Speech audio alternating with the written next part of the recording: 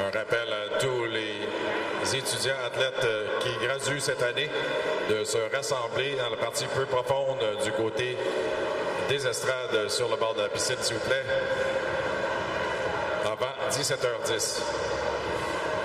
The reminder, all of our graduating student athletes to please make their way to the shallow end of the pool on the spectator side on deck before 5:10.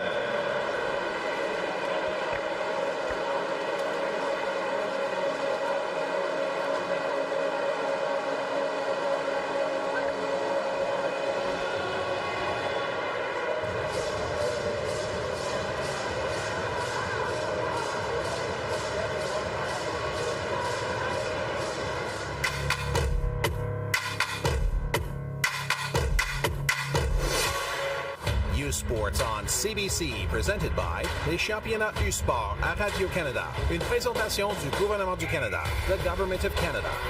Nike, just do it. Faites-le.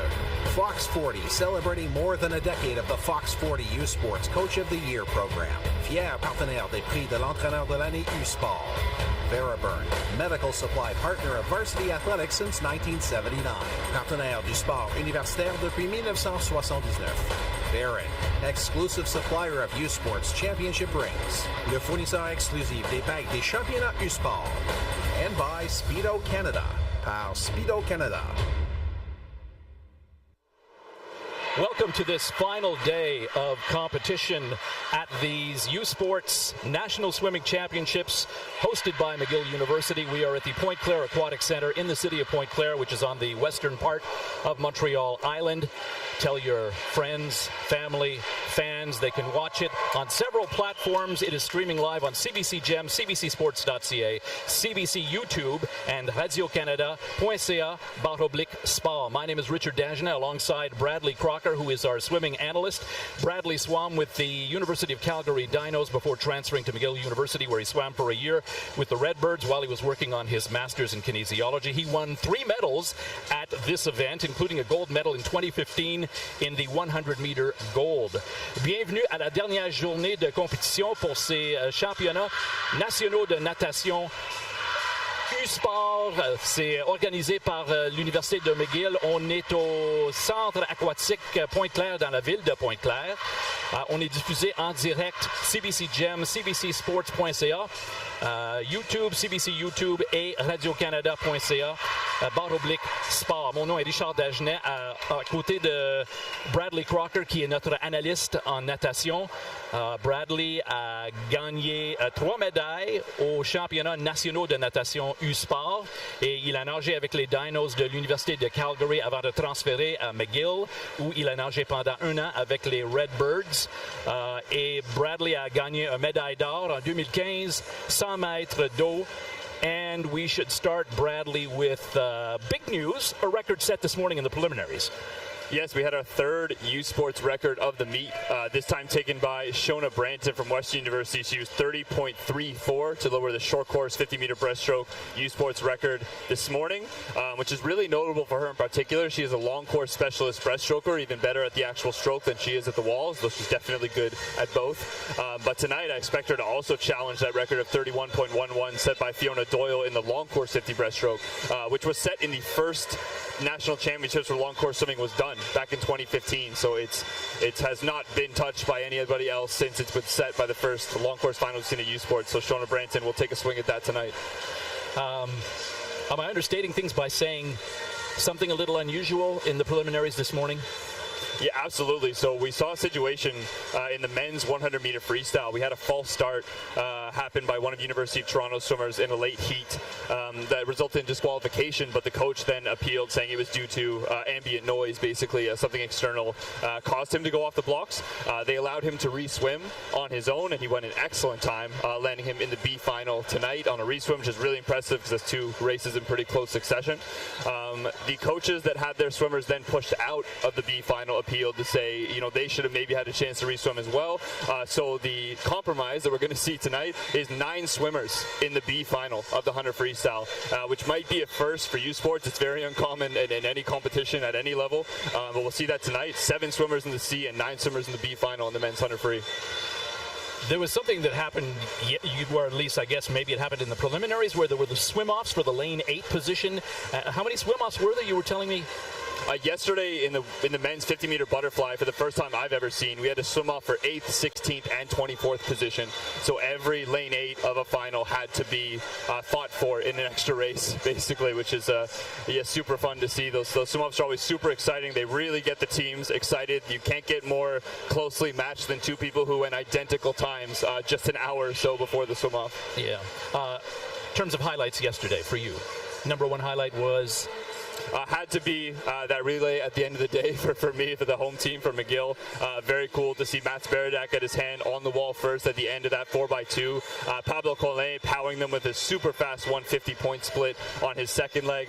But Bruno Dehem-Lemele on the third leg with an excellent 153.1 as well, and a solid lead buff by Artyom. So just 4 guys, 4 great swims, and a gold medal result coming from it. That was incredible. Most people were on their feet. It was super loud in here. It was a pretty awesome moment. What are you looking forward to today, this evening? Yeah, so big. I mean, there's a lot of big races happening today. One of probably the deepest, most talented field we're going to see is actually in the men's 200-meter butterfly. Many of these swimmers have best times between 1:59 and 2:01 in the long course version of a 200-meter butterfly. Kevin Zhang in particular has been, I know, a junior team member for Canada for sure. He may have dabbled in one senior team as well, though I'm not sure on that. But Kevin Zhang is a first year from Waterloo. He's at top seed this morning.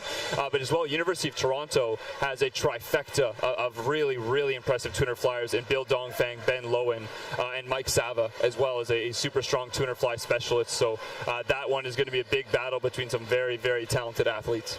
Points total so far? Yeah, so on the women's side, UBC leads with 1,003 points over University of Toronto with 965.5. University of Toronto kind of turned the tables this morning by getting 6 more A finals than UBC, or actually 7 more A finals, I believe, than UBC. So mathematically, University of Toronto has set themselves up very well to be able to take that lead in the banner race on this last day. We'll see what the UBC Thunderbirds can do by trying to fight within their finals to finish as high up as they can to keep that from happening. Yeah, I mean, UBC, 6 times in a row that they have won the men's side. Is that correct? Yeah, that's correct. And then getting into the men's race, University of Toronto is the dominant leader right now. Had a great prelim session. It looks, again, just trying to look at the numbers, it looks like they'll be able to stay in front, and they're the big favorites to take the banner home at the end of today, which interrupts a 6th straight championship streak of the UBC Thunderbirds winning that men's title. So a very exciting moment for Toronto swimmers. Nobody on that current roster has ever had a national banner win, so it's very cool to see them experience that today. Of course, if they can hold it through this session. Right. There was another record set yesterday, too. We should talk about Weeks from Memorial. Was that right? Oh, yes. Yeah, Chris Weeks from Memorial University, representing the Rock out there from Newfoundland with a crazy 23.9 50-meter butterfly at night long course. Again, in his first year of study, so we'll see him, I hope, in many more U Sport championships. Hopefully continue to take that record down even further. Definitely a big highlight from last night's session. And from the first day, in the prelims, there was also the record set. Yeah, that's that first record we saw. You're right. Yeah, by Andrew Herman in the 50 backstroke with his 24.03. Great swim there as well. He's definitely having a rock solid meet. We'll see him in the 200-meter backstroke tonight. So when we talked to Peter Carpenter at the start of the Day 2 broadcast, he was talking about how it can be very emotional for swimmers who are leaving. It's their last meet, both for the swimmer and for the coach. And at 5:15, we're going to have a special ceremony. Yeah, well, we'll see. The first thing we'll see on our broadcast before we get into any racing here after we finish talking is we'll see all the graduating athletes come out and be recognized. We'll hear the names of everybody who's wrapping up their academic programs and thus moving on from U Sport swimming. Many of those athletes are on their 5th U Sport championship, generally somewhere between 3 to 5, but for many of them, they've been here a long time, performing well at this level, giving us entertaining swims over the years. So it'll be cool to see them recognized for all the work they put in just swimming over those years. Did something like that happen for you? Oh, yeah. Yeah, I definitely had. My graduating ceremony was in 2018. It was my last year of competition at the varsity level, and it was a cool moment in Toronto for sure. It's fun to have your team kind of cheer for you and recognize basically how long you've been around. It's always funny to me to hear the veteran athletes, the ones graduating from here, tell me, oh, man, I feel so old on deck. Like, you can, if you want to feel old, go on this pool deck, go have a 21, 22-year-old telling you, yeah, I feel old and ready to go. It's really funny to hear them say that out loud. Before before you got to the table this afternoon, you went to a special event. Oh, yes. Yeah. So McGill University, the host, has brought a lot of their alumni here and with a great turnout, over 50 alumni RCPs. Some of them swam back in the 70s and 80s, some of them more recently, like myself. So expect to hear them loud. They got their section in the bleachers at the far end of the pool from us. So anytime there's a McGill swimmer in the water doing well, expect to hear some volume from that side of the pool tonight.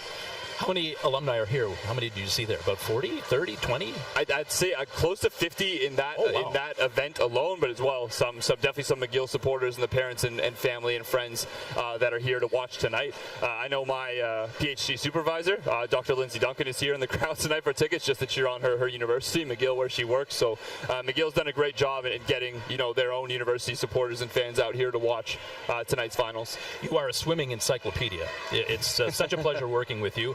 And I just wonder, when did that start? When did you start observing Canadian swimming? Was it before you came to McGill while you were a dyno? Or was it even before you were a dyno that you sort of got interested in because you can rattle off times and from all kinds of swimmers and all kinds of different championships, not just this year, but last year and the year before. And right. I mean, I started swimming in 2012. I started following the international, 2008. I've just related to an Olympics. It's kind of when I started. So from there, I got really fascinated by world level of swimming. In 2009, as most swimmers will know, there was what we call the super suit era. So world records were falling like crazy due to some technological advances that I won't get into too much. But that made it a really exciting time to become a fan of the sport. And from there, I just got hooked. I watched swimming all the time. So remembering kind of the former champions and stuff, past champions at this U sport level, I tune in every year. I follow it closely. It really is, to me, the most exciting meet in Canadian swimming due to that, as you've seen throughout the weekend, that team aspect really heightens the excitement at a meet like this. Yeah. Yesterday, I asked you what proportion of these swimmers are here for the last time. This is the pinnacle of their career. I think you said about 10%. Yeah. And how many are going on to greater athletic feats, the Olympics or Pan Am Games, or who knows? What percentage would you say are going on to Olympics and other huge accomplishments? Oh, a percentage is hard. I would say at U Sports we have, in this field in particular I've seen, I would say like Olympic prospects, people close that are going for Paris alone, and probably somewhere in the range of 6 to 10 athletes have that demonstrate that level of ability to try to qualify this year. But then you have people, of course, that'll have goals beyond that to make the 2025 World Championships and then extending potentially into LA 2028 Olympics as well. So probably at least 20-30 swimmers who have aspirations and the talent to support those aspirations to get to that level for sure in this league. Now looking at the list of graduating athletes we've got, I feel like I probably underestimated the amount graduating. Again, my assumption was just the pandemic pushed out. I know it pushed out some athletes just because the year break was a tough thing to train through when you don't know when you're going to compete again. But it looks like more people persevered through that than I gave these athletes credit for, which is not surprising given the quality of character I see in varsity swimmers all the time. So how would you adjust your estimate of the number of people who are graduating? Oh, it looks like about a fifth, which is what you expect. Again, 5 years of eligibility are available, so for the 5th years you expect them to have about a fifth of the swimmers in the league at any time. So it does look like we'll see close to that. I mean, the audience will see when these graduating athletes come out. It's quite the cohort. A lot of big names, a lot of talented names have done a lot over their careers here at U Sports. Mm-hmm. Olympic trials, you mentioned them. I got to mention that you're going to be swimming at the Olympic trials in Montreal in May. I think it's fantastic, man. It's a great accomplishment. Well, Olympic trials, I will stand by my statement that U Sports is my favorite competition, but Olympic trials is a close second. It's where you see dreams come true. Sometimes dreams falter and not go the way people want. It's a high drama meet. It's always super exciting to see who gets their hands on the wall first and second. This year in particular, it's hosted here at home in Montreal. Canada has the best women's swimmer on the planet. Summer McIntosh will be there trying to qualify, and I am sure a large amount of events to represent Canada in Paris and bring home a lot of medals, I anticipate. Are you tapering for the Olympic trials? In terms of my performance at the trials, yeah, I mean, I'll definitely do the full shave and taper thing, I don't want to be at a disadvantage compared to the other people there. I'm more of a disadvantage than I already am from how much less I'm training than most of those athletes. But again, I'm kind of there. The reason I'm participating is, again, mostly it's just so fun to be a part of and be there in that atmosphere on deck. It's a really cool experience, just like this U Sports Championship.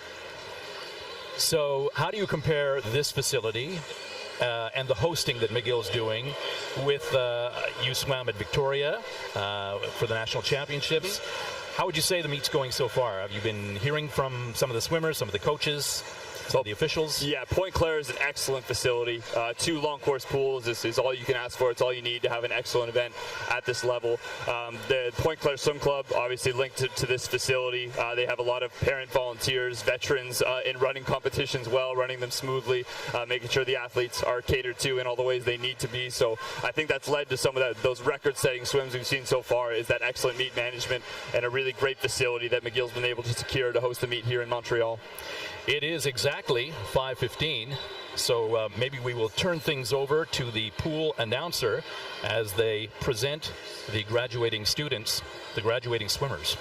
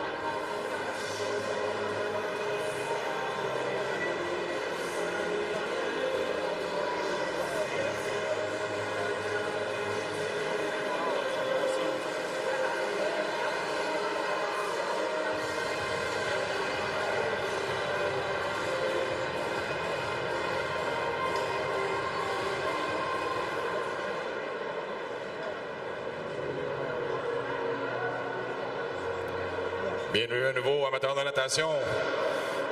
Joignez-vous à nous maintenant en cette dernière journée des championnats de natation 2024 pour rendre hommage à nos finissants. Welcome back, swim fans. Join us on this final day of the 2024 U Sports Swimming Championships in honoring our graduating seniors. Welcoming our graduating seniors will be Daniel Methot, Director of Sports Programs at McGill University. From Acadia University, 5th year Business Administration Marketing, Gordon Short. Dalhousie University, 5th year Psychology, Regan Crowell. 4th year Sustainability and Marine Biology, Veronica Holick. From Guelph University, 4th year Marketing Management, Ethan Rotsard Smith. McMaster University, 5th year Engineering, Kevin Bagdasarian. L'Université de Montréal, 5e année Éducation, Agnès Arlandis. 5e année Physique Informatique, Charlotte Beauchemin. L'Université de Sherbrooke, 2e année Génie électrique, Jérémy Ferrara. 3e année Ergothérapie, Anne-Gaëlle Letourneau. 3e année Communication, Ève Legault. Université Laval, 3e année Psychologie, Rosalie Carrière. University of Alberta, 3rd year BCom Business, Elizabeth Harper. 4th year Political Science, Frederick Kaminga. 4th year Education, Kira Priswitt. From UBC, 3rd year Psychology with a minor in Family Studies, Rosalie Davidson. 5th year Applied Science, specializing in electrical engineering, Riley McRae. 5th year Psychology, Brody Young. From the University of Calgary, 5th year Sociology and Education, Merritt Anderson. 5th year Communications and Culture, Stephen Calkins. 4th year Kinesiology, Sarah Corson. 4th year Law and Society, Nadine Daoud. Fourth year kinesiology, Mark McKenzie. Fourth year kinesiology, Paul McKenzie. Fourth year English and Art History, Emma Mitchell. Fifth year education, Richie Stokes. Fourth year geography, Nathan Bress-Lewis. Fifth year engineering, Mackenzie Wallach. From the University of Lethbridge, fifth year neuroscience, Chris Alexander. University of Manitoba, fifth year social work, Georgia Pangili. University of Ottawa, fourth year master's speech language pathology, Nathan Baudin-Bolduc. Fifth year occupational therapy, Magali Mouton. Fifth year Juris Doctor, Faculty of Law, Judson Nickerson. Fifth year Human Kinetics, Brendan Van Herk. Fourth year Interdisciplinary Studies, Noah Wagner. University of Regina, fourth year Engineering and Applied Science, Mitchell Broff. Third year Kinesiology and Health Studies, Ovesh Purahu. From University of Toronto, fifth year Engineering, Graham Aylward. Second year Physiology, Health and Disease, Caroline Carruthers. Third year Kinesiology and Health Studies, Lily Chubadi. Third year Life Science, Mahalia Datars. Fifth year Masters of Computer Science, Jake Gu. Third year Environmental Science Studies, Anna Hine. Third year Engineering, Riley Carey. Third year Health Studies, Haley Klink. Third year Kinesiology, Alcina Dion. Fifth year Masters in Environmental Studies, Ainsley McMurray. Fourth year Women and Gender Studies, Shannon Russell. Fifth year Economics, Max Tambling. Fourth year Masters in Kinesiology, Cindy Winokur. From University of Victoria, fifth year Education, Lauren Crisp. From Western University, third year Commercial Aviation Management, Alex Jensen. Fourth year Social Science, Matthew Ketchen. Third year Biology, Jonathan Pike. Fourth year Education, Ella Rennie. From McGill University, third year Psychology, Malahiba Kaladi. Third year Kinesiology, McLaren Burwell. Third year Computer Science, Pablo Collet. Third year Civil Engineering, Mia Potvin. Second year Neuroscience, Melanie DeMaria. Third year Civil Engineering, Hazem Issa. Third year Biology, Kaylin McMurray. Third year Management, Hannah Mullen. Fifth year Mechanical Engineering, Alexander Yunez. Swim fans, these are our leaders of tomorrow. Amateurs de natation, nos leaders de demain. Congratulations. Great big round of applause for our graduating students.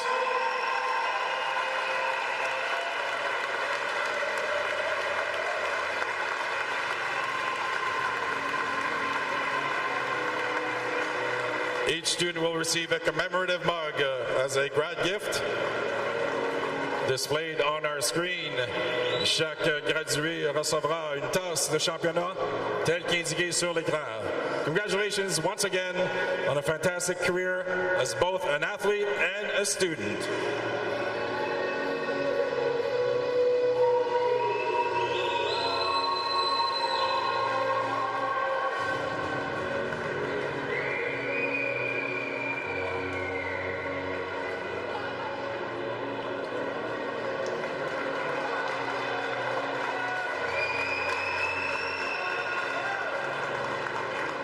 Does that bring back memories, Brad?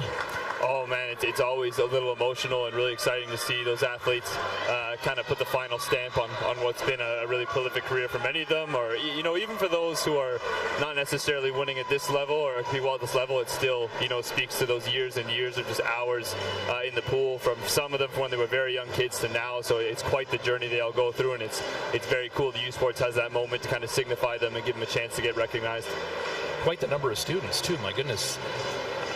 I've been looking at it, and I sort of felt a little sad, to see that many moving on, and how many of them will hang up their swimming trunks and maybe not swim again, even though it's such a fantastic way to stay in shape.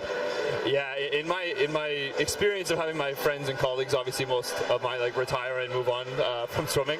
At least a year or two, I think the vast majority will take a break, give their shoulders, give their back a break and things, and try to recover their body. But And again, about half probably maybe get back in the pool at some point to try to figure it out. They want to experience some exercise and some fitness again.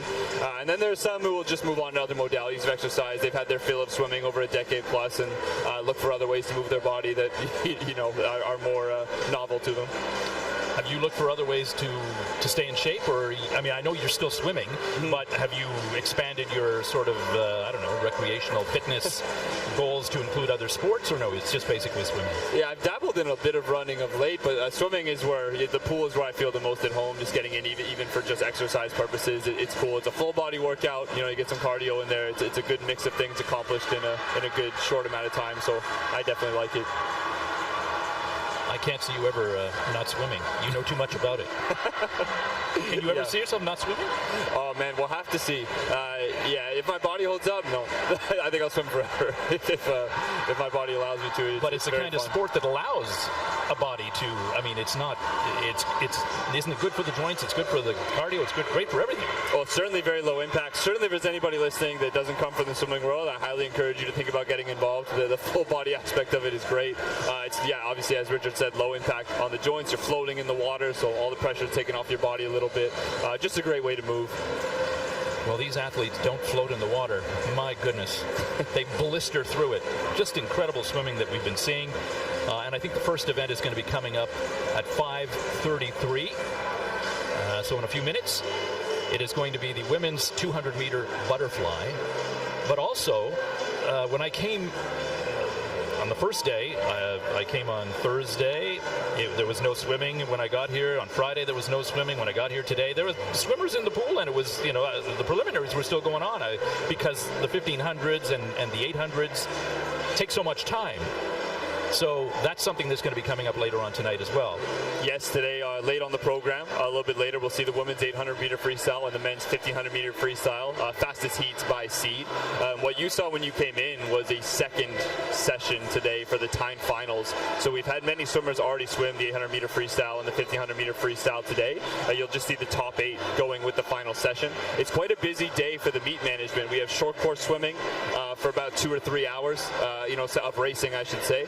Then they have to get the pool set up. They have to get the bulkhead down to the other side, put in these long course lane ropes. Then they have a distance session that you walked in on. And now we have a final session. So 3 days, or I should say 3 sessions of racing going on in one day. A pretty hectic final day here at the U Sports National Championships. What typically happens is they have the preliminaries in the morning, and then they have the finals of all those different events that happened in the morning. They have those in the afternoon and the evening. But that's not how it works for the 1500. You said the top 8 will swim 1500, but that's not the top 8 who swam 1500 earlier today. These are swimmers who, over the course of conference meets in the last few weeks, set these 1500 times, and they're the only ones who are going to be swimming tonight. And then, depending on the times that were set by the swimmers who did swim 1500 today, and the 8 who do swim, it's kind of complicated. Then they're going to rank them all and decide who gets medals. Yeah, that's correct. Yeah, those seat times, those 8 that get to swim tonight are the fastest entries based on the best time they put forward in either short course or long course. We have a conversion factor to balance those out. Sometime in the last calendar year, that's how they've earned that spot in the final tonight, is by putting up a fast time at some competition in the last year. So you're seeing the top 8 by seat time tonight, but we'll certainly let you know whether those times from that morning session we saw in the distance hold up. On the women's side, the top time we saw was from Merritt Anderson at 9:06 in the 800-meter freestyle. And the top time that we have, Merritt Anderson from University of Calgary. And then on the men's side, the top time we saw also from the Dinos, Xavier Pimentel in 16:05.97. So we'll keep an eye to see if those times can hang around and potentially challenge for the podium at night. But those 8 swimmers in those finals will certainly be trying to beat those times. They're aware of that happening as well. So they have to have the 8 who will swim the 1500 tonight have to have clocked those times within the last calendar year. So, I mean, what if they did it, months and months ago? They still train doing 1500s in their pools before they come here. And I'm just wondering if there's a lot of time in between I thought it was like in the last month or something. I didn't realize it can be a whole year from, that it already happened. Yeah, many of the entry times used here are even from last year's Nationals. That still kind of falls within the 1 year bracket. They allow that as well. I believe it's from February 1st last year, so actually technically just over a calendar year.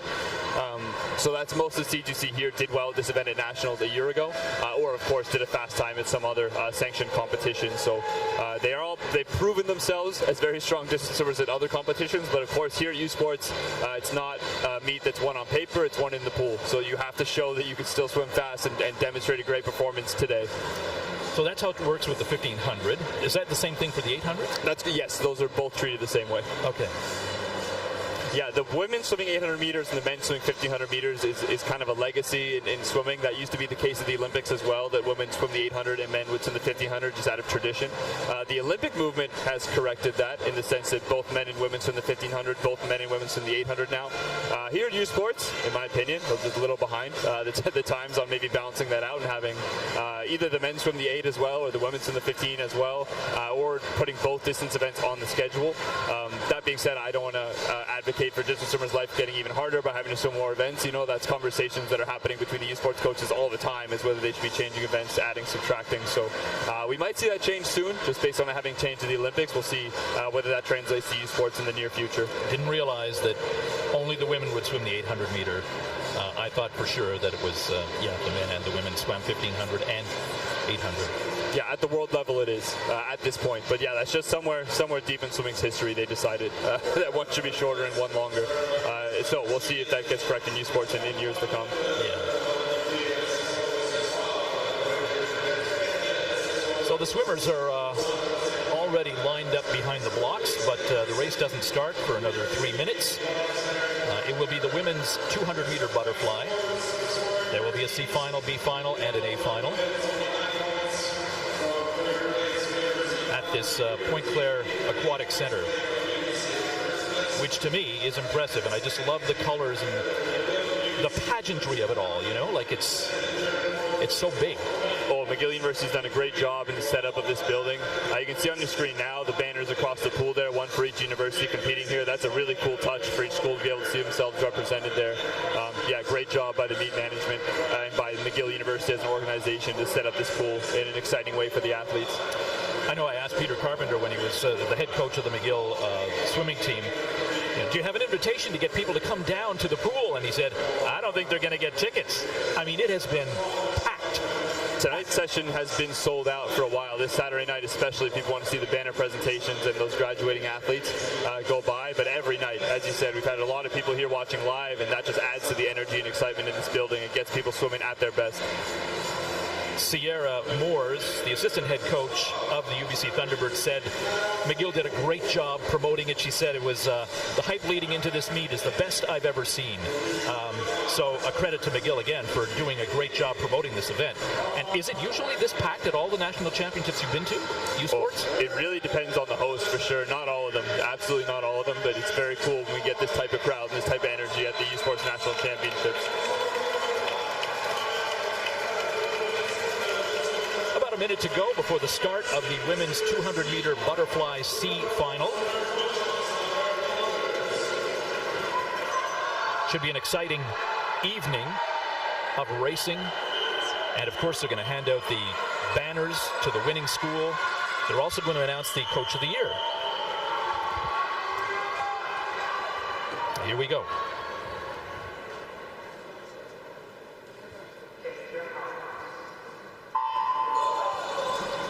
This is the C final for the women's 200-meter butterfly. In lane 1 from Western University, Alana Skilling. In lane 2 from McGill, Mia Desjardins. Claire McLeod from Western in lane 3. Emma Jane Fowler in lane 4. Lauren Anthony, lane 5 from the University of Guelph.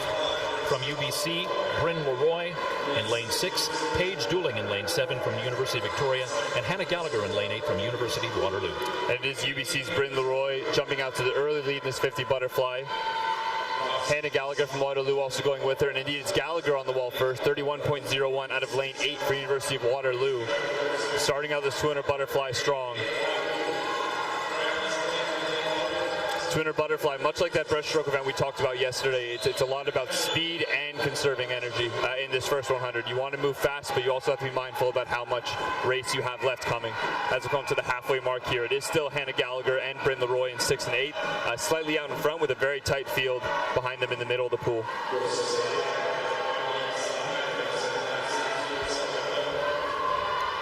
And getting to the wall first, it is still Hannah Gallagher from Waterloo. She turns in 107.90. She's about 2/10 ahead of Bryn Leroy from UBC in 6. And the middle of the pool is tightening up. Lane 5, Lauren Anthony from Guelph looking good, as well as Emma Jane Fowler from McMaster in 4. All the way out there in lane 1, Alana Skilling from Western also keeping pace with those middle lanes. We have a very, very close race here building up as we approach the 150-meter mark of this 200 butterfly. You called it. It is very close.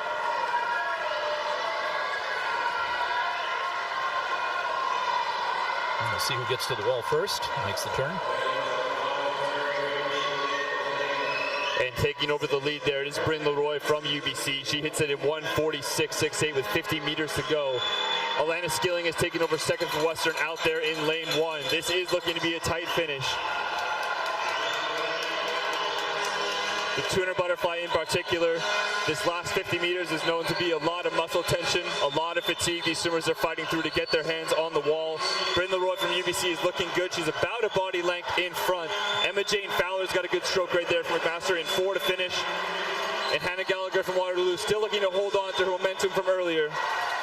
But hitting the wall first in this C final, it will be UBC's Bryn Leroy who turns in 2:25.09 to take the win there. Touching in second is McMaster's Emma Jane Fowler in 4.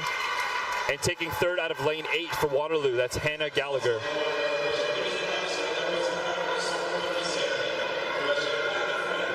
A great close race to start off our final session. You mentioned the muscle tension. This race is known for that. More than other races? Well, I think a lot of swimmers will tell you, butterfly in particular, it's just a hard stroke to perform in large part for anybody, and then when you add fatigue on top of that, it gets difficult very quickly for sure. The B final for the women's 200-meter butterfly. Getting ready to start. Swimmers are waiting to get up on the blocks.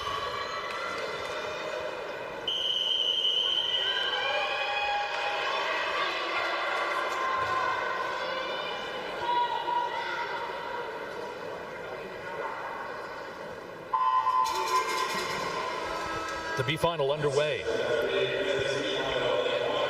In lane 1, Kassawa Dreyer from the University of Calgary. From the University of Toronto, Carolyn Carruthers.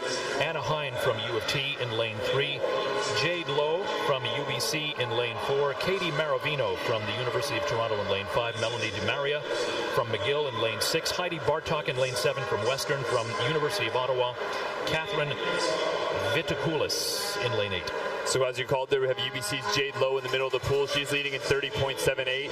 She is flanked by 3 University of Toronto swimmers. And as a reminder, those are the teams that are in contention to win this banner today, realistically, on the women's side of the meet.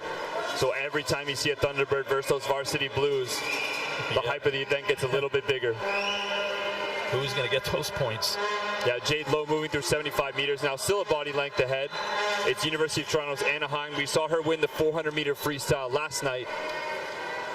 She showed great stamina in that race. What she can do on the back end of this 200 butterfly. But Jade Lowe does hit the 100-meter mark in first. 1:06.69 for her, leading the way for UBC. Anna Hine in second, 1:07.27 with 100 meters of butterfly to go.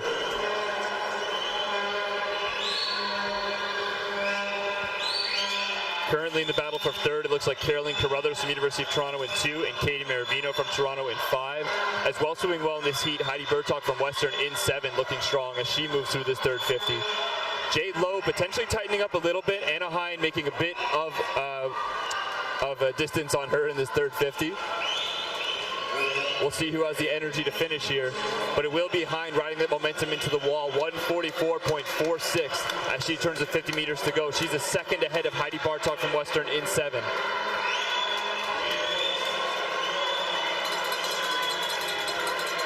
Wow, she's pulling away. Impressive. Anna Hine with a lot of energy left in this 200 butterfly. She's stroking strong here with 25 meters left to go. 15 now as she pulls ahead. Heidi Bartok in 7 from Western finishing well, but as well coming into pressure. Katie Maravino from Toronto in lane 5. But at the touch there, it will be University of Toronto's Anna Hine. She takes that B final in 2:22.89. Hitting the wall in second for Western is Heidi Bartok, with a great swim for her as well for the Mustangs.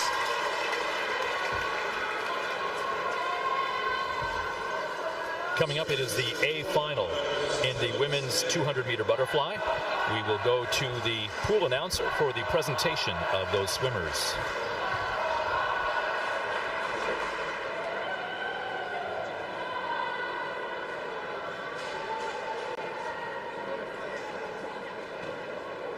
Results on the board are official. Les résultats sur le tableau indicateur sont officiels.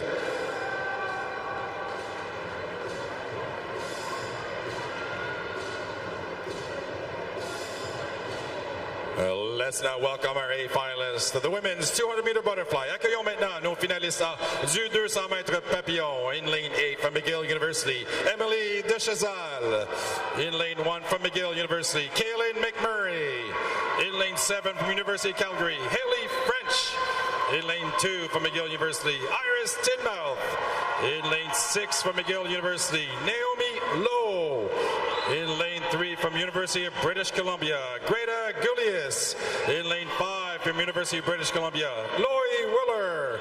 And your top seed in lane 4 from University of Toronto, Nina Mullen. A finalist, 200 fly.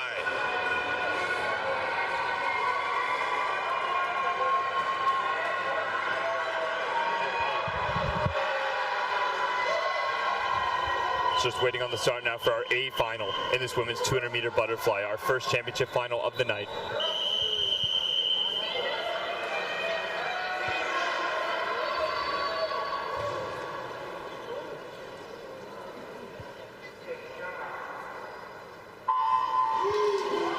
Worth noting, you heard the home team, McGill University, has 4 swimmers in this A final. The first time since I've been watching varsity swimming that McGill University's put 4 on the women's side into the A final. That's big points for them as they try to pursue Calgary for the 3rd place position in the banner race here at this competition. You're talking about for 200-meter butterfly or in any A That is final? in any race, I believe, for McGill University on the women's side. So big performance by them. Leading the way right now, though, it's UBC's Greta Gulius in 3. She jumps out early. She'll start this race in 30.09 ahead of University of Calgary's Haley French in 7, who's currently running 2nd.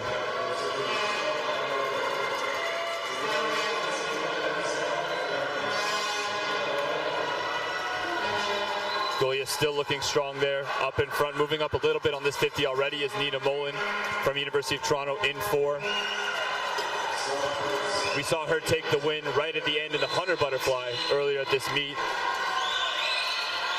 Using some of that speed here to try to catch up to Gulius. But UBC's Greta Gulius will hit the wall first there. 1:04.63 to start this race. 1:05.1 behind her is Mullen. Currently running 3rd out there in lane 7 is University of Calgary's Haley French, currently in the bronze medal position. Mullen now with a slight edge over Greta Gulius in UBC as she moves slightly by.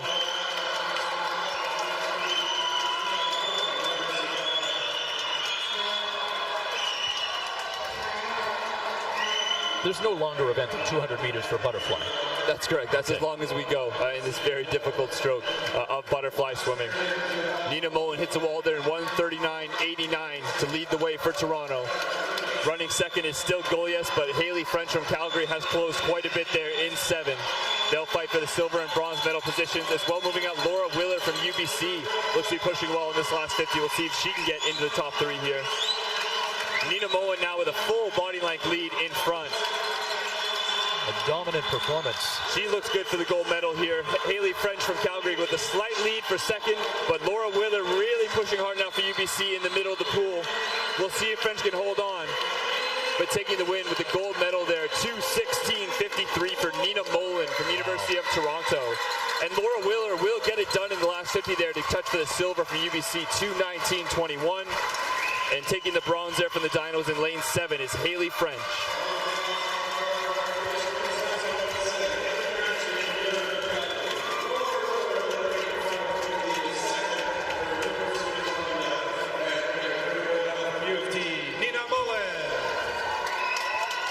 And we'll We'll now go poolside to hear from our winner, Nina Mullen, from our interviewer, Cade Wisk.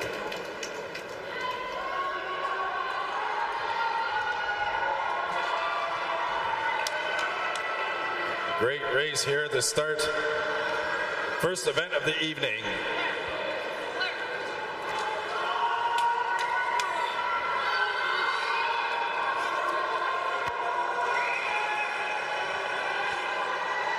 Nina, congratulations. First gold medal of the evening tonight. Are you happy with that race?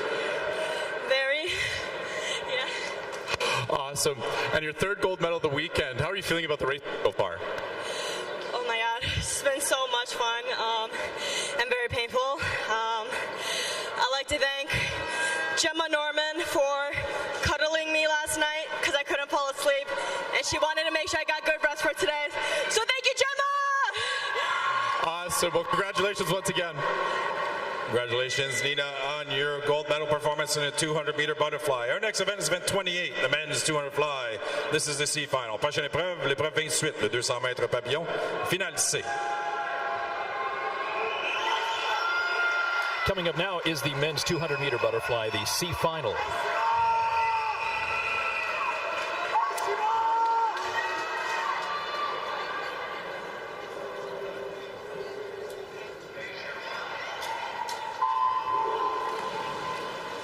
In lane 1 from the University of Victoria, Elijah Agustinelli, Stoll, I should say.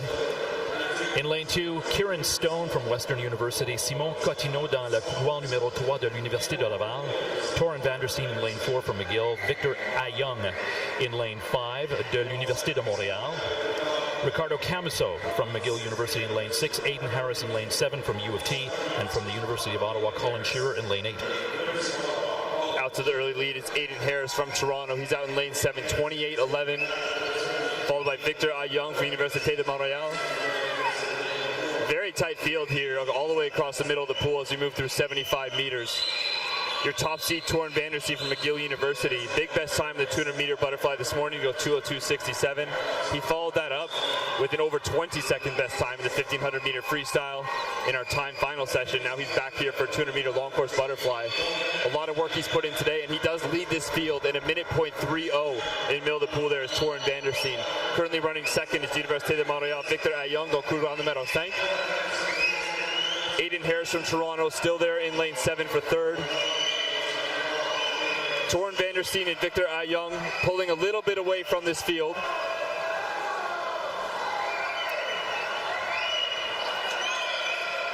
They approach the 150-meter mark now. Vandersteen seems to have the slight lead still for McGill, and he will touch first, 1:33.07 with 50 meters to go. Victor Ayung just about 4 tenths behind for Université de Montréal dans couloir numéro 5. En deuxième position, Ricky Camuso from McGill has moved into third in lane 6. Là, c'est Victor Ayung de l'Université de Montréal, les Carabins, qui prend la tête. Bon effort dans couloir numéro 5 pour l'Université de Montréal. Victor Ayung en première position maintenant. Torin Vandersteen trying to hold on for second. His teammate Ricky Camuso in 6 challenging him for second. But for the win here, le gagnant Victor Ayung de couloir numéro 5 pour l'Université de Montréal. Quel nage. 2 minutes, 6 secondes, point 33. Bonne performance.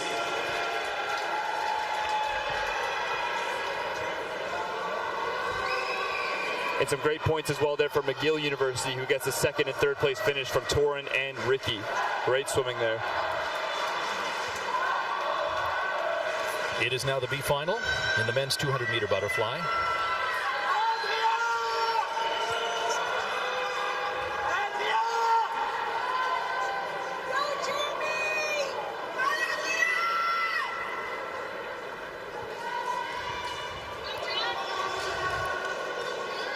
Swimmers about to climb up on the blocks. In lane 1, Jeremy Kukai from McGill University. Mats Barada in lane 2 from McGill. The swimmers are just waiting, sorry, because there was a disqualification announced in that last heat. Ricky Camuso from McGill was disqualified in lane 6 there.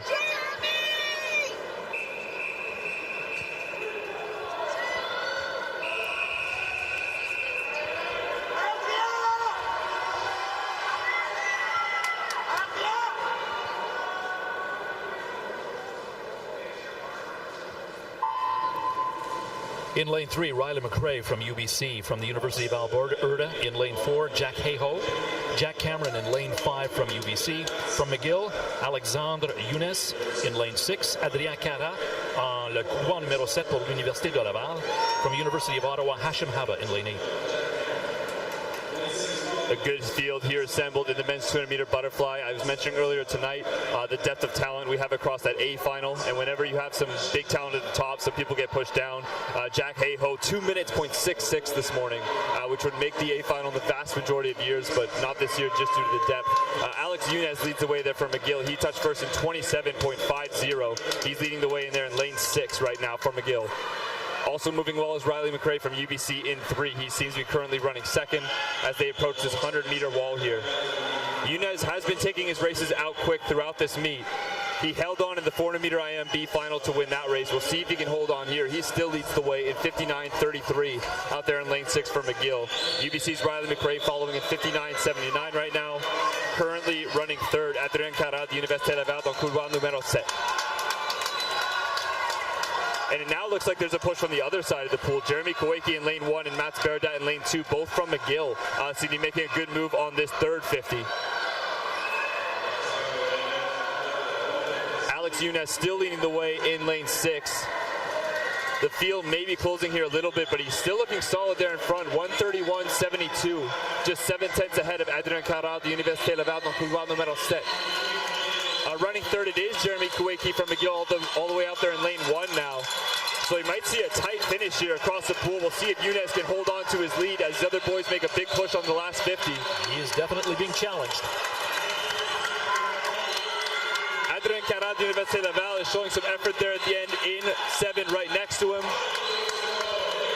But in his senior year, last day of U Sport Championship swimming, getting to the wall first will not be Alexandre Younes. It's Adrien Cara, le gagnant de l'Université Laval dans couloir numéro 7. Dans la dernière 5 mètres. Quel effort. 2 minutes 55.55 pour Adrien Cara dans couloir numéro 7. Tout un âge. Dans la finale B.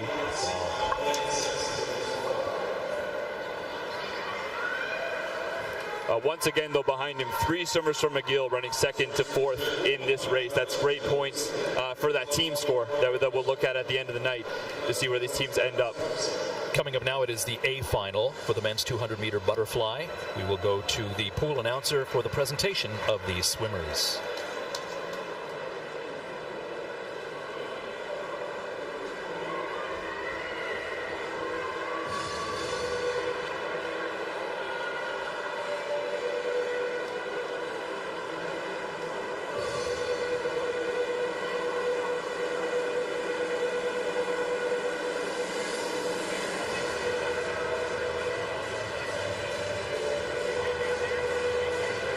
Let's now welcome our A finalists in the men's 200-meter butterfly. Accueillons maintenant nos finalistes du 200 mètres papillon. In lane 8 from McGill University, Robin Domingo. In lane 1 from McGill University, Tristan Govier. In lane 7 from University of Ottawa, Brendan Van Herk. In lane 2 from University of Ottawa, Michael Andrew Sava. In lane 6 from University of Toronto, Benjamin Lowen. In lane 3 from University of Toronto, Brendan Oswald. In lane 5 from University of Toronto, Bill Dunfang. And your top seed in lane 4, University of Waterloo, Kevin Zhang. A finalist 200 fly.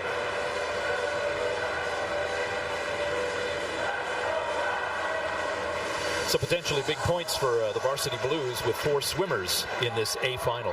Yeah, again, taking care of business this morning in the preliminary session to give them a chance at big points here. You get, just for finishing in the A final, you're getting some big points at the bottom there, 23 points, even for 8th place. So really good job by the Blues to get 4 through to the A here.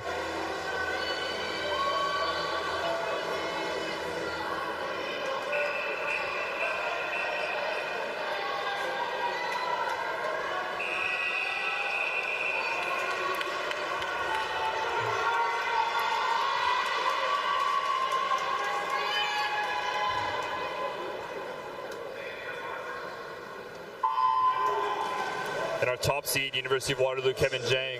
I mentioned he had been on junior teams earlier. I did just confirm, I had a notion he had been on the senior team. He did just represent Canada at the Pan Am Games on his senior national team as well. So a really excellent 200-meter butterflyer, but surrounded by some big talent from the University of Toronto Varsity Blues as well. So we'll see what's to come in what should be a very exciting 200-meter butterfly final. Leading the way in lane 5, it's Bill Dongfang, the gold medalist from the 100 butterfly earlier at this meet. He goes first in 26.96, just ahead of his teammate Ben Lowen, who turns in 27.03. It is an impressive stroke to watch. Yeah, some great extension by these swimmers. Really impressive use of the legs on that strong dolphin kick. We are seeing a really tight three-way race between 4, 5, and 6 right now. Getting hands on the wall first at the 100-meter mark. It's a tie. Kevin Jang and Bill Dongfang lead the way in 57.98. Running third is Ben Lowen, just about a tenth of a second behind them. And as expected, a very deep and talented field here that's running close together through 125 meters. We'll see who has the most energy through this back 75.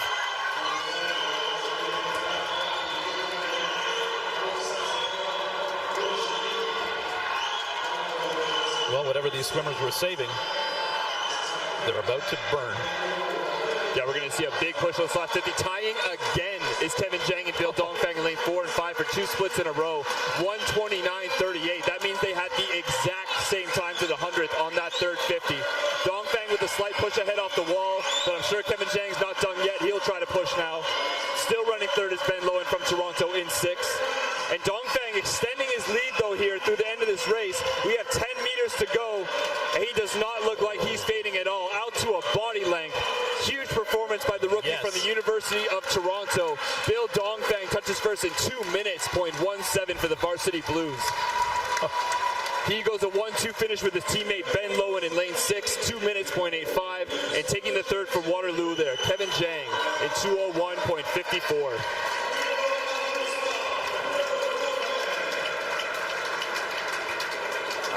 Every time he's in the water, he seems to make an impressive impression. What a swim. Yeah, Bill Dongfang definitely brings a lot of energy to any field he's been in, relay or individually so far. I am excited to hear what I'm sure will be another energetic interview from him with our interviewer, Cade Wist, poolside, once I get him out of the pool.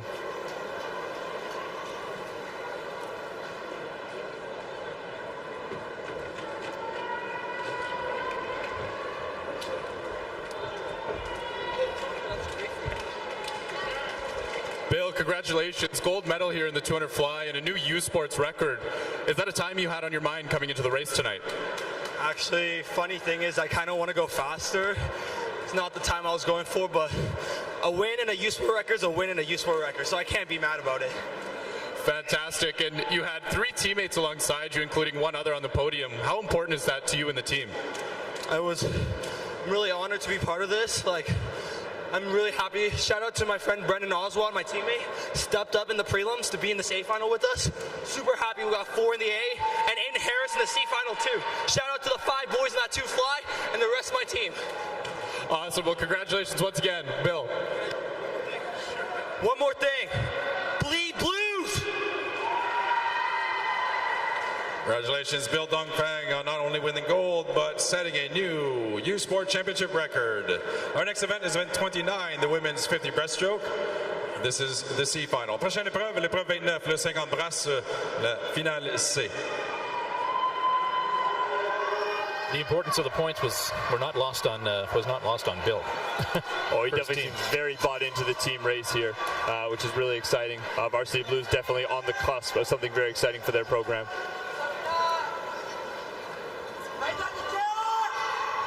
Right now we're going to take a short break. We'll be back in just a moment. Sports fans, check out shop.usports.ca for this week's promotional item from the Nike Team Collection. Visitez le shop.usport.ca pour en profiter de la promotion de la semaine de la collection Nike Team. They don't do it for the likes or for the shares. They do it for the fun of it, for the thrill, for the camaraderie, for the memories, CBC Sports, just because they love it. Unbelievable! History has repeated itself! Get the stories behind the glory. Watch, listen, stream, read CBC Sports.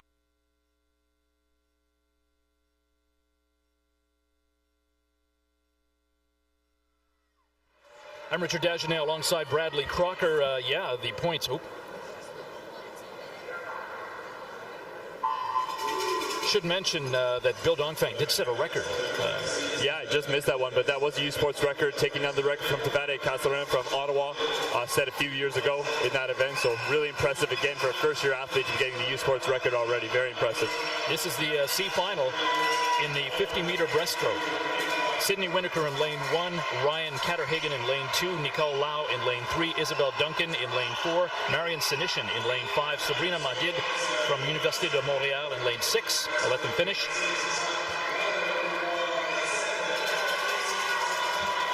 Danica Etier, Université Laval in lane 7, took that heat in 33.10. Next to her was Kimberly Song from Queen's University there in lane 8. Great win there for Université Laval. Danica Etier, la gagnante, donc couloir numéro 7.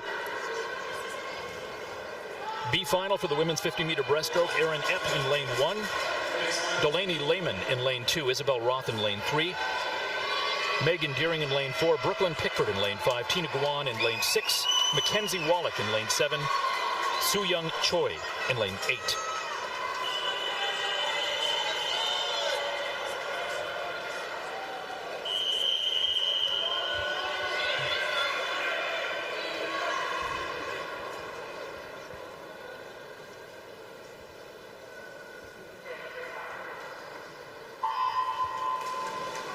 We expect a tight race here in this B final. The women's 50-meter breaststroke, just 35/100, separating the top from bottom seed in the preliminary session here. Out strong already is Megan Deering in lane 4 from McMaster University. She's out quite strong there through 25 meters of this race. The field does look to be closing a bit. Some good stroking going on by Brooklyn Pickford there from Calgary in 5. Her teammate Mackenzie Wallach in lane 7 for the Dinos also looking good. She's building very well through this 50 and seems to be in the lead now. Under the flags, getting her hands on the wall first, it is University of Calgary's Mackenzie Wallach in lane 6. She takes the win there in 32.83 in the B final of the women's 50-meter breaststroke. The A final for the women's 50-meter breaststroke coming up, and Alexandre Lepage back in the water. Back in the water right next to Shona Branton, who set that record this morning, so we should be on for a very electric final here in the women's 50-meter breaststroke, which will be introduced by our pool announcer.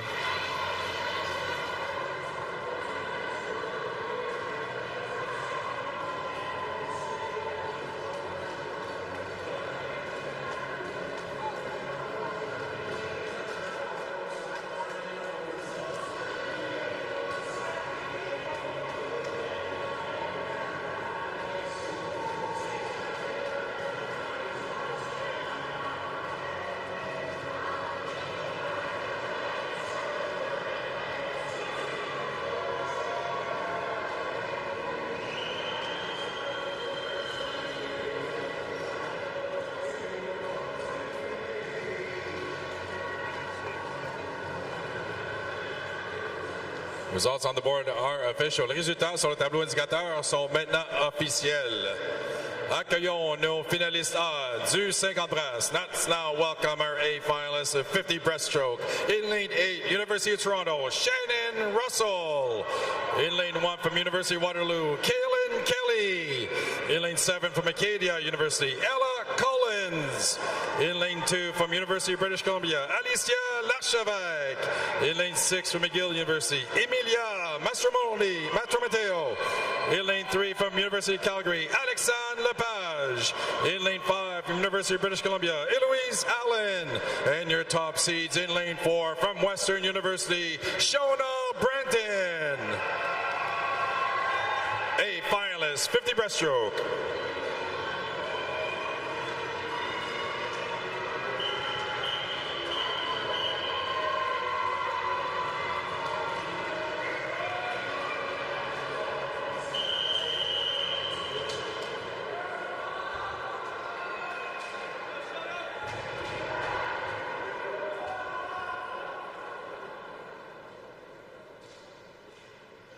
It's been a battle.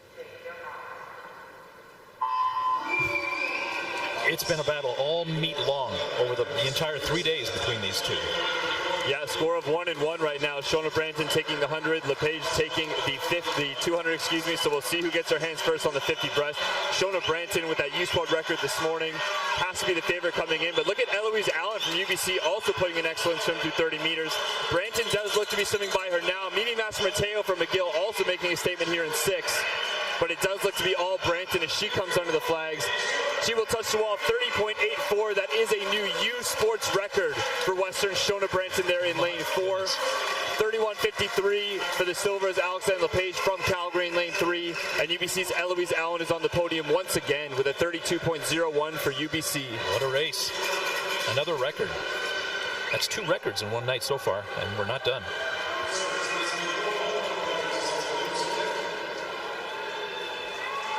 Just another excellent swim from Branton, a truly excellent actual breaststroke after the start, just builds away from that field. Really excellent swimming from her. We'll hear from her poolside with our interviewer, Cade Wist.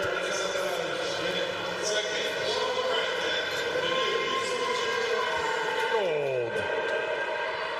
Well, Shona, congratulations. A U-Sports record in the same swim this morning, and you follow that up and do the same tonight. How are you feeling right now?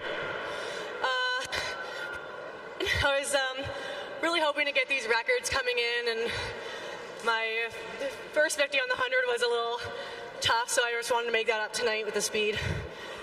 Awesome. And your coaches are poolside there. Is there anything you'd like to say to them? Yeah, thank you to my coaches and my whole team. Wouldn't have been able to do it without you guys. Well, congratulations once again. U-Sport record of the 50-meter breaststroke. Congratulations, Shona Branton, with her new U-Sport Championship record in the 50 breaststroke. We do have a disqualification announcement for event 29, B final, lane 8. Event 29, B final, lane 8 has been disqualified. We now move on to event 30, the men's 50 breaststroke. This is the C final. Passons maintenant à l'épreuve 30, le 50 brasses, la finale C. In lane 1, Cameron Brill. Lane 2, Raid Kostelnik. Steve Franskovich in lane 3. In lane 4, Isaac Allen. Gordon Short in lane 5, Aiden Buchinar in lane 6.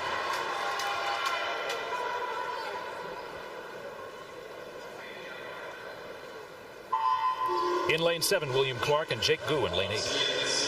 And we're underway in our C final here in the men's 50-meter breaststroke. Keep your eye on lane 3, McGill University, Steve Franskovich, an excellent long course breaststroker in particular. But leading the way right now off the start is Isaac Allen from Western University, a first-year athlete. He was your top seed in this final of 28.42. He's moving well as lane 5, Acadia's Gordon Short. Also moving well through this final. It is very tight as you come under the flags all the way across the pool. Getting hand on the wall first, all the way out there in lane 7 from McMaster University. That's William Clark. He hits the wall in 29.37. Behind him is Ray Kostelnik in lane 2 for University of Manitoba, 29.44. And it was Franskovich in for the 3rd place finish there at 29.49.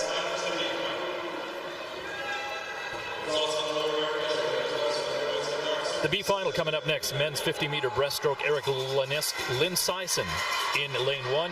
Marcus Sainton de l'Université de Laval, lane 2. Christophe Raymond, couloir numéro 3. Alexander Jensen, lane 4. Hayden Young in lane 5. Ethan Hemian in lane 6.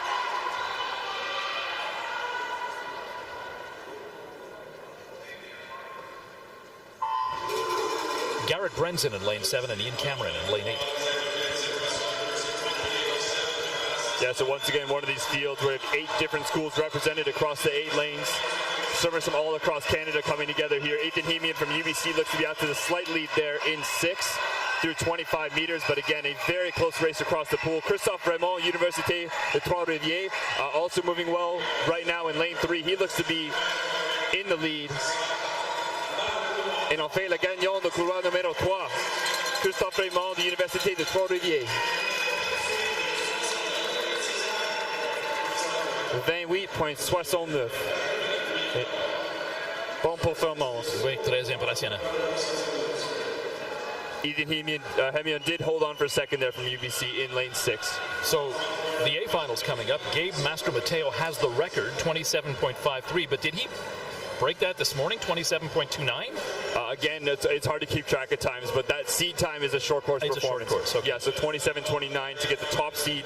He did set the record last year in Victoria of 27:53. We'll see if he's in that type of form tonight, but I'm sure the biggest concern for him right now is just getting his hand on the wall first.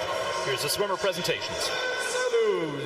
In lane 7 from University of Calgary, Stephen Moore. In lane 2 from University of Toronto, Graham Elward. In lane 6 from University of Lethbridge, Tristan Bennett. In lane 3 from McMaster University, Cameron Johnson. In lane 5 from University of Ottawa, Hugo Lemel. And your top seed in lane 4 from University of Toronto, Gabe Mastromateo. A finalist, 50 breaststroke. And Gabe Mastromateo is an Olympian. Yes, represented Canada at the last Olympics in Tokyo in the 100-meter breaststroke, as well as on the medley relay. Certainly a veteran in meets like this, in championship finals, in big performance situations.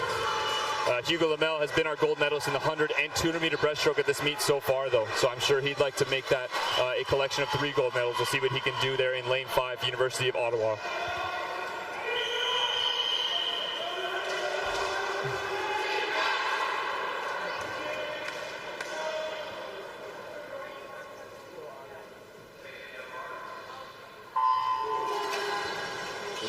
And they're off the blocks fast in the men's A final, the 50-meter breaststroke.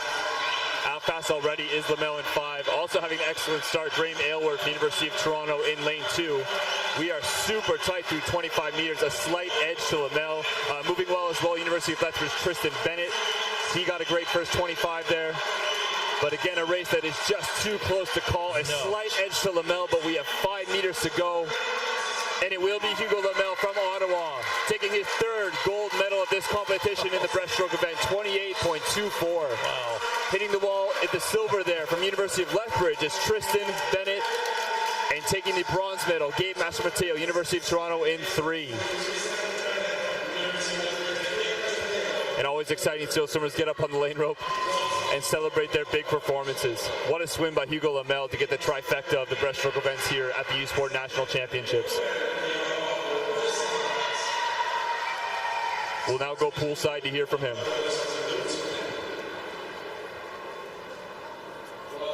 Congratulations, that completes the sweep of the breaststroke events. What's going through your mind right now? Oh, I don't know. You meant many things. I'm really, really proud. Proud of my job, proud of my work, proud of my team, proud of my friends. Thank you, everyone. And you've got your team, friends, and family supporting you here tonight. Is there anything you'd like to say to them? Peut-être en français. Merci à tous. Merci à ceux qui me regardent, ceux qui sont loin en Roumanie, en France, vers Ottawa. Je vois un drapeau français là-bas. Merci à toi, Nate. Well, congratulations once again. Félicitations. Well done, Hugo. Congratulations on sweeping the breaststroke events at these championships. Félicitations à Hugo Lemel de l'Université d'Ottawa qui a remporté les 3 épreuves de la brasse pendant ces championnats. La prochaine épreuve est l'épreuve 31, le 100 mètres libre finale C. The next event is event 31, the women's 100-meter freestyle. It's the C final. I believe we're going to be taking a short break. Yeah, short technical break here while the officials reset from one end of the pool to the other. So we will take a short break as well. We're going to be back right after this.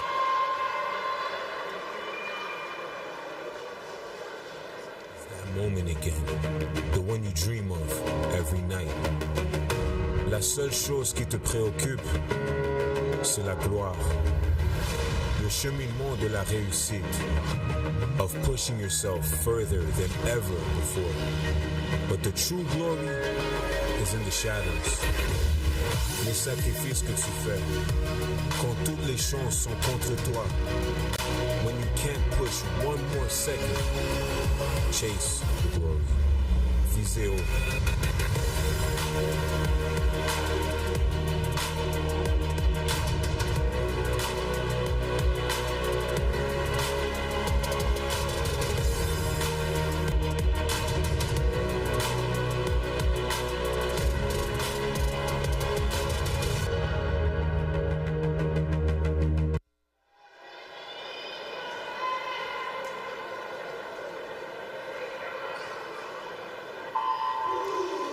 This is the C final for the women's 100-meter freestyle. Eliza Hausman from University of Calgary in lane 1.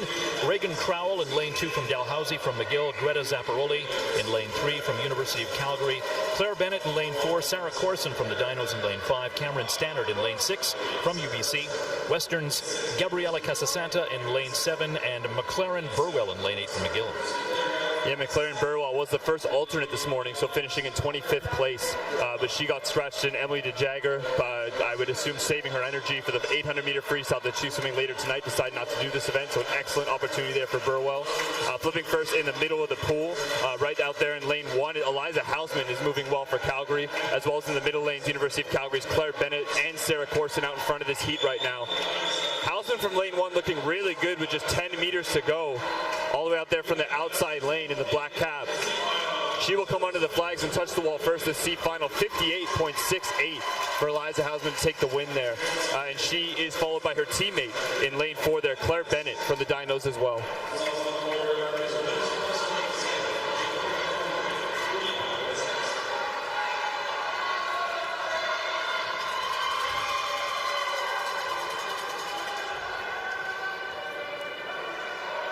Oh, we've had one swimmer's time who didn't appear from the heat in lane 3, so a light touch situation. I think we'll be waiting for the officials to rectify there.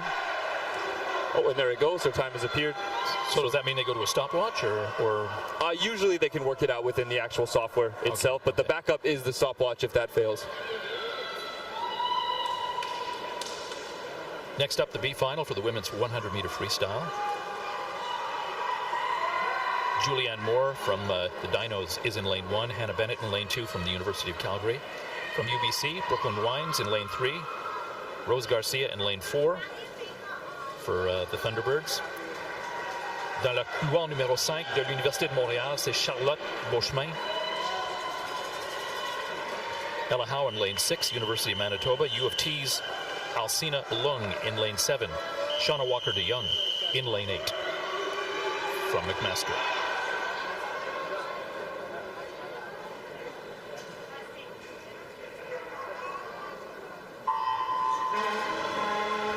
And we're off the blocks in our B final, this women's 100-meter freestyle.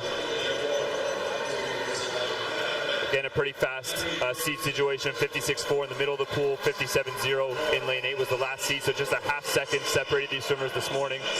Out to the lead, it looks to be University of Manitoba's Ella Howe. She's using some quick stroking to get an early advantage on this field, and it looks like she will flip first. She flips in 27.44 from Manitoba in lane 6, followed by Alcina Young from Toronto in 7, as well as Shauna Walker de Jong in lane 8 from McMaster. And they have exactly the same split times. Alcina Lung from Toronto starting to move up and a little bit past Ella Howe there. She's swimming out of lane 7. Walker de Jong from Master also trying to go with them. The race seems to be on that side of the pool. Head down under the flags, and it looks like it will be University of Manitoba is Ella Howe hitting it first in 58.42. Just 1/100th of a second ahead of UBC's Brooklyn Weens out there in lane 3, who had an excellent last 10 meters to get her hand on the wall. Tight race.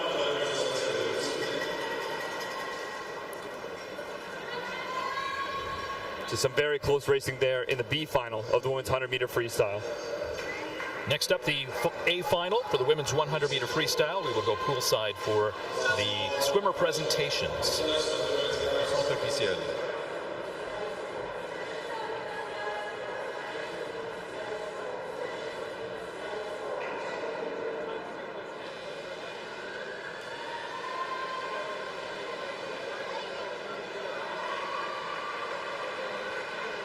Accueillons maintenant nos finalistes A du 100 mètres libre. Let's now welcome our A finalists of the women's 100-meter freestyle. Dans le couloir 8, Université de Montréal, Anaïs Erlandis. In lane 1 from University of Toronto, Gemma Norman. In lane 7 from University of Manitoba, Kelsey Filion. In lane 2 from University of Toronto, Tegan Vanderleek. In lane 6 from McGill University, Elizabeth Ling. In lane 3 from University of British Columbia, Anna Dumont-Bélanger. In lane 5 from University of Toronto, Lily Chubati. And your top seed in lane 4 from University of Toronto, Ainsley McMurray. West, 100 free.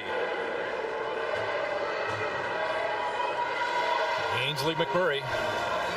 Yeah, back in the pool after just missing the U Sport record in the 50-meter freestyle last night as she took the win there. I'm sure she'll have a double up and try to get the 100-meter freestyle here tonight.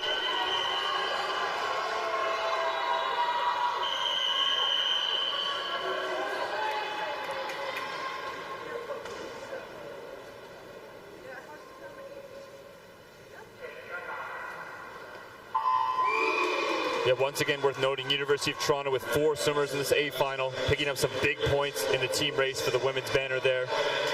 Out to the early lead, it does look to be already Ainsley McMurray in 4, as well as Gemma Norman in 1 moving well for Toronto, and Liz Ling in lane 6 from McGill also moving well through the first 25 meters.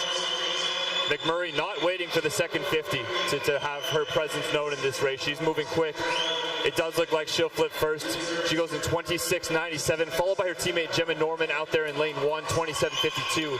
Currently running third, also from Toronto, is Lily Chubati in lane 5.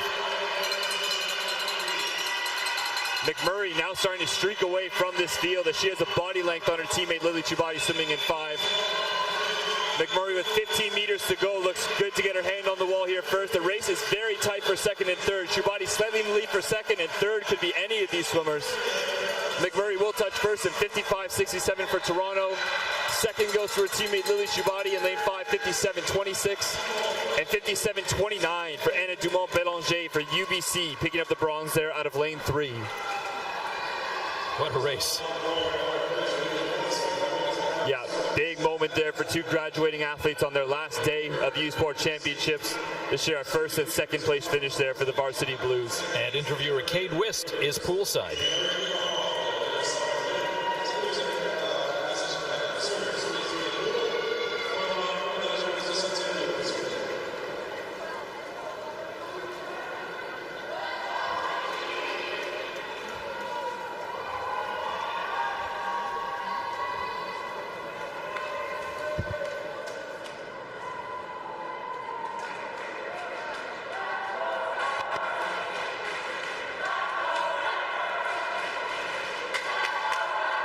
Well, Ainsley, your 5th U Sports here, and you're picking up a gold medal in the 100-meter freestyle. What's going through your mind right now? Oh my gosh, I can't believe it's all coming to an end. We still have one more relay, and you best believe I'm leaving everything I have in the pool. But these last 5/6 years, because of COVID, have been so special to me. This team has given me more than I could have ever asked for. You guys are the reasons that I've stuck around this long. I love you so much. This is for you guys, 100% for you guys. Well, amazing, and congratulations once again on the victory tonight. Fantastic swim. Congratulations, Ainsley McMurray. Now moving on to event 32, the men's 100 freestyle. This is the C final. Prochaine épreuve, l'épreuve 32, le 100 mètres libre, finale C. Swimmers for the C final for the men's 100-meter freestyle: Graham Aylward from University of Toronto in lane 1, Ethan Fast in lane 2 from the University of Ottawa. From Dalhousie, Noah Mascol-Gomez in lane 3. Pablo Collin in lane 4 from McGill.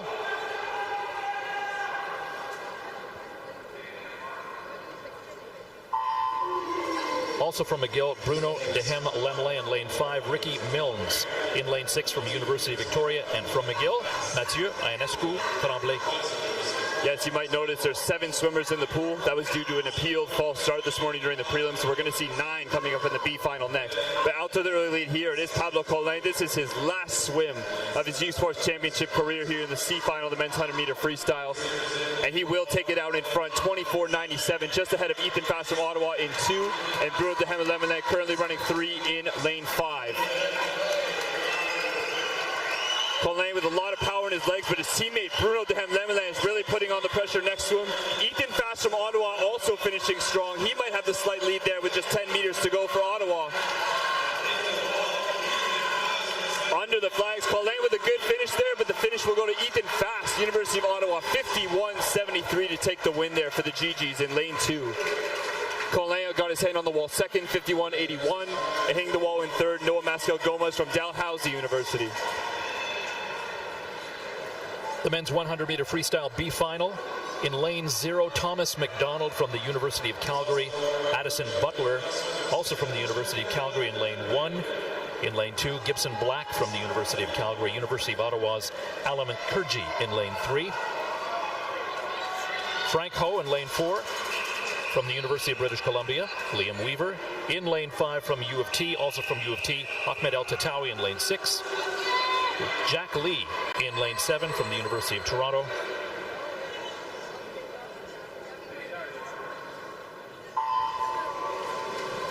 And in lane 8, Keir Priswitt from the University of Alberta. Yeah, so for the one and only time tonight, we'll see that lane 0 used by Thomas McDonald from the University of Calgary. We'll see what the use he can make from that opportunity, but currently out to the lead, Frank Ho in lane 4 looks good for UBC, as well as Liam Weaver from University of Toronto in 5. He won the 50-meter freestyle. His teammate Ahmed El Tatawi might have the lead right now, though, as they go towards 50 meters. Tatawi will flip first in 24:28 for Toronto, followed by Liam Weaver in 24:44. Frank Ho currently running third for UBC. And as you can see on your screen there, just such a tight race across the field here. Thomas McDonald in lane 0 doing good things in there for the Dinos. He had a huge split to win the 4x100 meter freestyle relay for the Dinos on night 1. It was going to be tight. But Frank Ho moving well in the middle of the pool, and he will get his hand on the wall first for UBC. 51:42 to take the win there for the Thunderbirds. That's Frank Ho in lane 4. Getting a hand on the wall second, it was UFC's Gibson Black in 51:52. And in a very tight race, 51:7 for third was Jack Lee from University of Toronto in lane 7. We move on now to the A final for the men's 100-meter freestyle, and go poolside for the swimmer presentations. Les résultats sur le tableau indicateur sont officiels. Results on the electronic scoreboard are official.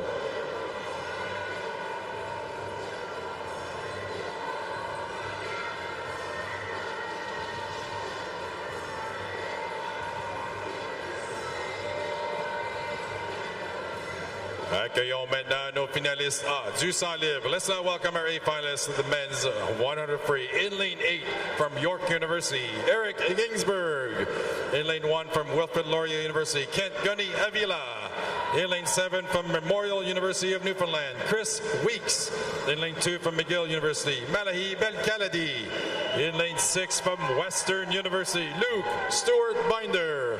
In lane 3 from University of British Columbia, Jake Gaunt. In lane 5 from McGill University, Hazem Issa.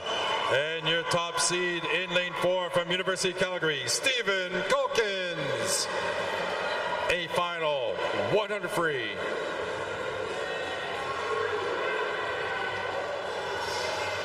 An exciting field we have lined up here in this men's A final 100-meter freestyle. The last individual U-Sport race for some prolific swimmers in this league. Malaki Belkaladi, Stephen Calkins, and Hazem Issa will go at it for the last time in this A final, the men's 100-meter freestyle.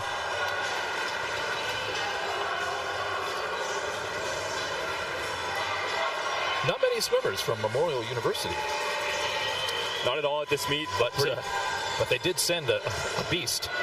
Yeah, Chris Weeks making a big impact from Memorial University at the meet that we've seen this weekend.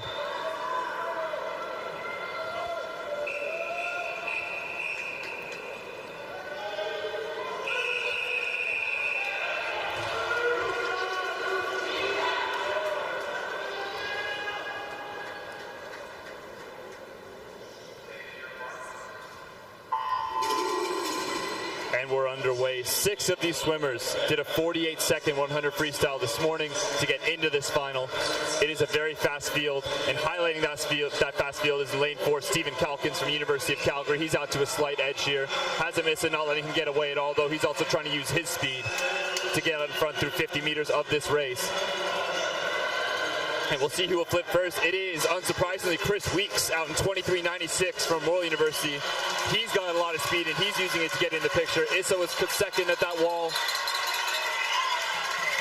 And the race, once again, tight across the pool here. Weeks is still holding on well from Memorial University, but we're seeing some push come from Calkins in 4 and Issa in 5. On the other side of the pool, Belkaladi finishing well as Jake Gaunt from UBC. It is anybody's race under the flags. Getting the touch there, Stephen Calkins, 50.51 for the Dinos to grab a gold medal there. Wow. Chris Weeks from Memorial University, unofficially in for the silver in 50.57. And getting his hand on the wall in third from Western University, Luke Stewart Binder in a very, very tight field across the pool. Great swimming. And now we'll go poolside for an interview from our Kate Wist. Are official. Les résultats sont officiels.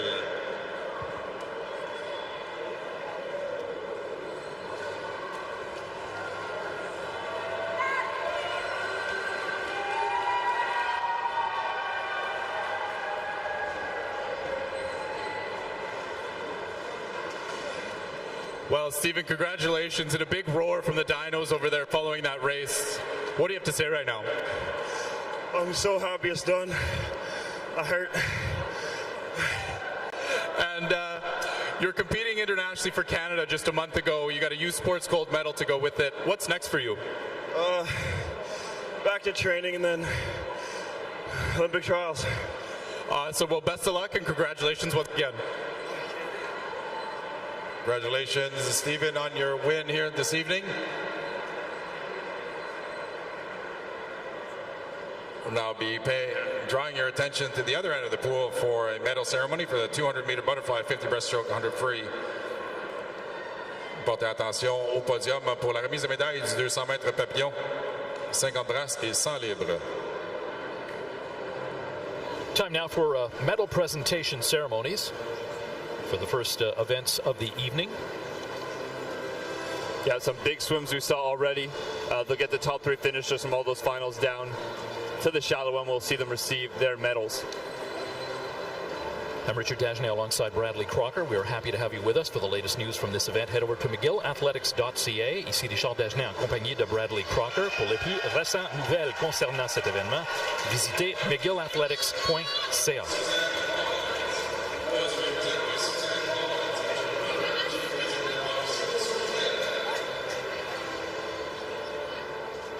First medal ceremony will be for event 27, the women's 200-meter butterfly. Première épreuve pour la remise de médailles sera l'épreuve 27, le 200 mètres papillon féminin.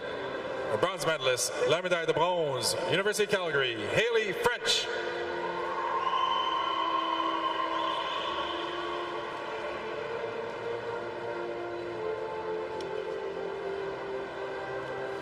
La médaillée d'argent, la deuxième équipe, toute canadienne. Silver medalist and second team all-Canadian from University of British Columbia, Laura Willer.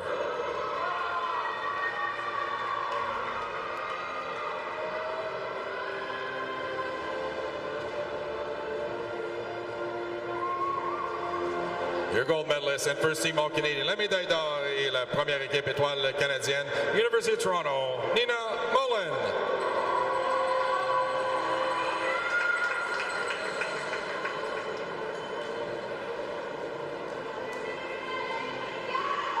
Congratulations to our medalists. Félicitations à nos médaillés.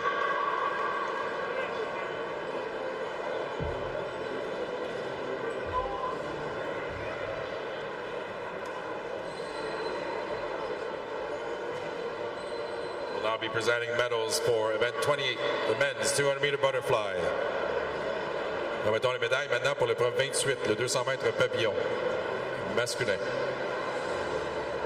The bronze medalist, la médaille de bronze, University of Waterloo, Kevin Zhang.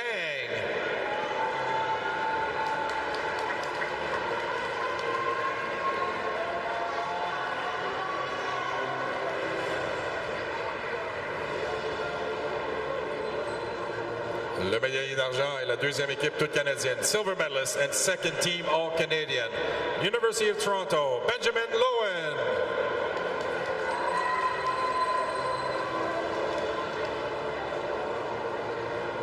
Gold medalist and first team all-Canadian, médaillé d'or et première équipe étoile canadienne, University of Toronto, Bill Dunfang.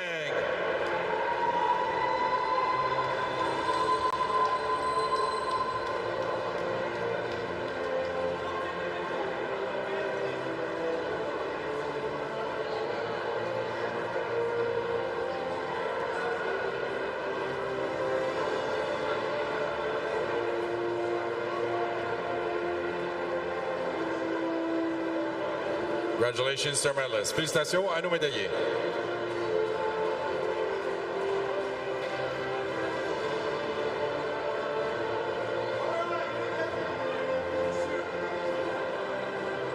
We'll now be presenting the medals for event 29, the women's 50 breaststroke. Présentons maintenant la médaille pour l'épreuve 29, le 50 brasses féminin.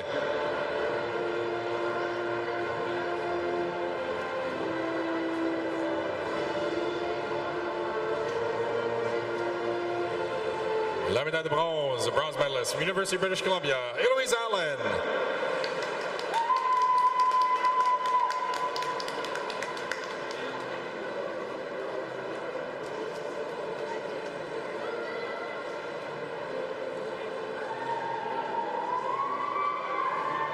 Silver medalist and second team All-Canadian. La médaille d'argent, la deuxième équipe toute canadienne. University of Calgary, Alexandre Lepage.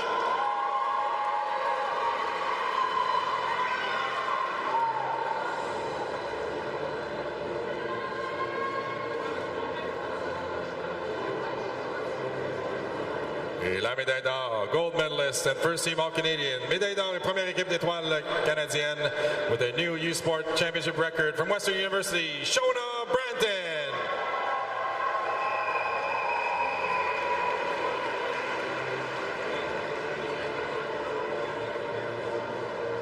Congratulations to our medalists. Félicitations à nos médaillés.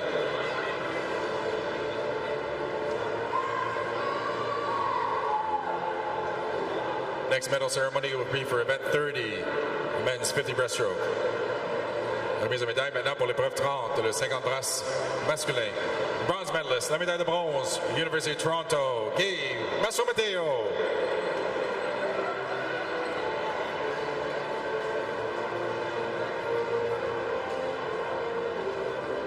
Silver medalist and second team All-Canadian. Le médaillé d'argent, la deuxième équipe toute canadienne. University of Lethbridge, Tristan Bennett.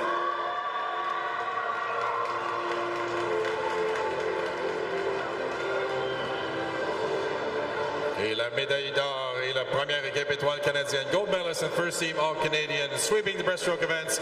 University of Ottawa, Hugo Lemel.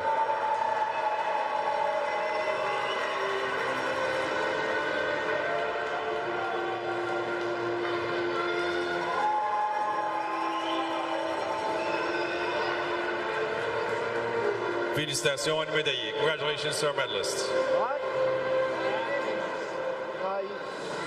What the? You got out there. Good.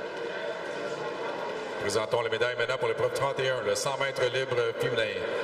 The next medal ceremony will be for event 31, the women's 100 freestyle. The bronze medalist, la médaille de bronze, University of British Columbia, Anna Dumont-Bélanger.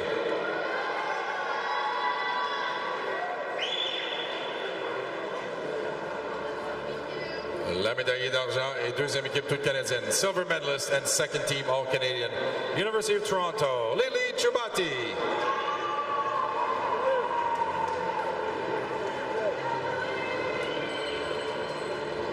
Et la médaille d'or et première équipe étoile canadienne. Gold medalist and first team All-Canadian. University of Toronto, Ainsley McMurray.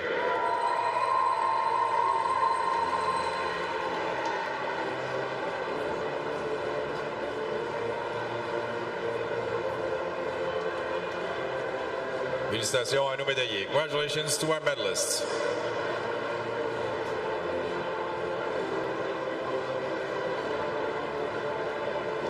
Our next medal ceremony will be for event 32, the men's 100-meter freestyle. Prochaine médaille sera pour l'épreuve 32, le 100 mètres libre masculin. Your bronze medalist, la médaille de bronze from Western University, Luke Stewart Binder.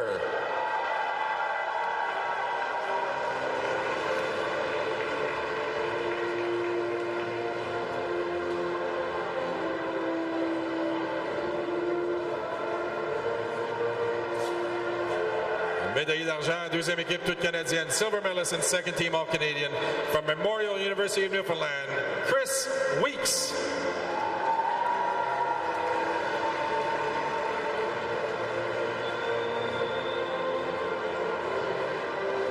Médaillé d'or et première équipe étoile canadienne. Gold medalist and first team All-Canadian from University of Calgary, Stephen Calkins.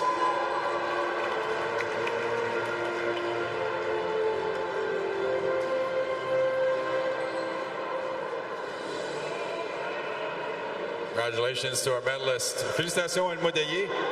Et merci à Suzanne Pollins pour la remise de médaille. And thank you, Suzanne Pollins, for the medal ceremony. Before we move on to our next event, I'd like to update you on the scoring. Things have gotten a little interesting for the women's events. Top scoring in 5th place, Western. 4th, McGill. 3rd, University of Calgary. And there's only 15 points separating 2nd, University of British Columbia, and 1st place, University of Toronto. For our men's rankings, 5th place, University of Ottawa. 4th place, University of British Columbia. 3rd place, University of Calgary. 2nd place, McGill University. And University of Toronto in 1st. Only 46 points between 3rd Calgary and 2nd McGill. Now move on to event 33, the women's 200 backstroke. This is a C final. Passons maintenant à l'épreuve 33, le 200 dos, la finale C. I'm Richard Dagenet alongside Bradley Crocker here at the final day of the U Sports National Swimming Championships. It is the C final for the women's 200-meter backstroke. Dans le couloir numéro 1 de l'Université de Sherbrooke, c'est Mauli Beauchemin. Emily Schofield in lane 2 from Dalhousie. From the University of Ottawa, Isabelle Melançon in lane 3.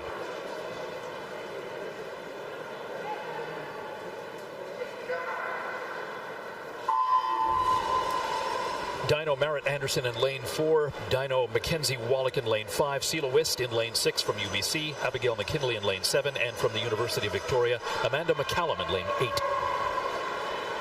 This is our second last individual event on the women's side on the program that we have here, the 200-meter backstroke. Jumping out to the early lead, it does look to be University of Calgary's Merritt Anderson, but it is quite slight. We'll see who gets their feet over first here. Mackenzie Wallach, her teammate from Calgary, also looking solid there. I know it's University of Ottawa's Isabelle Melançon actually getting out in front in 33.17 with a strong first 50 for Ottawa, followed by those two dinos. You won gold in the 100-meter backstroke. Did you ever swim 200? Yes. Yeah, I was a backstroke specialist, so I always entered all three. 200 backstroke is definitely mentally and physically the toughest of those three events for sure that I swam. So some experience racing this event for sure. A lot of respect for those athletes out there.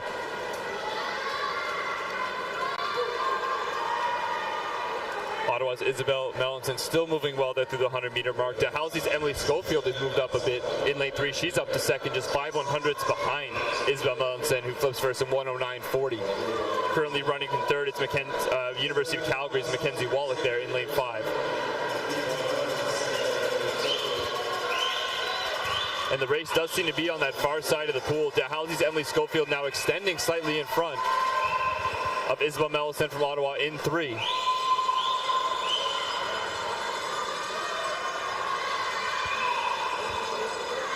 These swimmers now approaching the 150-meter mark. Schofield will flip first. She flips in 1:46.12 to lead the way for Dalhousie. 1 second ahead of Mackenzie Wallach in lane 5 from the Dinos. Melançon still holding on to third for Ottawa.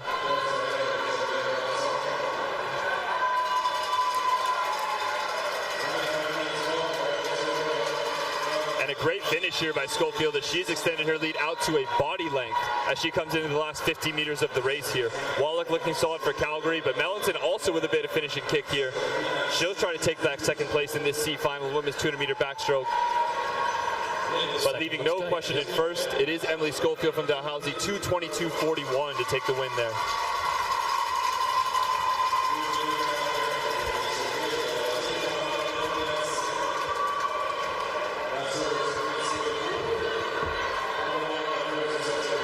Next up, the B final for the women's 200-meter backstroke. Alana Casasanta from the University of Guelph in lane 1.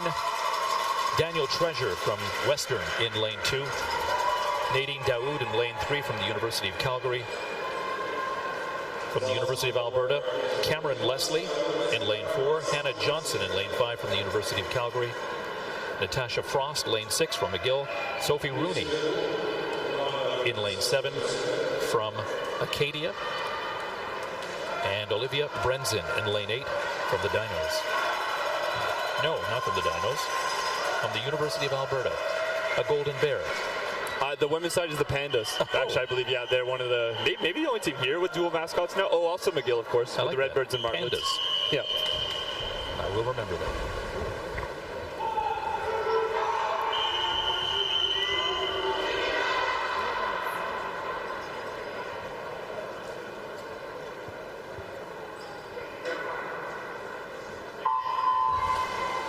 And we're off the blocks here in our B final, this women's 200-meter backstroke. Your top seed was Cameron Leslie from University of Alberta. She was 2:14.11 this morning to claim that middle lane. She has 2 dynos on either side of her, and those dynos are leading the way so far. That's Nadine Dayoud in 3, and Hannah Johnson looking good through 25 meters of this 200-meter backstroke.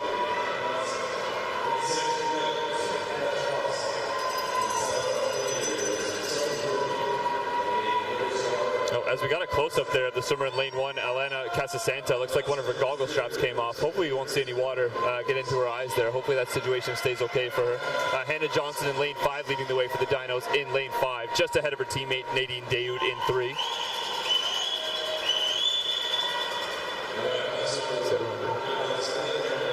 Oh, yeah. I noticed that goggle strap too. Yeah, Casasanta is still looking pretty unfazed in keeping with the most of this field, but the Dinos are out in front by a body length.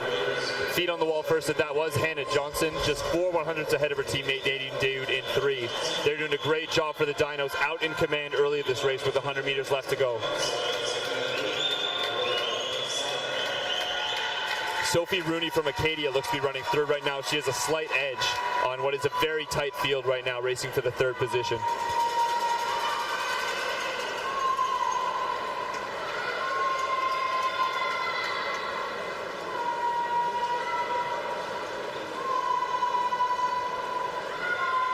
And now making her move on that 3rd 50, Hannah Johnson, 1:43.06, gets over a second lead over her teammate Dayoud, just using that 3rd 50. Dayoud also with about a second lead on McGill's Natasha Frost, who's now moved into 3rd in lane 6. Natasha Frost already had a big best time in her 800-meter freestyle, again in that time final session just before this. But she's recovered well, and she's ready for a solid 200-meter backstroke here as well. But it is still the Dinos 1-2 as they move with 10 meters to go here. And leaving no doubt as to who first. Well out in front is University of Calgary's Hannah Johnson, 2:18.34 to take the win there for the Dinos. She's followed by her teammate Nadine Dayoud in 2:20.67. And it is Natasha Frost grabbing 3rd there for McGill out of lane 6. Which brings us to the A final for the women's 200-meter backstroke. Here on the final day of competition at the U Sports National Swimming Championships, we will go to the poolside announcer for the presentation of the swimmers.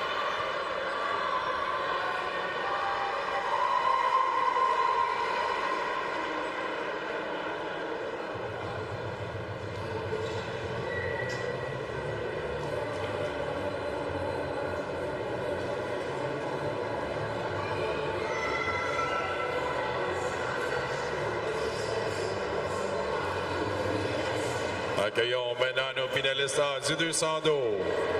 Let's now welcome our A finalists, 200-meter backstroke. In lane 8, University of Toronto, Tegan McKenzie. In lane 1 from University of Victoria, Lauren Crisp. In lane 7 from University of Toronto, Riley Carey. In lane 2 from Western University, Hannah Histerbrooks. In lane 6 from University of Toronto, Angelica Bath. In lane 3 from University of Toronto, Haley Klenk. In lane 5 from University of Toronto, Caitlin Schroeder. And your top seed in lane 4 from University of British Columbia, Bridget Burton. A finalist, 200-meter backstroke.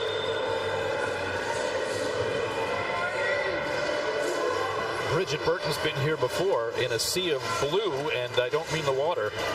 Yeah, we saw her win that women's 100-meter backstroke, taking the gold, surrounded by University of Toronto Varsity Blues, and she's in the same position here. University of Toronto taking 5 of the 8 spots in this A final. And worth noting, those are the only 5 women they had swim this event this morning. So all 5 of them found a lane here with excellent performances in the prelims. Impressive much?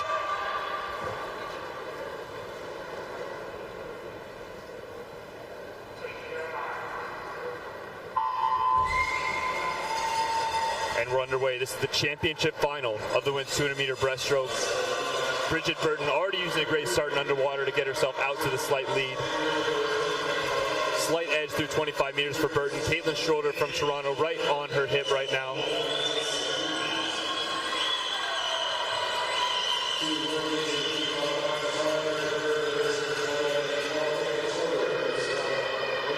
Burton definitely using her speed early. We saw her win the 100 as well as the 50 backstroke so far. She flips in 30.70, already a second ahead of Caitlin Schroeder from Toronto in lane 5. Currently running third is University of Victoria's Lauren Crisp in lane 1. Don't sleep on Lauren Crisp from University of Victoria either, the defending gold medalist in the 100-meter backstroke from last U Sports Championships.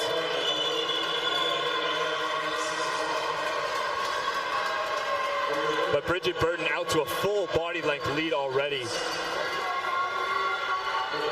Showing a lot of speed through this first 100 meters. She turns and she'll flip in 1:04.06.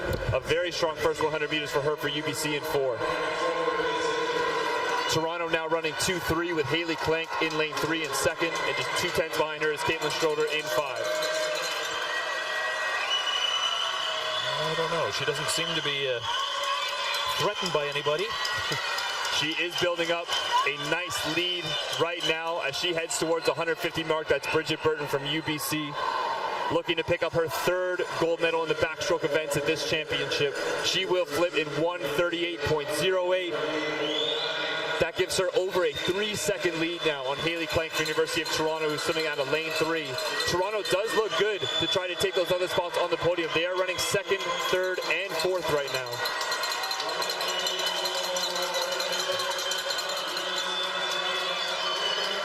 But out in the gold medal conversation, it is all Bridget Burton. She comes with 15 meters to go, unchallenged. You can definitely see signs of fatigue, but she's built up enough of a lead here, and she comes under the flags.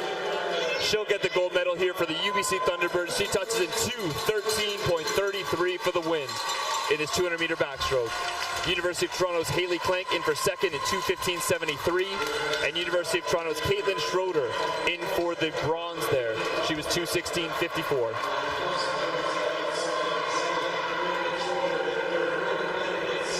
A great draw by Burton to get her hand on the wall first and maximize the points of that final for UBC. But that's definitely a big event for Toronto, getting 5 women scoring there in that A final of the women's 200-meter backstroke. Kate Wist will be speaking with the winner.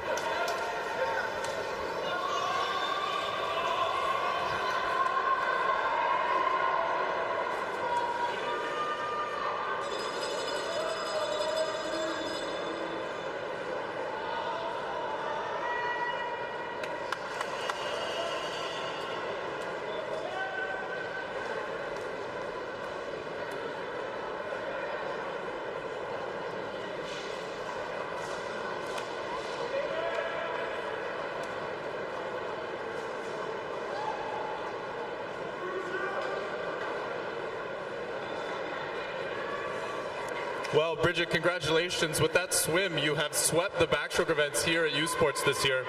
What's going through your mind right now? Oh, I'm just pretty happy with my best. And watching all of my teammates over there in their yellow shirts, it's just so nice to see them supporting me.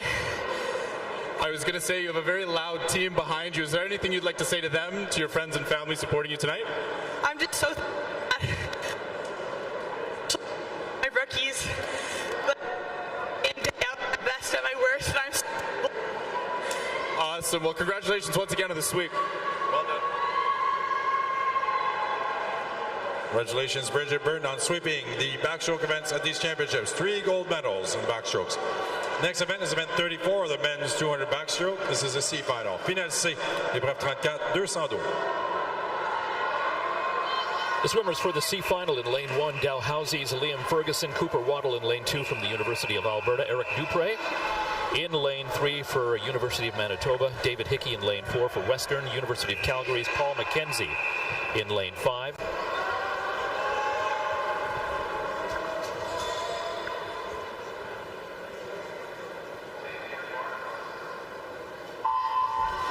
Alexander Lakovich in lane 6 for UBC, Mount Allison's Sebastian Carriega in lane 7, and Ryan M. Murphy from the University of Victoria, lane 8.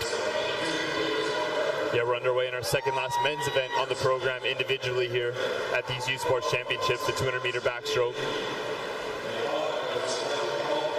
Out to the early lead, it looks to the University of Victoria's Ryan Murphy out there in lane 8. High stroke rate and high kick to start this 200-meter backstroke. He's getting himself a lead early. He'll flip in 29.51. And going with it right next to him from Mount Allison University, Sebastian Carriaga as well in lane 7. He turned second in 30.05. We're seeing some speed on that side of the pool.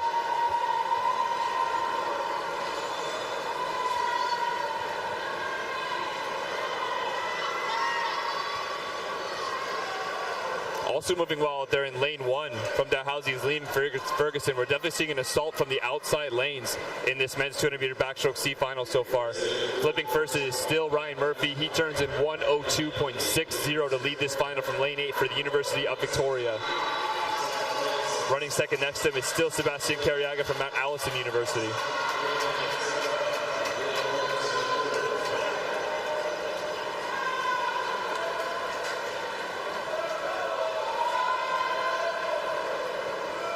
And it is not often that we see the middle of the pool behind at this point compared to the outsides. What you might be seeing is some long course backstroke specialists versus short course specialists in the middle of the pool who are better underwater kickers and better at the turns. Ryan Murphy doing great so far, 1:36.79. He still leads out of lane 8 with 50 meters to go. Sebastian Carriaga still second, 1:37.44 from Mount Allison. Liam Ferguson from Dal University currently running third. He seems to be fading a little bit, but Murphy and Carriaga still pushing hard. They will look to take this C final from the outside lanes there. Also moving well, Cooper Waddle, University of Alberta is having a good last 50 there in lane 2. Gonna be close. Really between lane 7 and 8 here, and it will be Ryan Murphy leading start to finish out of lane 8 in a 2:10.33, taking the win of that C final for the Vikes. He is just 200ths ahead of Sebastian Carriaga from Mount Allison University in lane 7. Great race from those two men.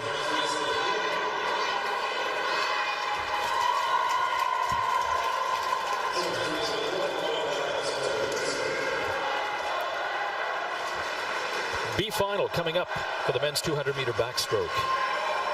In lane 1 from McGill, James Cameron Carlisle, Tristan Gauvier from McGill in lane 2.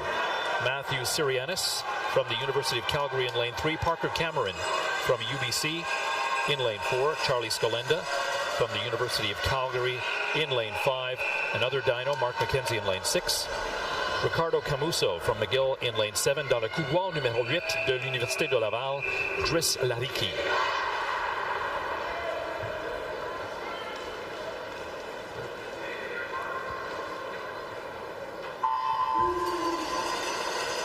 And important to note, in this men's 200 backstroke B final, 3 swimmers from McGill and 3 from Calgary. Those teams are currently in a very tight battle in the race for second in this meet, so big implications here, as well as the UBC Thunderbirds, who they have the top seed, Parker Cameron, in lane 4. They are definitely not out of the conversation for second place either.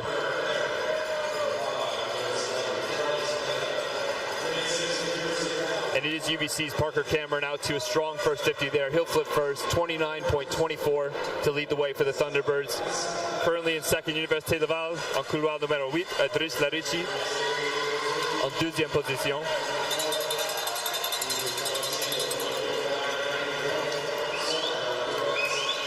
But Parker Cameron going out aggressive. He's already a body length out ahead of this field. Very tight behind him currently in the race for second. Next to him, Charlie Scalenda for the Dinos in 5 is looking solid, as well as Sirianis from the Dinos in 3. Parker Cameron will flip first in 1:01.16, ahead of Scalenda, currently running second for Calgary in 5. Après 100 mètres, Driss Lariki de l'Université de Laval est en 7e position.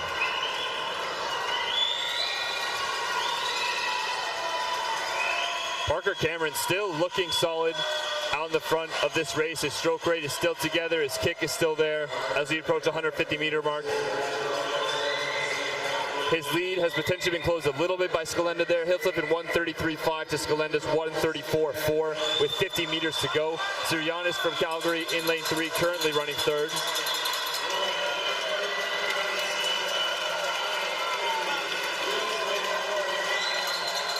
What a battle in the middle of the pool there. Scalenda really accelerating through those last 25 meters. They come with just 15 meters left in this race, stroke for stroke right now. Again, important implications here to try to finish second on the men's side of this competition as a team. Getting their hand on the wall first is Parker Cameron, 2:06.38 to take the win there for the Thunderbirds. 4/10 ahead of Scalenda and 5 from Calgary.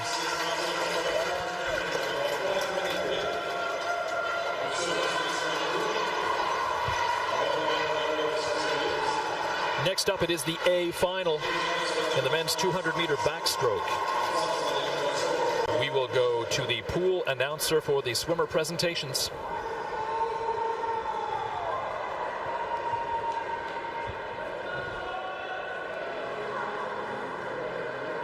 Please clear the pool.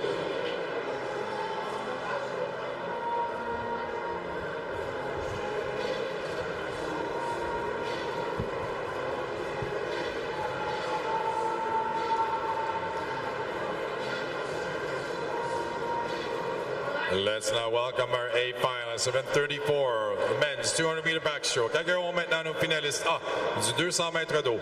In lane 8 from Carleton University, Finn Tuck. In lane 1 from University of Toronto, Brendan Oswald. In lane 7 from University of Ottawa, Evan Aguiar Winter. In lane 2 from University of Toronto, Benjamin Lowen. In lane 6 from University of Calgary, Richie Stokes. In lane 3 from University of Toronto, Carter Buck. In lane 5 from University of British Columbia, Hugh McNeil. And your top seed in lane 4, University of Toronto, Andrew Herman. A final, 200 backstroke. I'm Richard Dashney alongside Bradley Crocker, and Bradley Crocker, the man sitting beside me, is a backstroke specialist. Yeah, always excited to see these backstroke races in particular. As someone that's been there before, jumping in the water and moving backwards through the water many times in my varsity career. Worth noting, University of Toronto, similar to what they did on the women's side, they have 4 swimmers qualifying for this A final. It's performances like that in the prelim session that have them out in front for this men's team banner.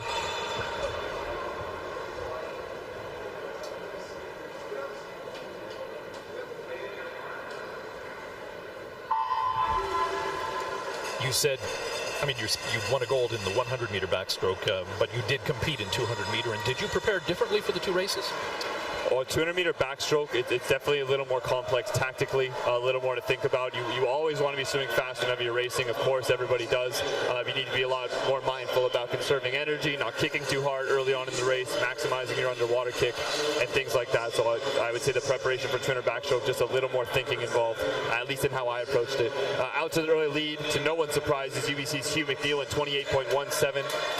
He is the 3rd fastest performer in Canadian history in the 200-meter long course backstroke. He represented Team Canada at the 2023 World Championships, and he is showing off that pedigree early with a full body length lead as he approaches the halfway mark of this race. Did you ever medal in this event? In the 200 backstroke, I did not. No, in the A final a couple of times, but that's as close as I got to the podium in that one. A little long for me. Hugh McNeil turns in 58.89, leading the way for UBC. Currently running second, it's Benjamin Lowen there in lane 2. He had a strong 200-meter butterfly earlier tonight, following it up with a 200 backstroke here really impressively through 125 meters.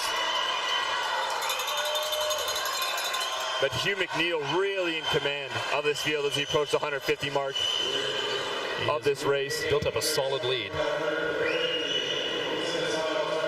Hill flip in 129.97. Looking great through 150 meters, over 3 seconds ahead of Benjamin Lowen in lane 2, and it's now Richie Stokes for Calgary in lane 6. Richie Stokes has also represented Team Canada in this event at the 2022 World Championships. We'll see if he can get a big finish out of himself to challenge for the 2nd place position here. Benjamin Lowen still looking strong, and it's Carter Buck as well from Toronto making a big push later on, late in this race. But in front, it's all UBC's Hugh McNeil. He'll hit the wall first in 2 minutes, .21, to take the gold medal there for the Thunderbirds. In second, with a great last 50, it's University of Calgary's Richie Stokes in 2:03.82. And in for third, just 5 100ths behind there, is University of Toronto's Benjamin Lowen in lane 2.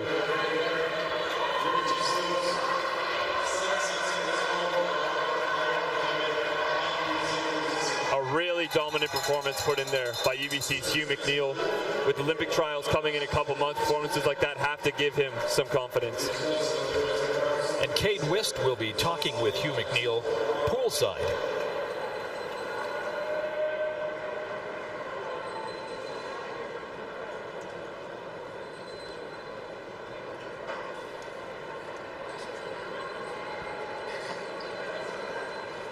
Well, Hugh, congratulations adding the 200-meter backstroke victory here tonight to the 100-meter yesterday. How are you feeling about the weekend so far? I'm really proud of my team. I think all my boys have done amazing this year, and they've all had at least one, if not four, swims they should be very proud of. Awesome. Well, congratulations once again on the victory tonight. Good luck on the relay. Congratulations to Hugh McNeil on winning the 200-meter backstroke.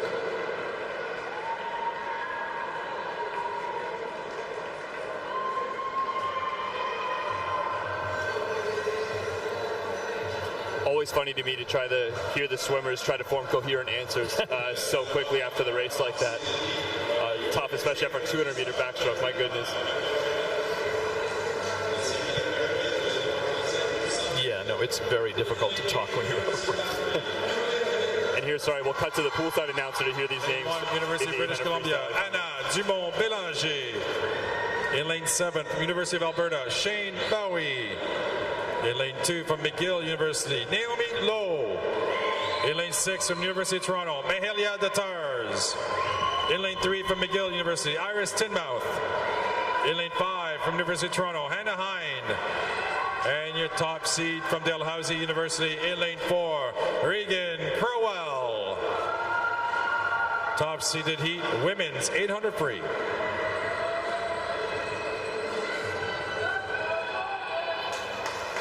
So, heat 404, Brad, so that means 3 heats went before today, and they will rank them all by time once this race is done. Yeah, that's correct. Time final event coming here, so these times will compete against our fastest swimmers from the earlier session. And I'll make sure the viewers know the fastest time we've seen so far today was University of Calgary Dinos Merritt Anderson in 9:06:49. So that's currently our top time that these swimmers will be chasing in this final. We have many swimmers here that are on their second swim of the session, which is always hard to mentally approach a distance race and have something else going on. Anna Dumont-Bélanger and Regan Crowell we've already seen in the 100 freestyle. Naomi Lowe, Iris Tinmouth, Anna Hine we've already seen in the 200 butterfly. Emily DeJagger we saw scratch the 100 meter freestyle today. She's swimming for Calgary in lane 8. I assume to prepare mentally and physically for this race. So we'll see how much that benefits her from the dynos racing at the bottom of our screen there. Or to the right of your screen now.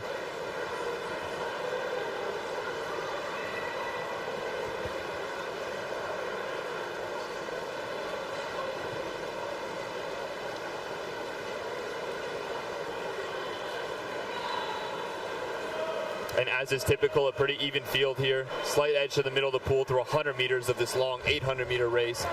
Anna Hine from the University of Toronto. She's out in 1:04:29. Slight lead over her teammate Mahalia Datars in lane 6. So you say as is typical. So in a distance race, it's the swimmers again, keeping an eye on each other, conserving energy, and then eventually somebody will blink and make a run for it. Is that how it works? It is due to the length of the race, it would take a lot of courage to kind of put yourself out there fast and out in the lead. Certainly happens in the context of competitive swimming. Katie Ledecky, the United States, of course, in many international races has led start to finish with big leads building up early on. But as is more typical, what we're seeing now is a pretty balanced race across the main contenders in the middle of the pool. And we'll see them start to pick up the pace as we get deeper and deeper into this 800 freestyle. Do they wait? It's 16 laps. Do they wait till the halfway mark, 8 laps to go, or is it later than that they'll make a run for it? We'll have to see how these swimmers decide to tactically approach the race. It's hard for me to pretend to have a lot of distance swimming expertise. I'm sure there's some distance swimmers listening right now that don't want to hear a sprint backstroker's opinion on how to pace these races. Through 200 meters, we have Anna Dumont-Bélanger from UBC out in lane 1 has taken over the lead. Again, she was our gold medalist in the 200 meter freestyle on night 1, and she did swim the 100 meter freestyle earlier tonight with a solid performance there as well. but not letting that fatigue get to her at least through the first 200 meters of this 800-meter freestyle.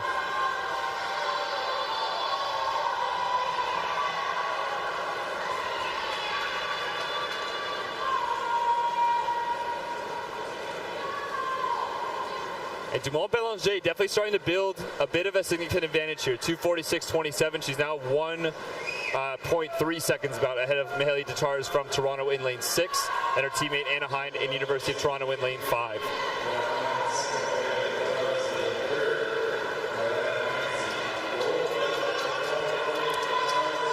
In distance freestyle in particular, the positioning in the pool is something so interesting to think about. These swimmers in the middle lanes can see each other and see where they're at, but they might not see Dumont Bélanger all the way over there in lane 1 swimming so well. They might not be aware of where she is. 300 meters through, she leads in 3:20.64, building her lead slightly again on Anna Hein in lane 5 and Mihaly Detars in lane 6, both from Toronto.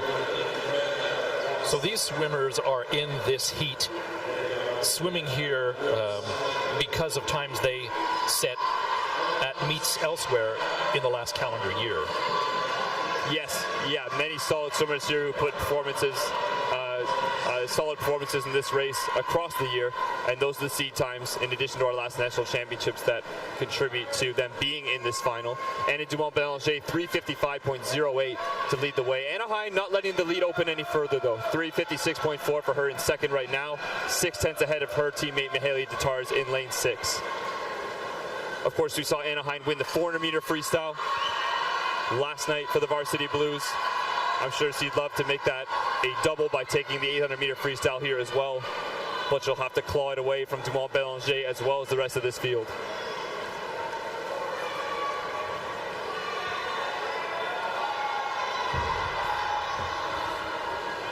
Dumont Bélanger 4:29.5 there at the halfway mark. Anna Hein in 5, 1.5 seconds behind, 0.6 ahead of Mihaly Detars, still in Toronto, so pacing very evenly with her teammate there for the Varsity Blues. So we would not call that a safe lead at this point. Not with this much swimming to go, no. In races this long, you can say no lead is safe to an extent, but certainly not this one.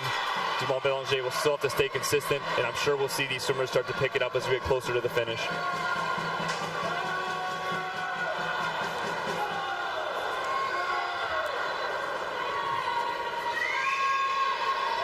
9:04.02 for Dumont Bélanger there, or excuse me, 5:04.02.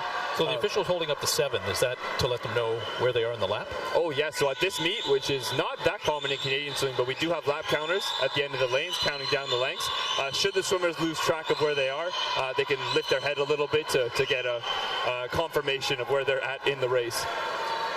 When the races get this long and you're very tired, it's natural to potentially lose count sometimes. I would appreciate that if I was in their position.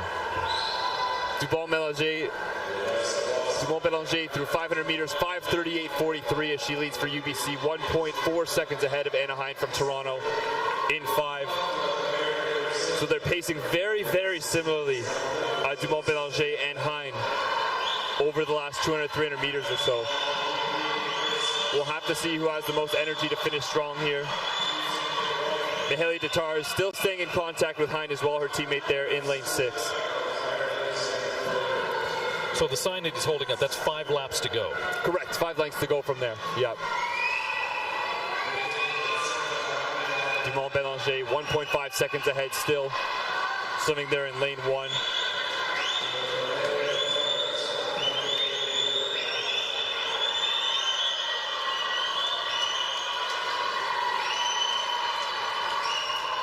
And we know Hein in 5 had an excellent finish in her 400 freestyle.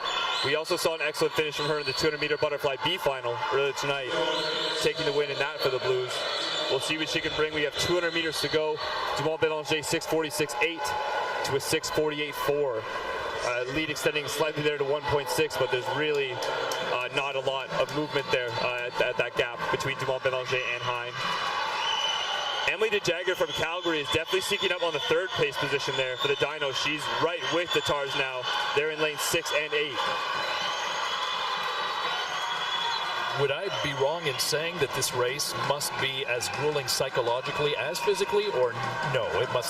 It's so painful that it doesn't matter where your mind is or what kind of shape it's in. Well, absolutely a tough race mentally. These athletes are tough physically and mentally. You have to be to race this event. And then we're noting the swimmers that do events like this often have difficult schedules across the meet. All of their races are those tough ones: the 800 free, 400 free, 400 IM, 200 fly, those type events on the schedule. So just some mentally tough athletes that work on that in training and in competition. On the list of mentally tough athletes, was your name there? I think most distance swimmers would not put me early in the conversation. 7:54.35 for Dumont Bélanger. She has really opened up the lead to 3 seconds over Anna Hine, making a big move there now with 100 meters to go. Emily DeJagger is still running fourth for Calgary. She is now 1/10 behind Mihaly Detars from Toronto. So we're seeing the lead pick up there. Iris Tinmouth in lane 3 also finishing strong for the home team McGill.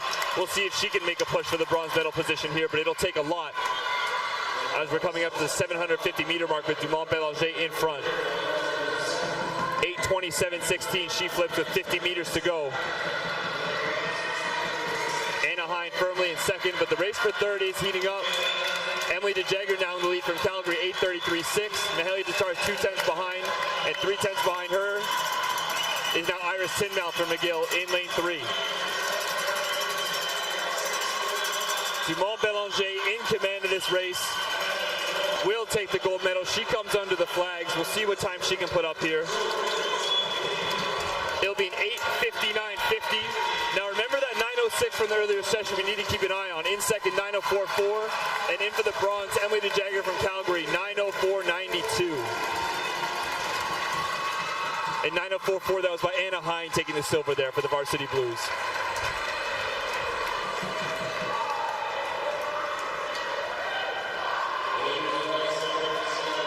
Their fellow swimmers must have admiration for this kind of swimming. Oh, I certainly did. It's hard not to have respect for the distance swimmers, not just for what they do at championship meets like this, but for what they do day in and day out. All the hours and mileage that they put in to get to this point and prep races like this is some very tough stuff. We'll now cut to poolside to hear from Dumont Bélanger herself. Well, Anna, congratulations. Outside smoke victory in the 800 freestyle. Being in lane 1, were you able to tell where you were in the race? Oh, the whole time. You know, when you breathe off the wall, you can just see the clock. Awesome. And what does it mean to you finishing the meet with a gold medal here? It means so much, especially for my co-captain, Rosalie Davidson from the UBC Thunderbirds. This one goes out for you! Well, congratulations again on the... Félicitations, Anna Dumont Bélanger. Congratulations, Anna Dumont Bélanger.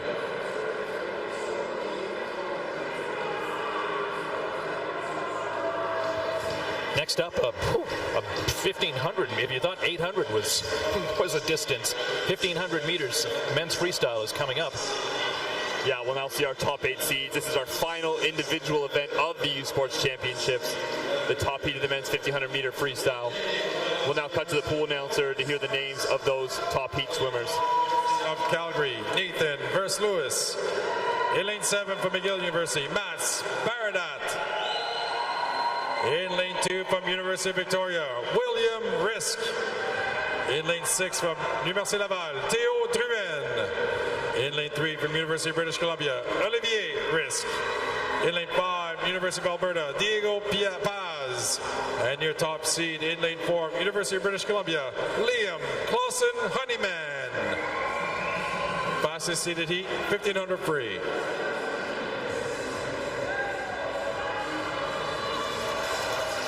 Heat 404, and the first 3 heats happened earlier today. But no, these swimmers aren't swimming this distance for the second time today. These times were set within the last calendar year at swimming events.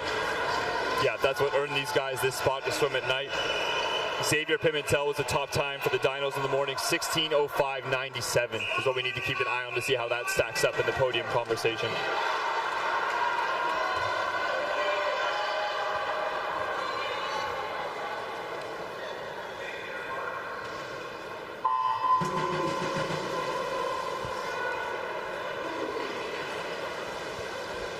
So this will be 30 long laps. Yeah, certainly get comfortable. If you're in the audience watching this one, we've got a long way to go in this race. Again, you'll see different tactics on display. We'll see swimmers trying to get into their pace early, try to build a bit of a lead to start.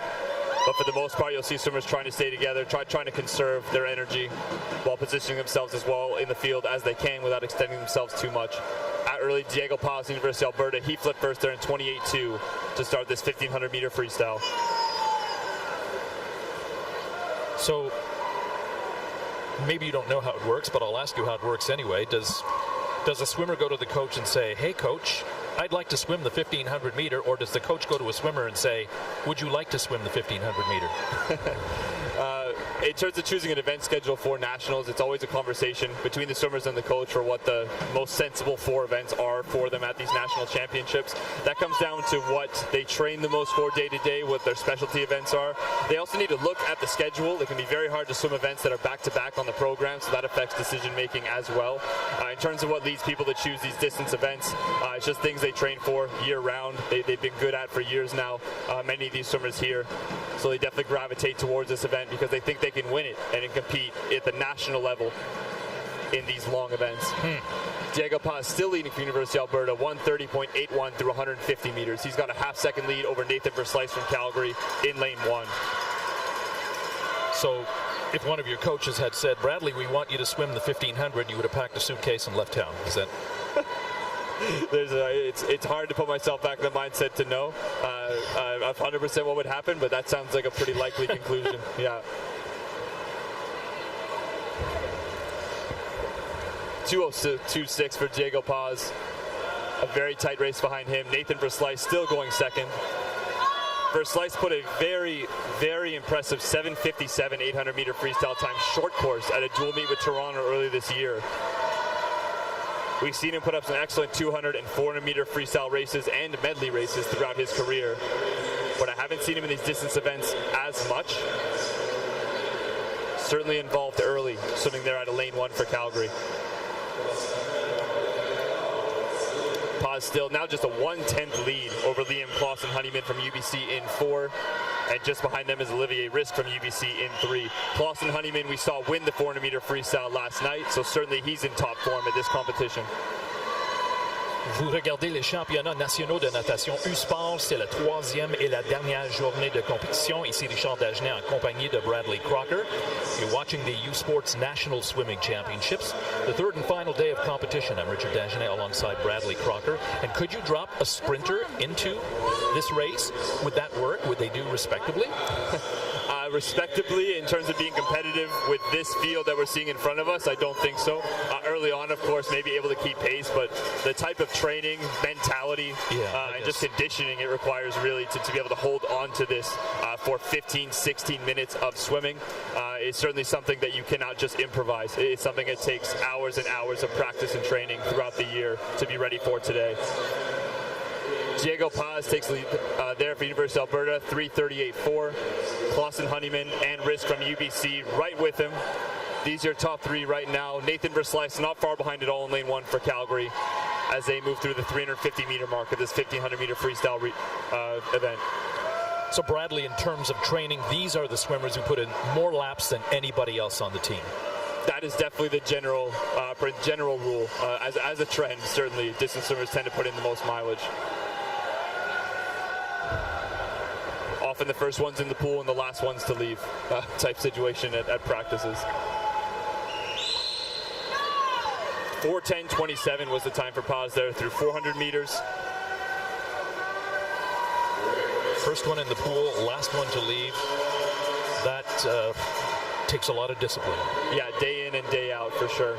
Yeah, it definitely takes a special type of person to dedicate themselves to getting good at these events. These 4 men in front have built up a pretty sizable lead on the rest of the field at this point. Diego Paz from University of Alberta still leading, 4:42.31 through the 450 meter mark there.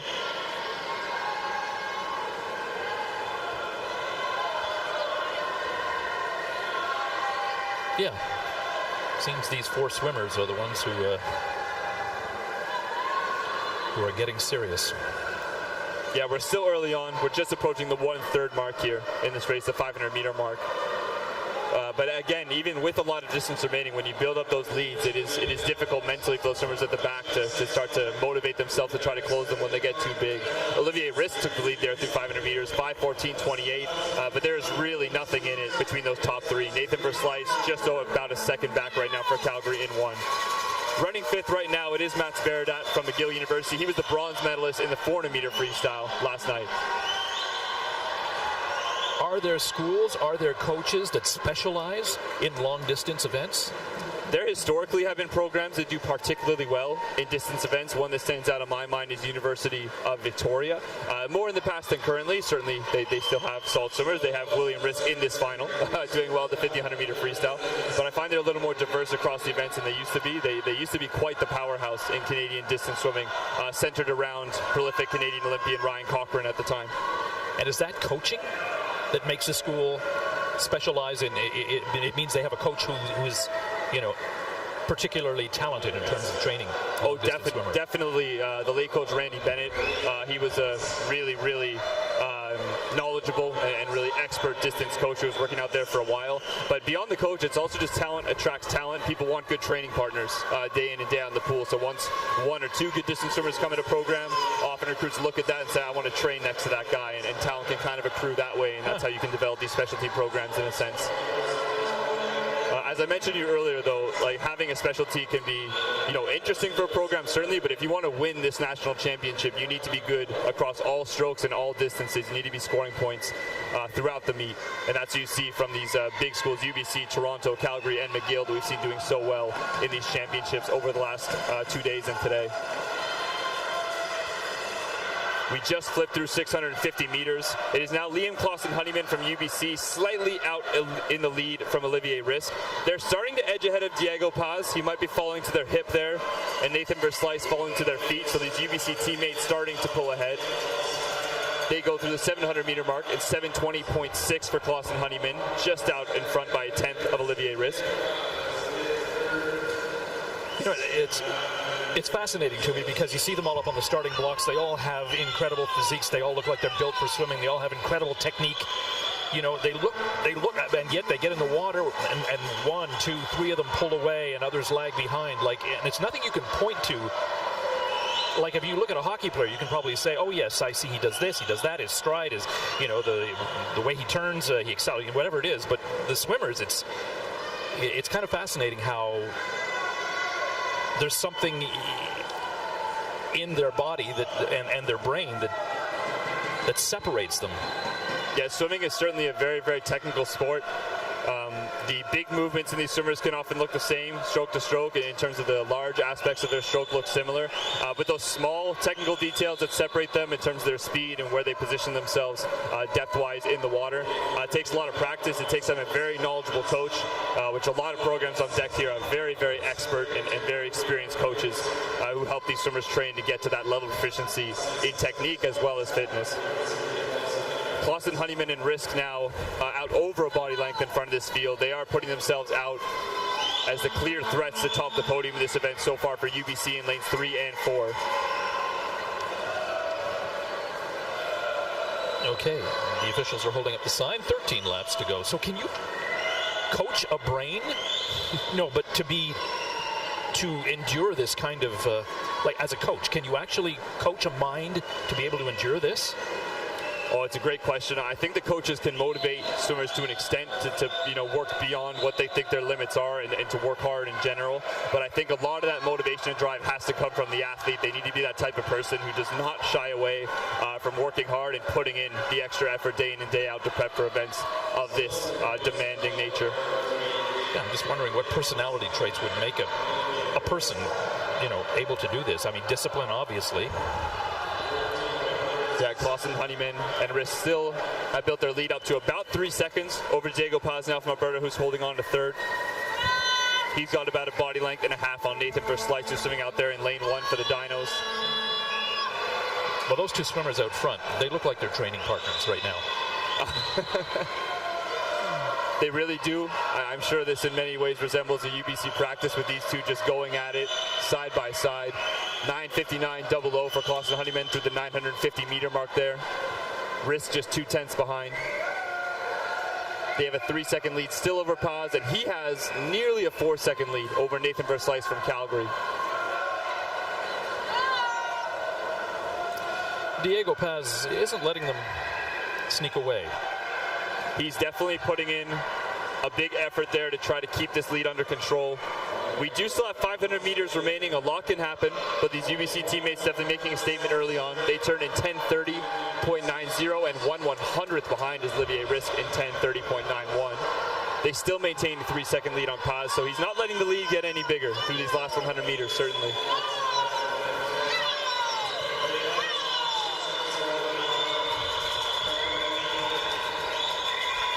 I look at them and I'm like, how can they possibly have any kick at the end, you know? And yet they will. It's often insane. As a spectator of these events, you start to feel tired just watching these guys swim. Events of this nature for sure.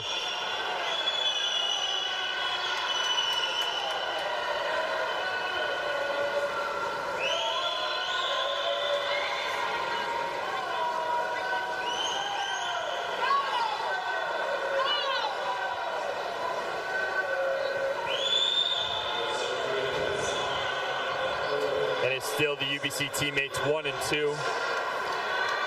Still flipping just together. We're up to a 10 separating them at this point. Risk flips very, very slightly in front. And again, that lead is staying at 3 seconds. So Diego Paz holding on there for third, pacing with these guys, but 3 seconds behind them. Nathan Verslice still in fourth, and it's still McGill's Mats Baradat flipping in fifth, quite far ahead of sixth place, so he looks solid for that position.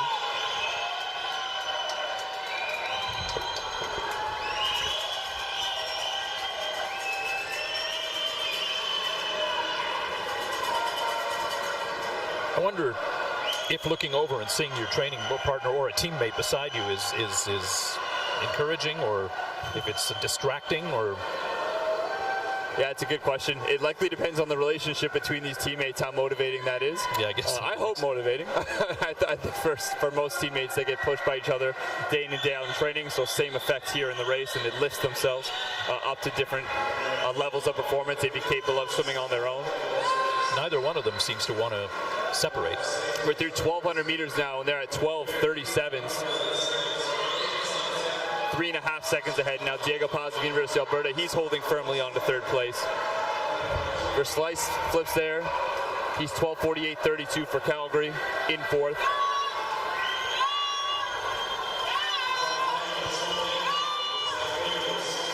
Like I see, the swimmer in lane 4 seems to be kicking more. Yeah, you'll definitely see these swimmers start to lift their kick intensity as the race draws to a close. Through 1,250 meters, there are just 5/100 separating these two UBC teammates. Oh, no, he's definitely kicking more. I mean, the other swimmer just seems to be dragging his feet. Is that because he's saving them? That's correct. The legs eat up a lot of energy in the freestyle stroke. You burn a lot of the oxygen and energy in your body using the kick in particular. So what you're seeing from Clausen Honeyman in sense of keeping his legs a little more relaxed is super common in distance swimming. But I do expect that he'll get everything out of his legs that he can once we flip the last 100 meters of his 1,500 meter freestyle. We're through 1,300 meters there, so just 200 to go. Risk has built up a 4/10 lead. And looks to be extending away a little bit from Clausen Honeyman. So trying to get himself out to a lead before that final sprint, getting himself that edge before everybody starts moving as fast as they can as the race draws to a close. And they've definitely opened up a gap between themselves and Diego Paz. Yeah, Diego Paz falling off these boys' pace a little bit, but he does look very solid for the bronze medal as he has under 200 meters to swim now.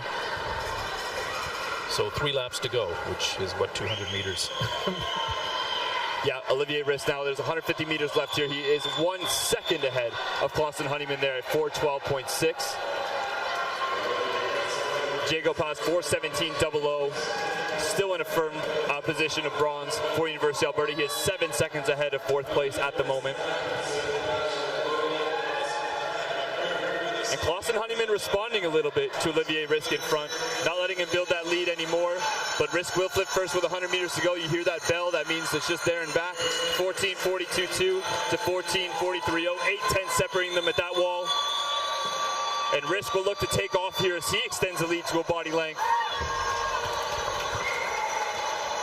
I was hoping to see more kick on the finish from Clausen Honeyman, but he might just be too gassed here to answer his teammate Olivier Risk. Diego Paz has some kick left. He's got a lot of distance trying to make up on Clausen Honeyman to challenge for second, but he's doing his best.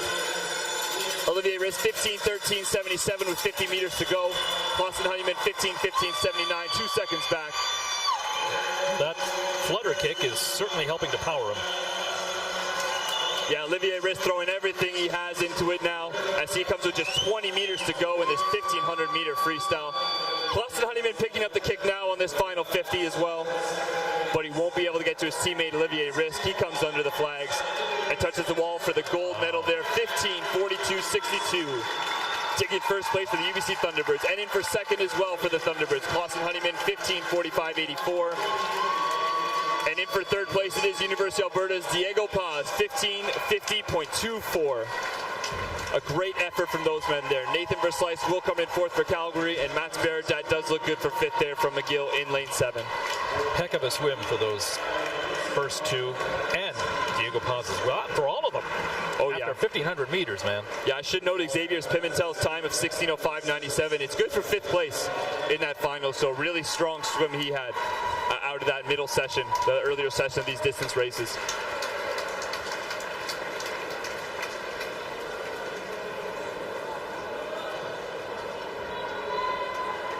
Well, that was something. The men's 1,500 meter freestyle. Yeah, we'll now cut poolside, I think, to Cade Wiss to get a word from Olivier Risk. Potentially the most out-of-breath swimmer we've seen moving up for an interview here, so I'm interested to see how that one goes. Let's go poolside.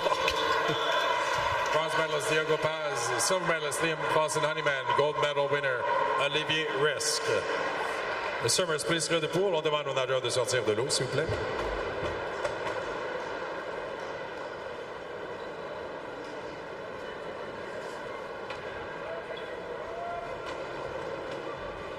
Well, Olivier, congratulations. Very close race between you and your team at the very end there. What was going through your mind? Man, that was a tough race, but I was just so happy that we were able to get the lead pretty early on, and so I knew that one of us would win a race, and it was just a battle of the guts. And the last individual medal of this year's U Sports Championships. How important is that to you? It's honestly an honor to be able to come out here and win my a race during my first U Sports. It's really awesome. I can't help but thank my team and my teammates, and without them, I don't think I could have done it. So very well said, and congratulations once again. Congratulations, Olivier Risk, winning the final individual event of this evening.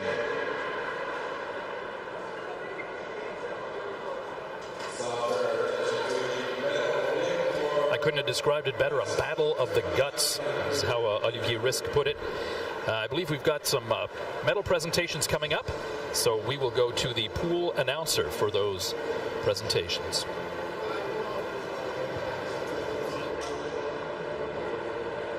Presenting the medals will be Suzanne Paulins, Interim Chief Executive Officer, Swimming Canada. The first event, event 33, the women's 200-meter backstroke. Remise de médaille pour l'épreuve 33, le 200 mètres d'eau féminin. Bronze medalist, la médaille de bronze from University of Toronto, Caitlin Schroeder.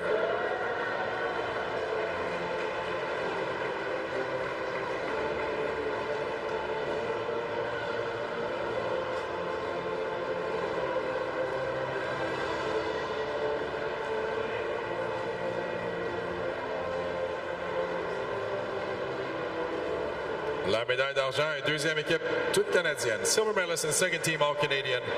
University of Toronto, Haley Klink.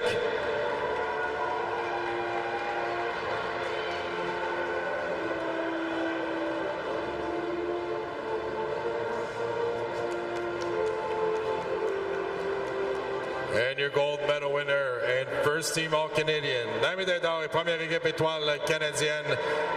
University of British Columbia, Bridget Burton.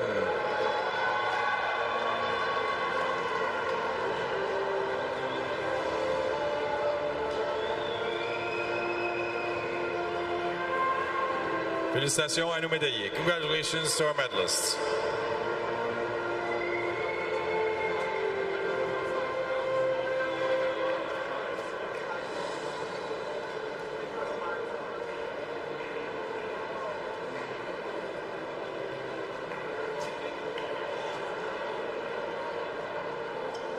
Prochaine remise de médaille sera pour l'épreuve 34, le 200 mètres d'eau masculin. Next event is event 34, the men's 200 backstroke. Bronze medalist, la médaille de bronze, University of Toronto, Benjamin Lowen.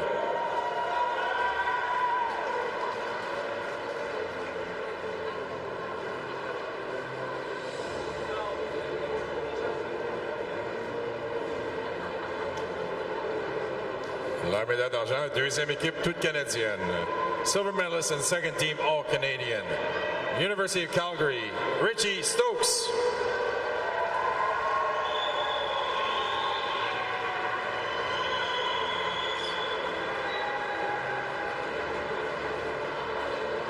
And your gold medal winner and first team all Canadian. La médaille d'or, la première équipe étoile canadienne. University of British Columbia, Hugh McNeil.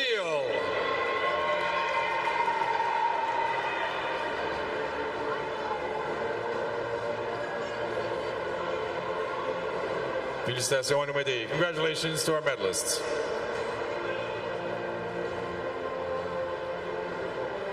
We now present medals for event 35, the women's 800 freestyle. Présentons les médailles maintenant pour l'épreuve 35, le 800 mètres libre.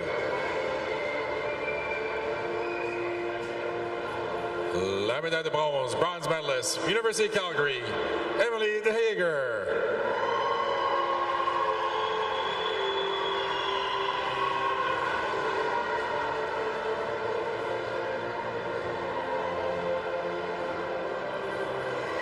La médaille d'argent et deuxième équipe toute canadienne. Silver medalist and second team all Canadian.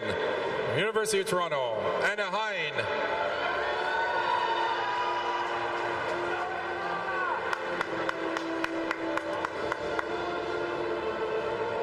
And your gold medal winner and first team all Canadian. La médaille d'or et première équipe d'étoiles canadienne.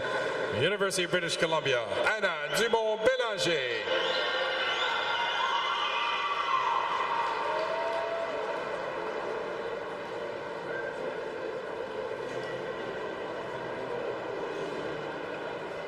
Félicitations à nos médaillés. Congratulations to our medalists.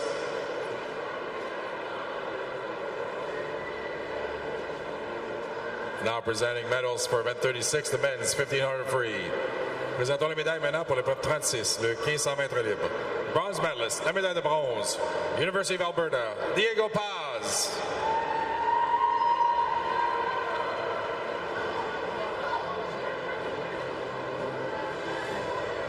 La médaille d'argent, silver medalist and second team all Canadian.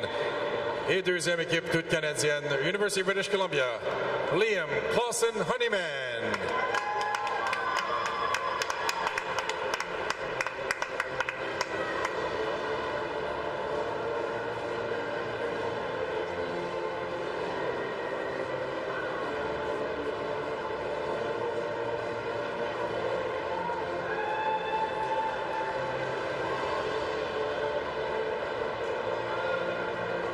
And your gold medalist and first team all-Canadian, la médaille d'or et première équipe d'étoiles canadienne, University of British Columbia, Olivier Risk.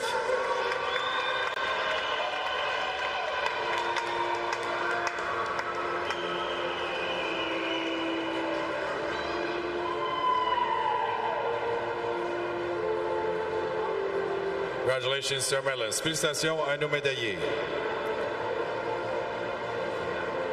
Before starting our next event, we have two additional awards to hand out. We have the Rookie of the Year Award. Nous avons la recrue de l'année à décerner. To present the Rookie of the Year Award to the U Sports top freshman, I'd like to welcome Suzanne Paulins, who's accompanied by Daniel Méthode, Director of Sport Programs at McGill University. La gagnante du prix de la recrue féminine de l'année de U-Sport. The winner of the U-Sports Female Rookie of the Year goes to, from University of Calgary, Alexandre Lepage.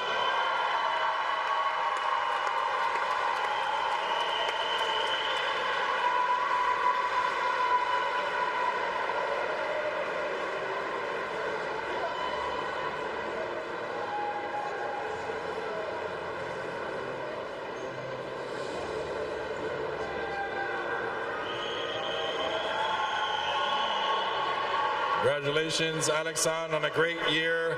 Your first year at University of Calgary. Hopefully, many more successful ones like this year. Le gagnant du prix de la recrue masculine de l'année de U-Sport.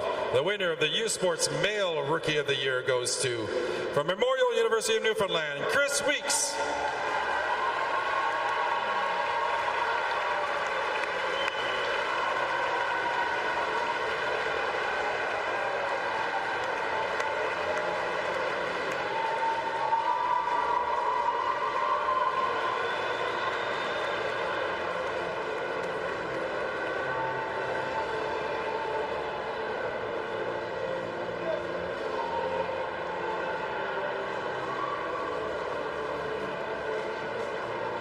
Congratulations, Chris, on a great year. Capping off a U-Sport record in the 50-meter butterfly.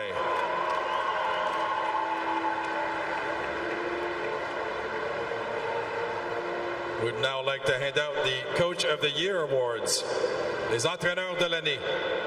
Nous allons présenter les prix de l'entraîneur de l'année Fox 40. Ce prix est décerné chaque année à un entraîneur ou entraîneuse en fonction de son bilan global, de son leadership, de sa contribution à la natation universitaire et à l'amélioration générale de l'équipe. Le gagnant du prix d'entraîneur de l'année Fox 40 en natation féminine. The winner of the Fox 40 Coach of the Year Award, women's team, goes to University of British Columbia, Derek Schoof.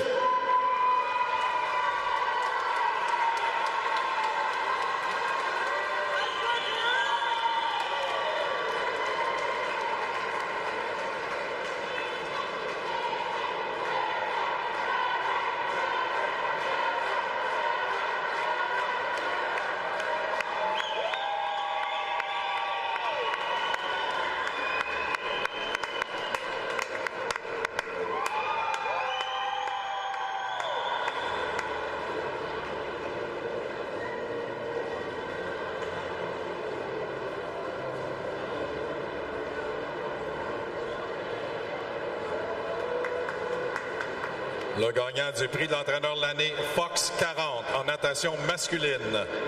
The winner of the Fox 40 Coach of the Year Award men's team goes to University of Toronto, Byron McDonald.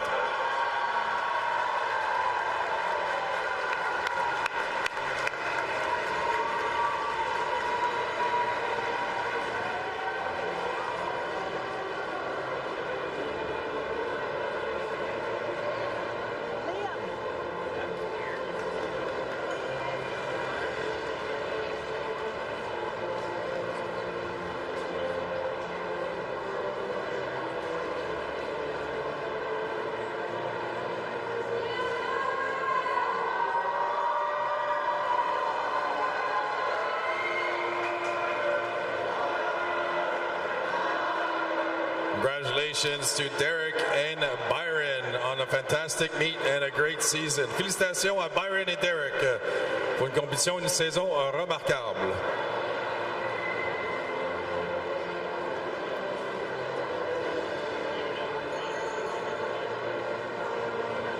Our next event is event 37, the women's 4x1 medley relay. 3 heats in this event. The next heat is heat 1.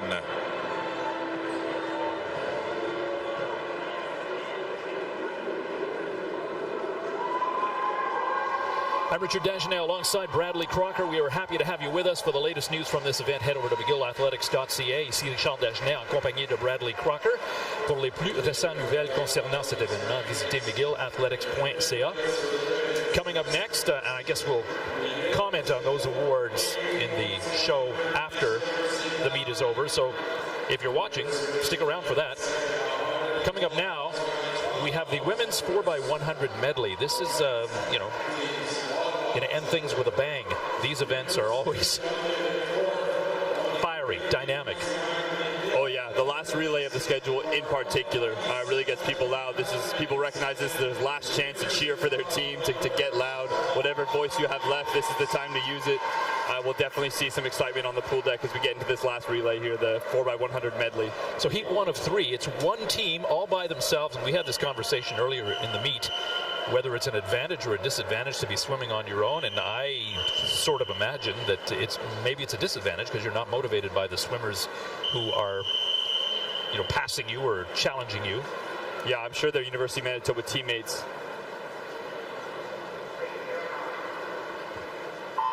So I was going to say their teammates on the side of the pool will certainly try to amp them up and get as much energy into these swimmers as possible. As it's Georgia Pengele starting the relay off for University of Manitoba there in 4.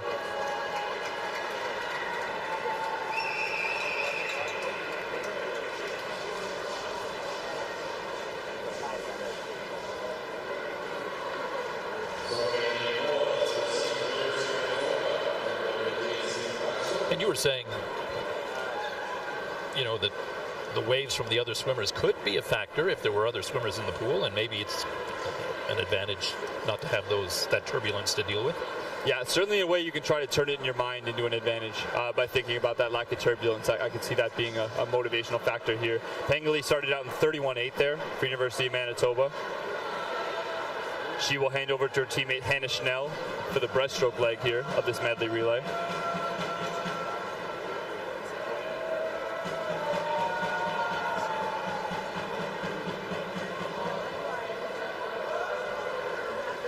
So she went to the side, I guess, to give her teammate room to dive in. As she came to the wall. I'd be surprised if that was going on in her head at that point. These swimmers generally try to touch the wall as fast as they can. That's the end goal. Not uncommon for backstrokers, though, certainly just to drift one side to the other. They can't see the bottom of the pool, that black line, like they can the other strokes, so directional control can be a bit tougher in that one. Have you drifted in your career? Many, many times. Yeah, slammed into the lane rope a few times, particularly outdoor backstroke, because you just have the sun up there.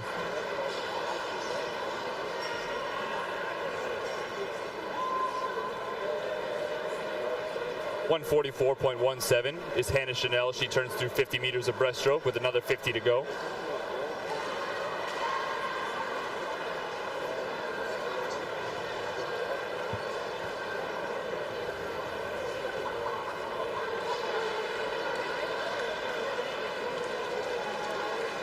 We've seen, I wanted to ask you this earlier.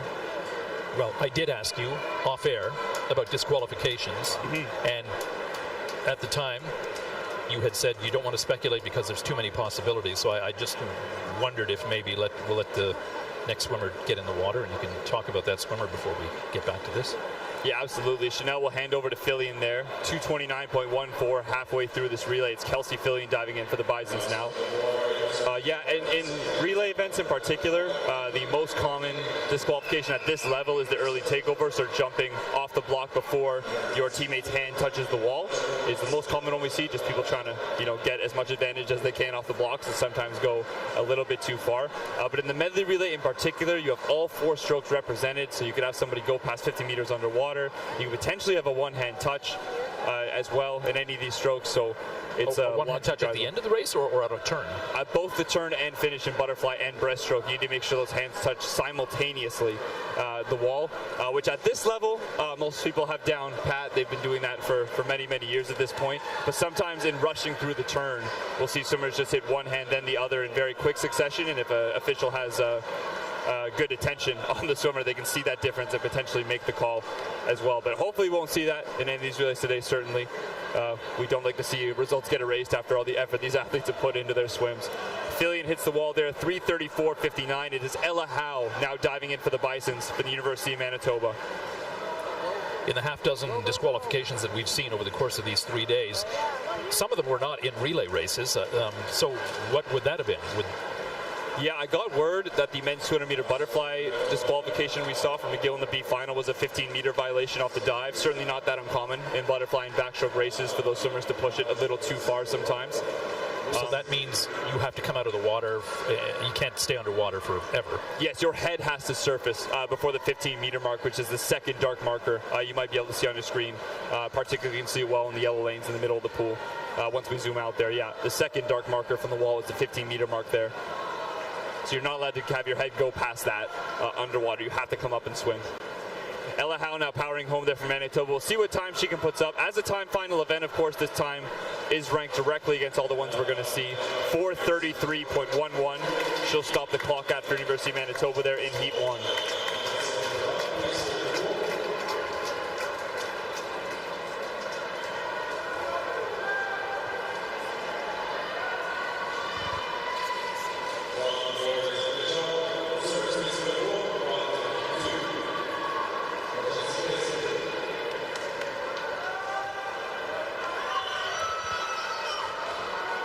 Heat 2 of 3 coming up for the women's 4x100 medley. Dans le couloir numéro 1, l'Université de Sherbrooke. Lane 2, University of Alberta. Dans le troisième couloir, c'est l'Université de Laval.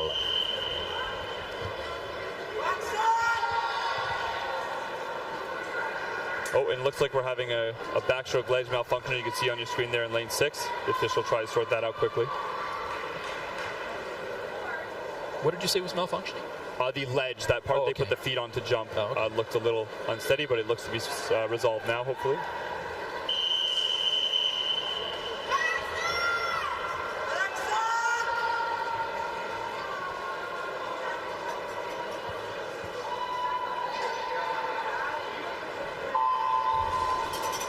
We're underway. Heat 2 of the women's 4x100 medley. In lane 4, Acadia University. In lane 5, McMaster. Lane 6, University of Guelph. And in 7, Dalhousie, University of Waterloo in lane 8. Yeah, so we go from just one team in the water to a full pool of 8 teams on this medley relay in Heat 2. These are 9th through 16th seeded teams, but again, it's a time final event. Their times can rank directly against that next heat. We'll see how that goes. Turning in the lead here is in lane 3, couloir numéro 3, Université Laval, Axel Cara. Prend 1.82 en première position à 50 mètres. Moving well as Sophie Rooney for Acadia University in 4, as well as Michelle Wang for McMaster in 5. And Wang for McMaster does look to be out to the slight lead now.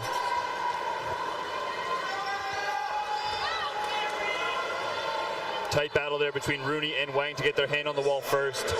It looks like it will be Rooney, 106.48. Cameron Leslie of University of Alberta got her hand on the wall second. She hands over to Elizabeth Harper from University of Alberta.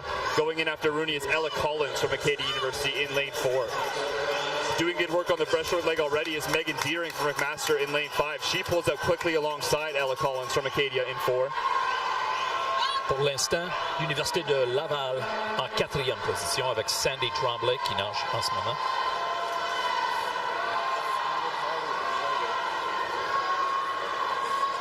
And Acadia and McMaster have separated themselves out a little bit here.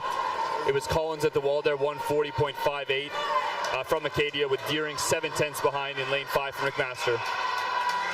Et Sandy Tremblay est en 3e position.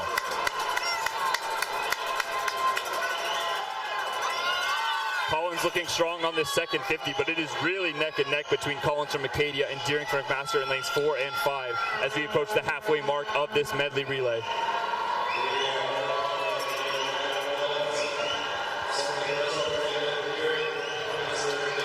And with her cap coming off a little bit, Ella Collins will hit the wall first there for Acadia. They touch in 219.29.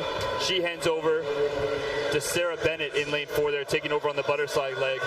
Michaela Blake goes in for Master in 5 on the butterfly. She'll try to make up some ground. Maintenant en 3e position, Université Laval dans le couloir numéro 3. Eleanor Aubin dans l'eau pour Université Laval. And McMaster has gotten out in front. 249.10 is Michaela Blake, taking lead from McMaster. She is about a half second over Sarah Bennett from Acadia.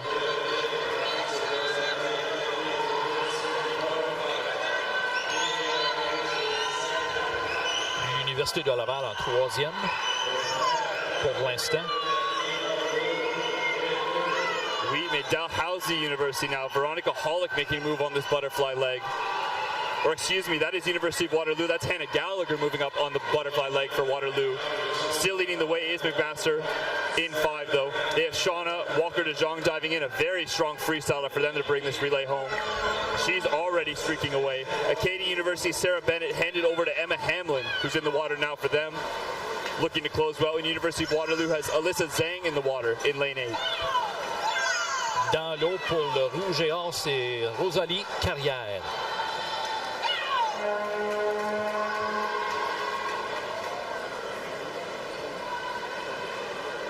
And it looked to be Walker de Jong still out in front for McMaster. She's put herself out to nearly a 2 body length lead already through about 75 meters of freestyle swimming there. In second position, Acadia University's Emma Hamlin. She is being challenged a little bit by Alyssa Zhang from University of Waterloo in 8. We'll see a tight race for second, but Walker de Jong has the heat under control for McMaster in lane 5. They will hit the wall first in 4:22.66 to take the heat win there for McMaster University.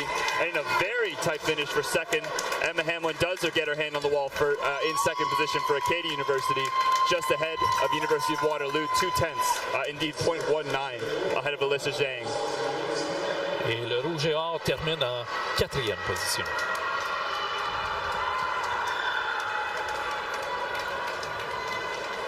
Next up, heat 3 of 3 in the women's 4x100 medley. University of Lethbridge in lane 1.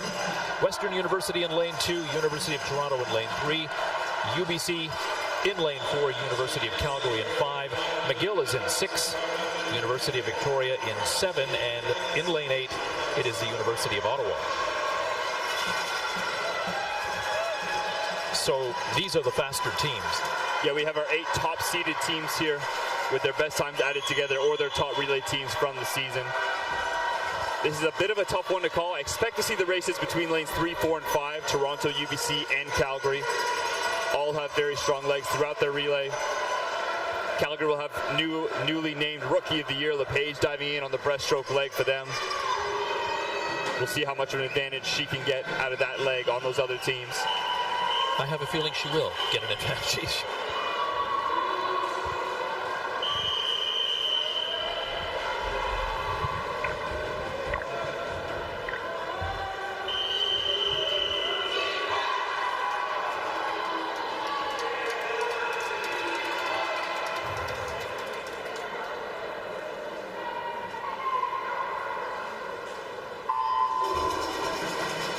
The blocks in our third and final heat in the women's 400-meter medley relay.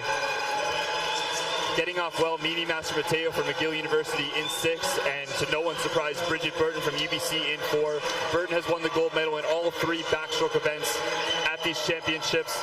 Expect her to get out into the lead for UBC, but these other swimmers will try to minimize the advantage she can generate. Burton turns in front, 29.42 for UBC. Currently running second is University of Toronto's Caitlin Schroeder, and University of Calgary's Hannah Johnson currently running third.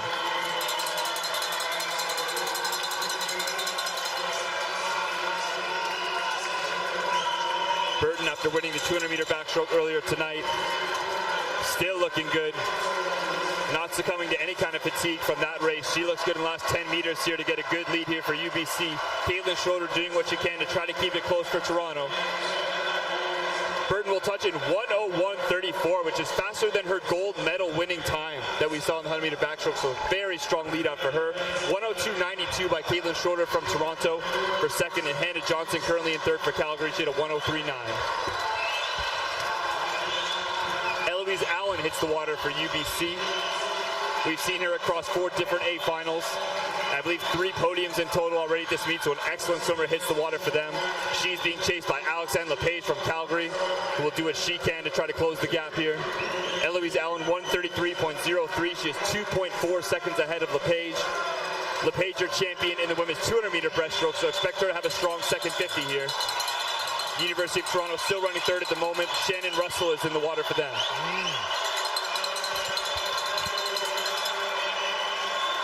But Shannon Russell has been passed. Western University has new youth sport record holder Shona Branton and 100-meter breaststroke gold medals in the water for them in lane 2.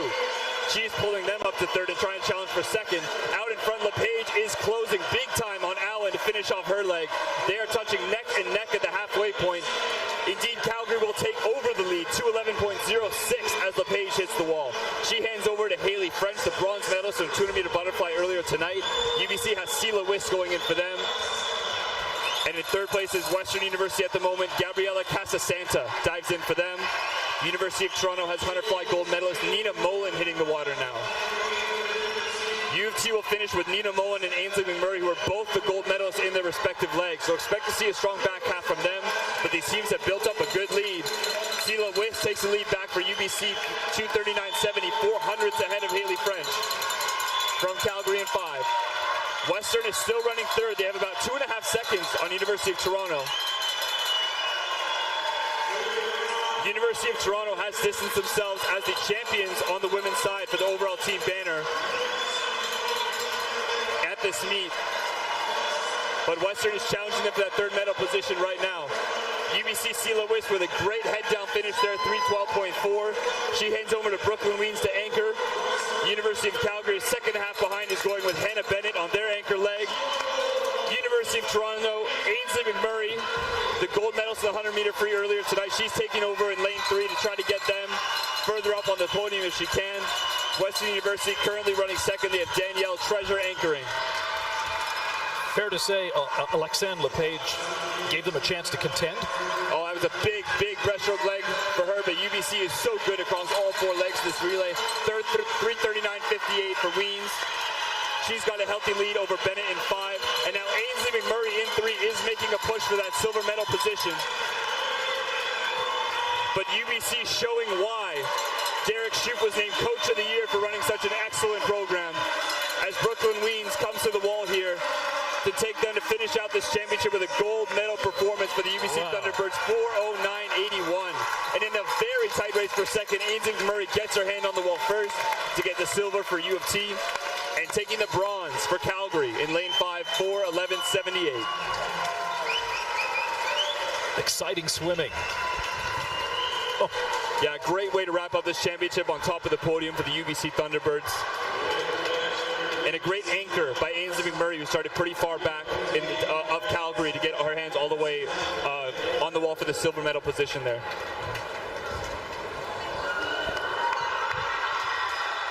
And we're now going to go poolside to hear from those UBC Thunderbirds themselves. Oh my goodness. We've just seen a disqualification of the winning team. UBC has been disqualified tentatively in lane 4. Is the result we're seeing now. So University of Toronto has moved up to the gold. The University of Calgary moves up to the silver. And the Western University Mustangs have moved up onto a bronze medal position. A huge result for their program. Oh man, how much would that hurt? I see UBC coaches on the move, so they'll look for an explanation as to what happened there. We'll follow up if we get any update on those results later. But always tough to see 4 swimmers put in such big effort like that and then have the result turn into nothing. But of course, you heard the cheers from around the deck. Western moving on to the podium as well. A huge moment for them, certainly. After you mentioned that their head has to come up at 50 meters, I was watching the swimmers, and this is probably not what it was, but I did see a swimmer's head come up after that marker. Yeah, it's such a tough judgment call. If any part of their head comes up on the marker, they're good. It's a very hard call to make. No, she was passed. You saw comfortably passed, so that could definitely be the call. I mean, by maybe the one length of her head, you know. Right, very good chance that was the call then. How are you feeling right now? That was really unexpected. Such a nice surprise for my last U Sports race. I think we all just really want to take a moment to thank our families. My parents are here timing. My sister's here and she's done. I'm so proud of you, Kaylin. And you, Hannah Mullen, I love you.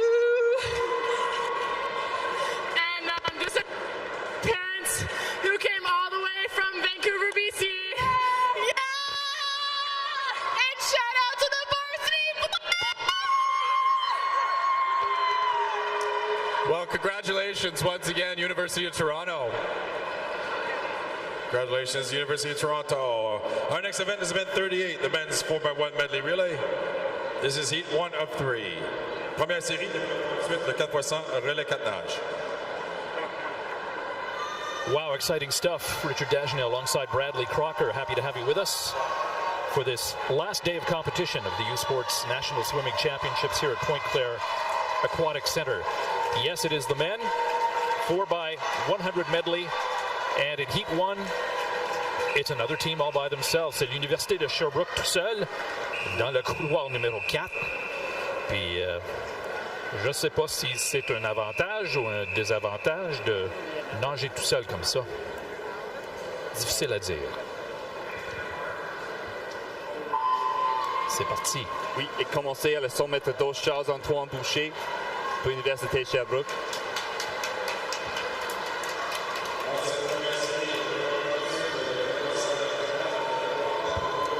Très fort bâtiment des gens par Charles-Antoine Boucher.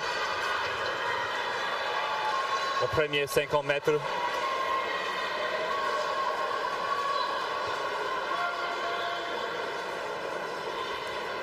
Il tient 28 à .52. Il n'y a pas de question qu'il pousse beaucoup.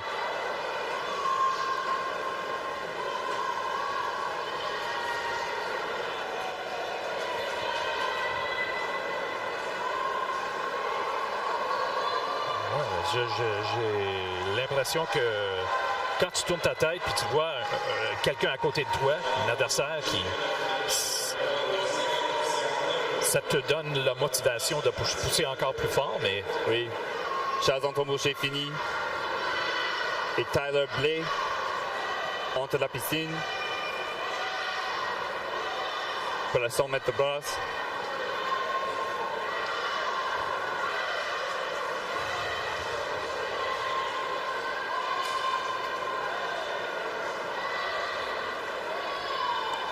Have you ever had to swim alone like that?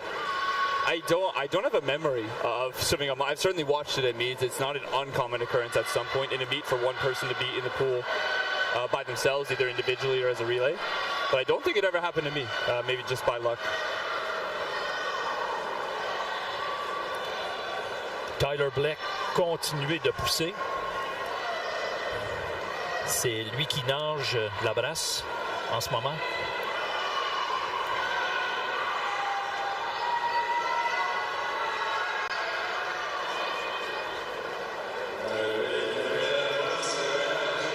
Là, c'est le troisième nageur qui saute dans l'eau. Oui, Jérémy Ferrara a commencé maintenant pour le 100 mètres papillon.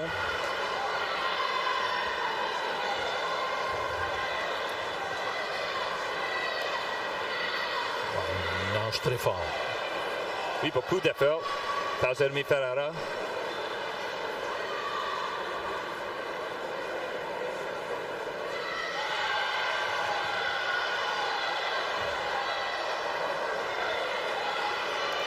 On voit que l'équipe de l'Université de Sherbrooke donne leur maximum. Ça, il n'y a pas de doute. Et pour finir le relais à Maxime Lafleur, Université de Sherbrooke, entre la piscine maintenant.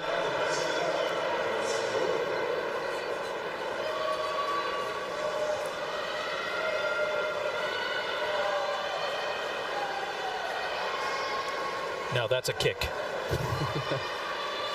No, seriously, man, that's like an outboard motor. Yeah, very, very strong kicking through the 100 meters of freestyle there for Maxime Lafleur. A very strong swimmer for Université de Sherbrooke. Made many finals at the RSEQ Provincial Championship over the last couple of years.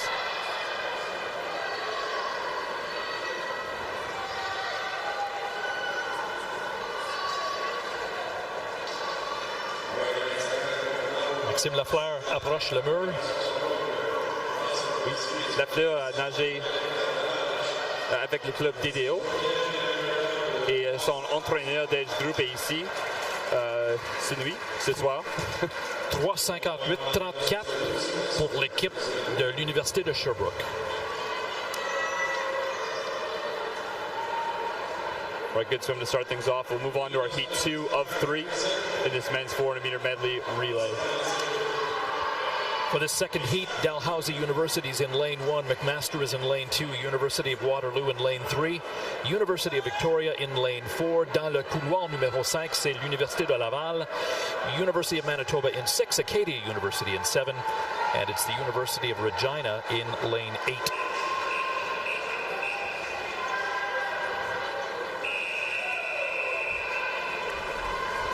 I can't say I've seen many swimmers from the University of Regina through this meet. Is that just me not paying attention? Oh, no, I think they do have a small roster at the moment, but I will say that is a program that has had a big impact on U Sports over the last decade at different times.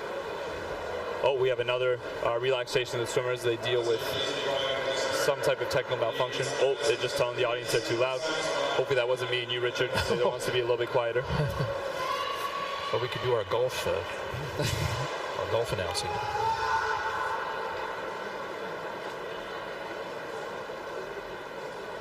Of course it wasn't us. Oh, I would say they do seem to be making a technical adjustment in lane 6 to the wedge again, which is the same wedge that malfunctioned in the last final, minorly so. Is it the swimmer who calls over the official and says, hey, this isn't right? That's correct. Yeah, you're expected to kind of raise your hand and let the officials know something is wrong. Okay, so it's not the official necessarily who sees it and goes, oh, yes, that's not quite right. Let me go fix this. Yeah. Oh, and they even called over another official here to double check that everything's good. And it looks like we'll be good to go underway shortly here.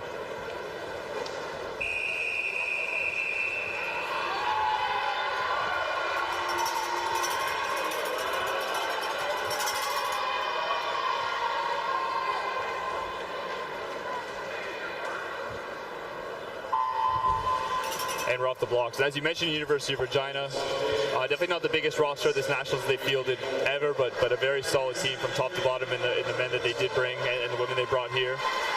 They definitely have some notable alumni. Noah Shaboter swam at the championships with me back in 2016. He took the gold medal in the 100 and 200 meter backstroke that year.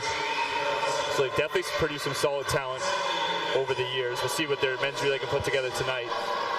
Leading the way, University of Victoria's Ryan Murphy out in lane 4. He's out in 28.09, just ahead of Driss Laréchi de l'Université Laval, le coureur numéro 5.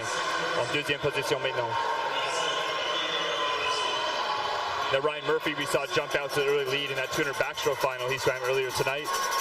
He showed a lot of speed there, but maybe fatiguing as a result. En première position maintenant, Université Laval, dans le couloir numéro 5, Driss Laréchi.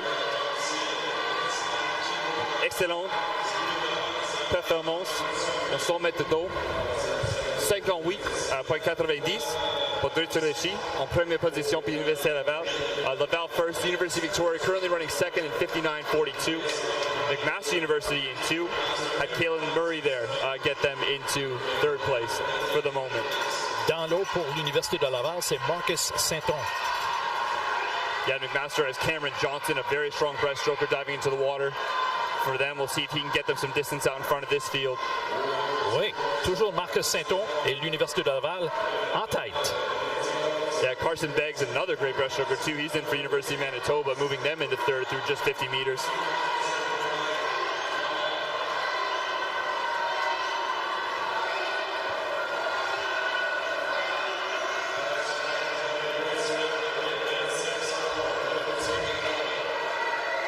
Une bataille pour la première position entre Laval Université et McMaster University in lane 2 there. And now in first position it is McMaster University. That was Cameron Johnson. He hands over the lead to his teammate Kevork Bagdasarian from McMaster University in 2. University of Laval still running second. Brendan Lacroix enters the water for them.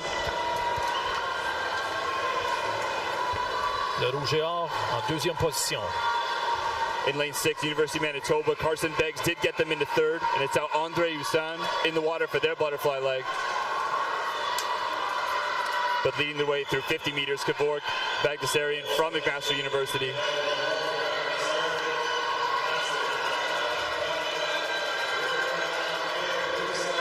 Brendan Lacroix now battling back for the Rouge et Or dans couloir numéro 5. As well as Andre Husan from University of Manitoba in 6. We have a tight race here with just 100 meters of freestyle left to go. Good head down finish by Kevork Bagdasarian in lane 2. He'll hand over to Preston McMahon with the lead for McMaster University over there in lane 2, followed by the Rouge et Or. Et pour le Rouge et Or, c'est Adrien Cara qui nage en ce moment. Style libre. Un très excellent nageur, Adrien Cara, pour l'Université Laval dans le couloir numéro 5. For the University of Manitoba, that's Ty Unraw, as well an excellent freestyler, master with Preston McMahon. He holds on to their lead so far, 324.09. He's got about a 7/10 lead on Ty Unraw from University of Manitoba. Adrien Cara en troisième position. Preston McMahon looking good with just 10 meters to go in this Heat 2 of the men's 400 meter medley relay. He'll hit the wall in first with McMaster, 351.66. En deuxième position, Université Laval, le couloir numéro 5. And getting his hand on the wall for third for University of Manitoba. That is Ty Unraw there in lane 6. Très excitant pour l'Université de Laval en deuxième position. And we'll now move on to our fastest seeded heat of the men's 400-meter medley relay. Heat 3 of 3. Western University is in lane 1. University of Ottawa in lane 2. University of Toronto in lane 3. UBC in lane 4. University of Calgary in lane 5. McGill University is in lane 6. The University of Alberta, lane 7. And the University of Lethbridge in lane 8. Yes, these are the fastest teams. Again, a strong field here. I expect the race to be between University of Toronto and UBC in 3 and 4. But it's certainly hard to doubt the names that we're seeing from Calgary, McGill University, and University of Ottawa. They have Hugo Lamel, the breaststroke champion we saw take all 3 races on their breaststroke leg, and some solid talent around him on the other 3 legs as well. So we'll see if lane 2 can factor into the podium conversation for the GGs as well. Wow, look at that University of Toronto team. Andrew Herman, Gabe Master-Mateo, Bill Dongfang, Jack Lee. Yeah, Jack Lee was really excellent on their 4x100 freestyle relay on night 1. So they are a very top to bottom loaded team in this medley relay. Certainly expect to see them at the front. Oh, of note that we actually saw 2 disqualifications in that last heat. I believe that's University of Waterloo and Acadia University.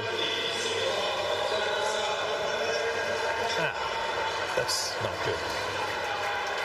So the officials tell the coaches this is what happened, or they just tell the swimmers while they're standing there at the end of the... No, they do communicate with the coaches. Ultimately, the coaches have a right to know what this qualification was for. If they want it quickly, they'll go ask right away. But the officials have an obligation to communicate with the coaches promptly. Are disqualifications ever overturned? Oh, absolutely. Oh, yeah? Absolutely can happen.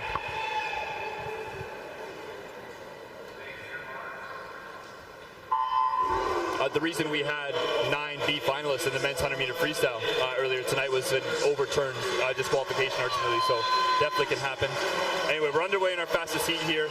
Andrew Herman, unsurprisingly off to a strong start there for University of Toronto in 3, but Hugh McNeil already closing through the swimming in lane 4. Hugh McNeil took the gold in the 100 and 200-meter backstroke here at these G Sports Championships. He'll try to get UBC out to a lead. Hugh McNeil. No, it is Chris Alexander from University of Lethbridge. I had my eyes on the other side of the pool. Alexander, 26.94, getting the lead for them. He's the gold medalist in the 50-meter backstroke. You know he's got speed.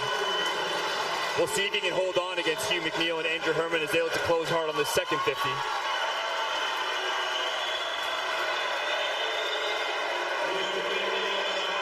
And it is Hugh McNeil with a really excellent last 15 meters of backstroke there.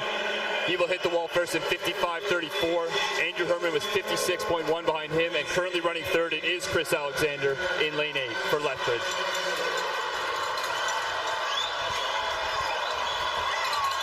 Now, Hugo Lamel did just dive in for Ottawa on that breaststroke leg. Your gold medalist in all 3 breaststrokes. We'll see how much room he can make up from that backstroke. Gabe Master-Mateo is in the water for Toronto, and Ethan Hemian is in the water for UBC. Ethan Hemian will touch first for UBC at the moment. He has just a 2/10 lead on Master-Mateo in lane 3. Master-Mateo will look to close on the second 50.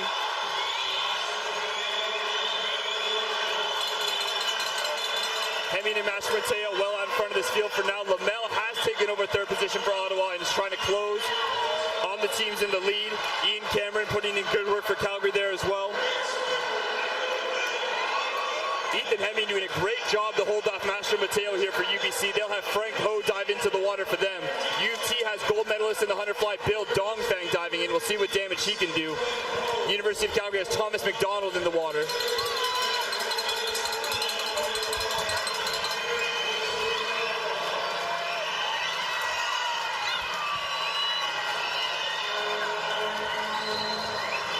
And extending out to lead, Frank Ho has excellent underwater kick and speed.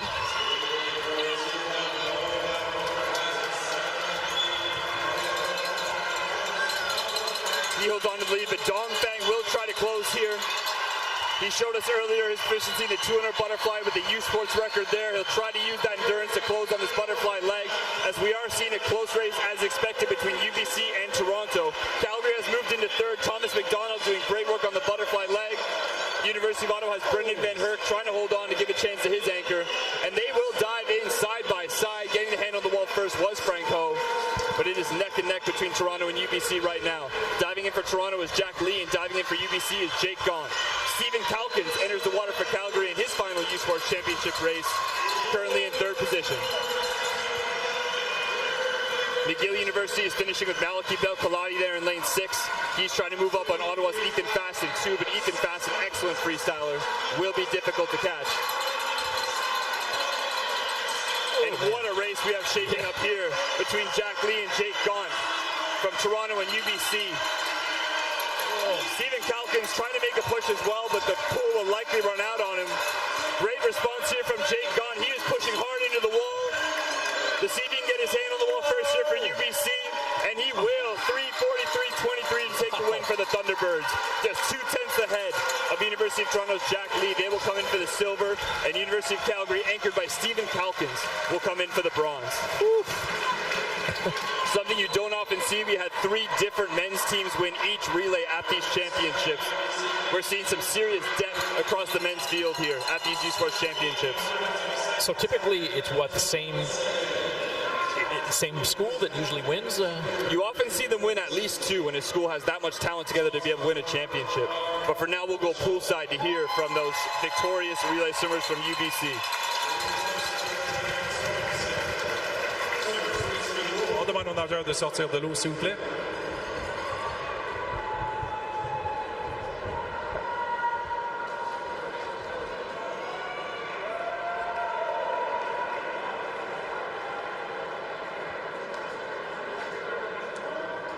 All right, University of British Columbia with the last gold medal of the weekend. How are you all feeling?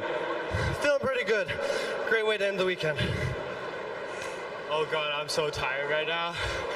But I know it's a tough year, but we ended the year off with a bang.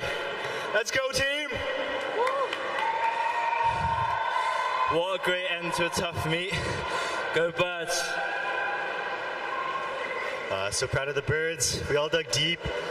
Great way to end the meet. Awesome. Well, congratulations. Congratulations, University of British Columbia, on that win. We got 2 disqualification announcement for event 38, heat 2, lane 3. Event 38, heat 2, lane 3 has been disqualified. We also have a disqualification announcement for event 38, heat 2, lane 7. Event 38, heat 2, lane 7 has been disqualified.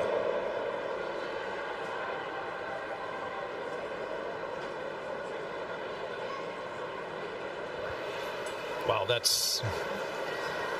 I can't imagine anything more disappointing. Like you said, after all the work to get to this meet, all the work in the water during this heat, and then to have it taken away just like that, it's got to hurt a lot. Yeah, swimmers definitely got to pay attention to technical rules and do a good job rehearsing that, because it is pretty heartbreaking when that happens. You'll note the UBC Thunderbirds there, despite winning, are describing a tough meet for their team. That's just, of course, in reference to how dominant they've been. We've seen great individual performances from them throughout the meet. We'll have the final scores announced officially, but they do look like they've dropped to 4th place after winning the last 6 titles on the men's side straight. So not the best performances as a team we see for them historically, but a solid one, and they're not the type of team to stay down, so I'm certain we'll see good performances from them in the years to come. Now we're expecting a medal presentation ceremony. We'll go to the pool announcer for that.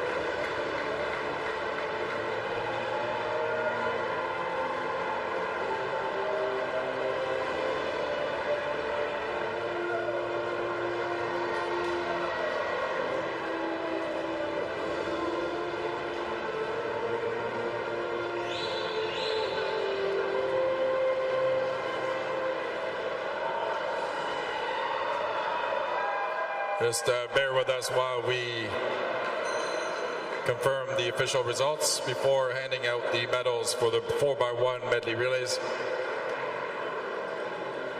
Veuillez patienter avec nous quelques minutes, nous donner le temps d'officialiser les résultats. 4x100, 4 nages.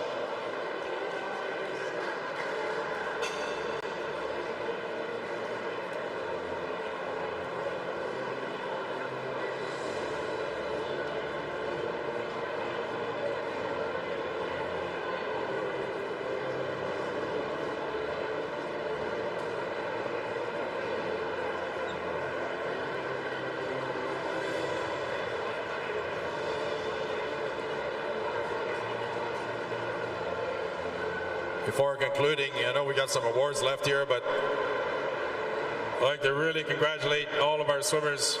Some great performances. I'd like to thank all of our spectators who've been with us throughout the weekend. Merci à nos spectateurs qui nous ont encouragés pendant la semaine et les 3 derniers jours ici au centre aquatique de Pointe-Claire. And how about a big round of applause for our officials who are here for 3 days, making sure we had a great swim meet. I think we can all agree racing was awesome. Thank for our officials for their time. Merci à nos officiels, nos bénévoles pour votre dévouement les 3 derniers jours.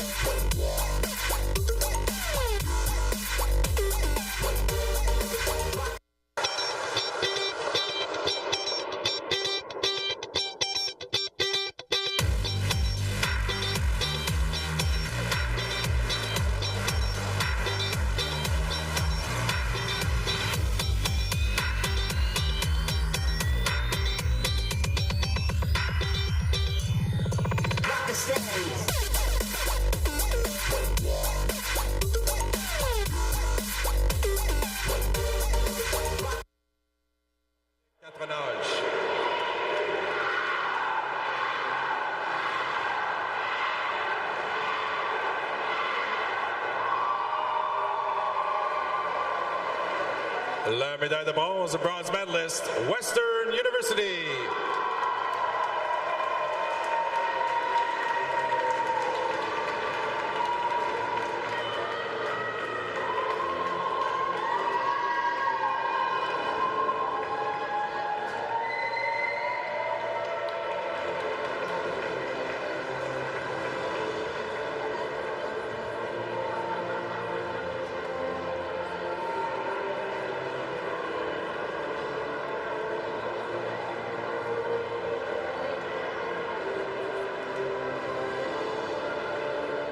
Silver medalist and second team All-Canadian.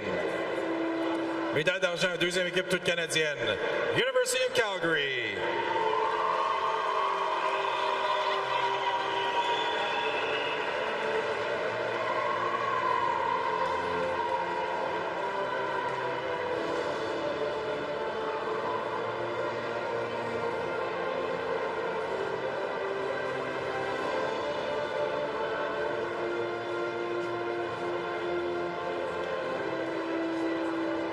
Médaille d'or et première équipe étoile canadienne. Gold medalist and first team All-Canadians from the University of Toronto. Caitlin Schroeder, Shannon Russell, Nina Mullen, and Aisley McMurray.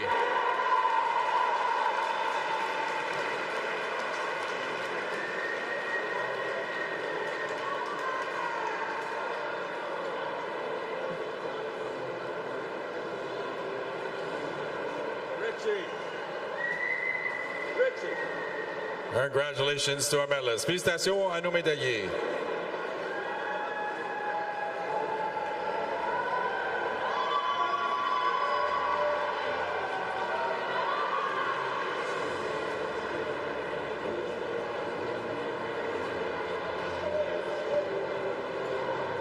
now be presenting medals for event 38, the men's 4x1 medley relays. Présentons les médailles maintenant pour l'épreuve 38, le 4x100 relais 4 d'âge.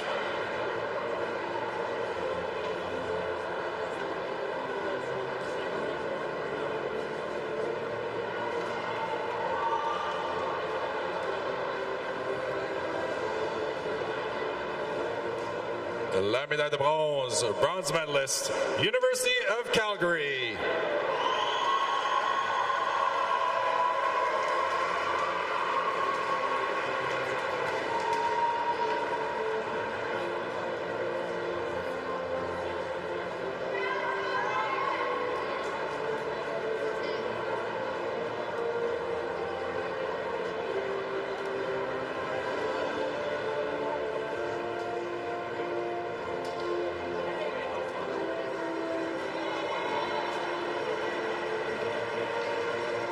La médaille d'argent et deuxième équipe toute canadienne. Silver medalist and second team all Canadian. University of Toronto.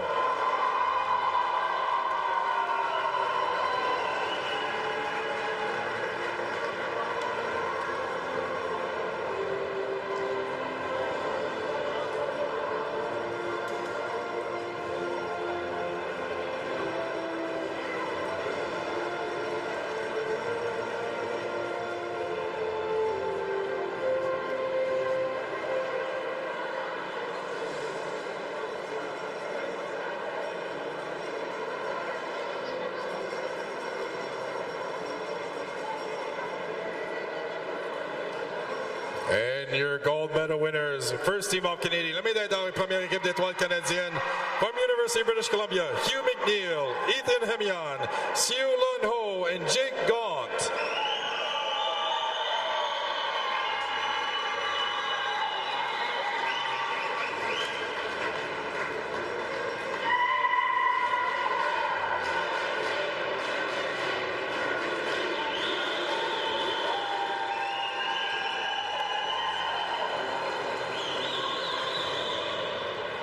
Congratulations to our medalists. Félicitations à nos médaillés.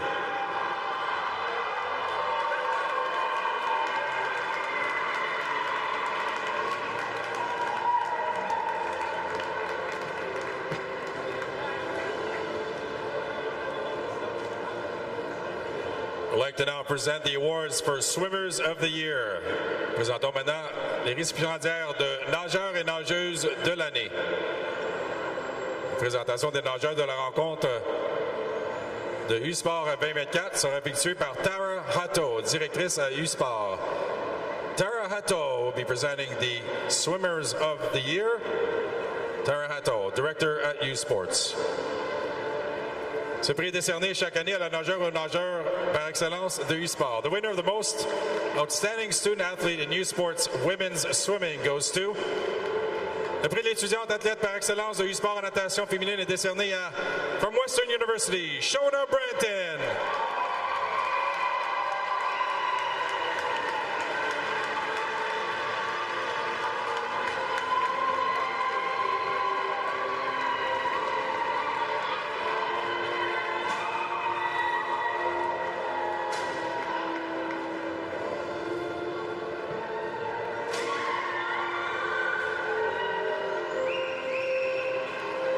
Congratulations, Shona, on a great weekend and a great year of racing at Western University. Le prix de l'étudiant athlète par excellence de U-Sport en natation masculine. The winner of the most outstanding student athlete in U-Sports men's swimming goes to University of British Columbia, Hugh McNeil.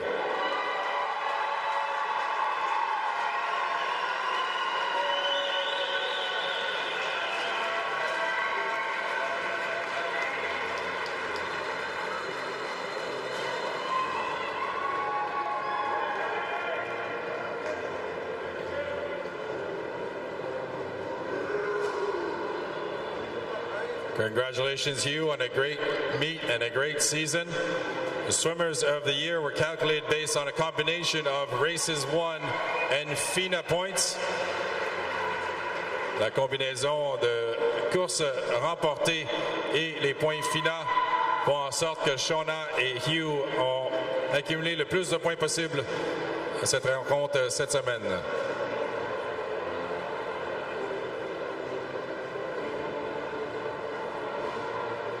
On aimerait décerner maintenant la médaille d'équipe championne chez les femmes. Now proceed with the team's champions, the women's teams.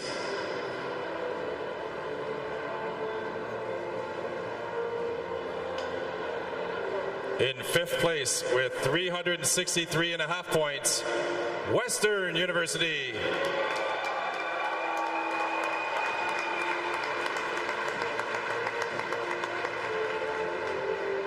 In fourth place with 788.5 points, McGill University.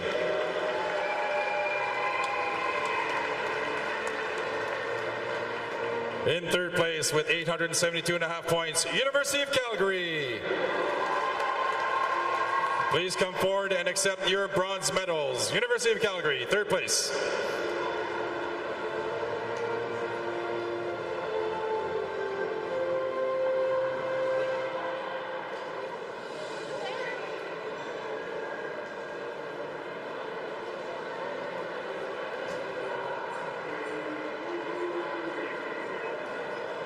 Get the women's team from Calgary to please go to the podium, accept your bronze medals.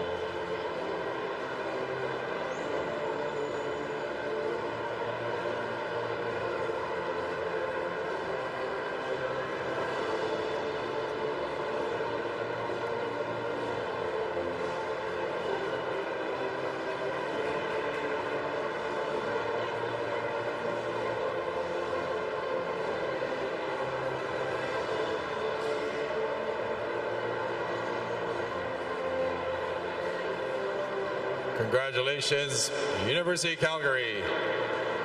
Third overall in the women's points.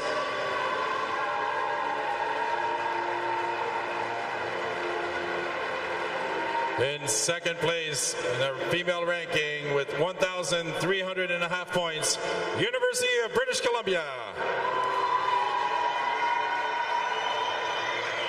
Please come forward and accept your silver medals.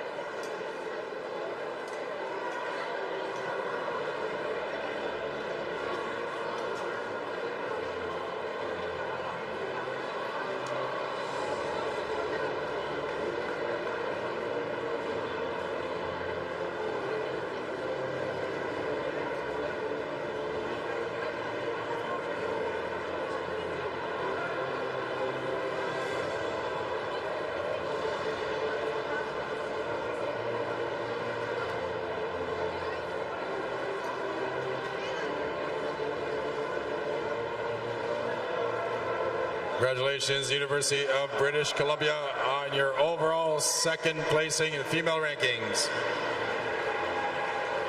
Félicitations, Université Colombie-Britannique.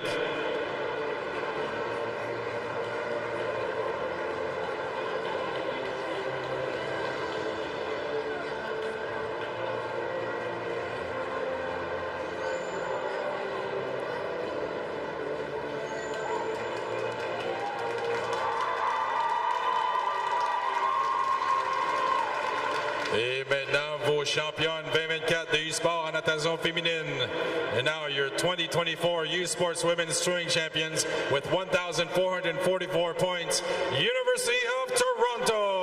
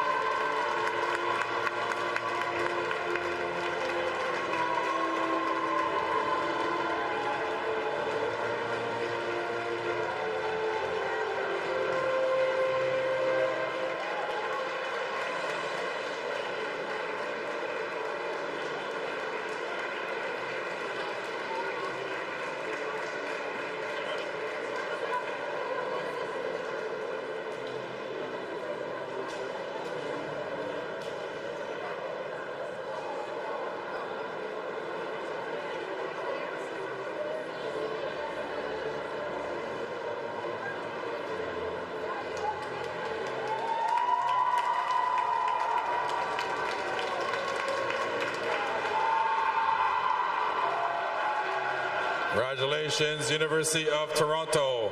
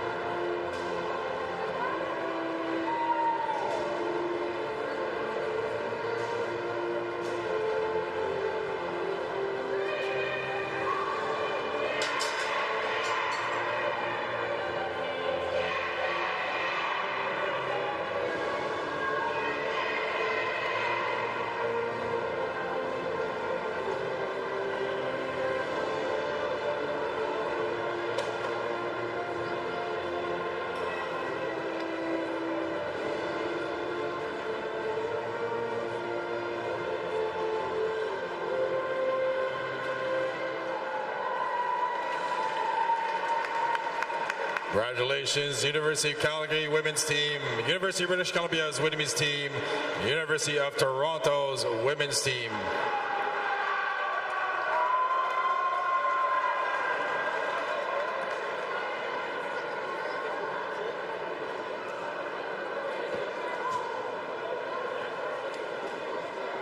One final award for our women's team.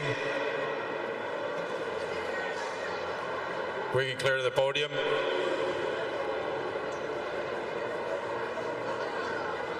We can get the team captains for the University of Toronto to come forward and accept the championship banner and trophy.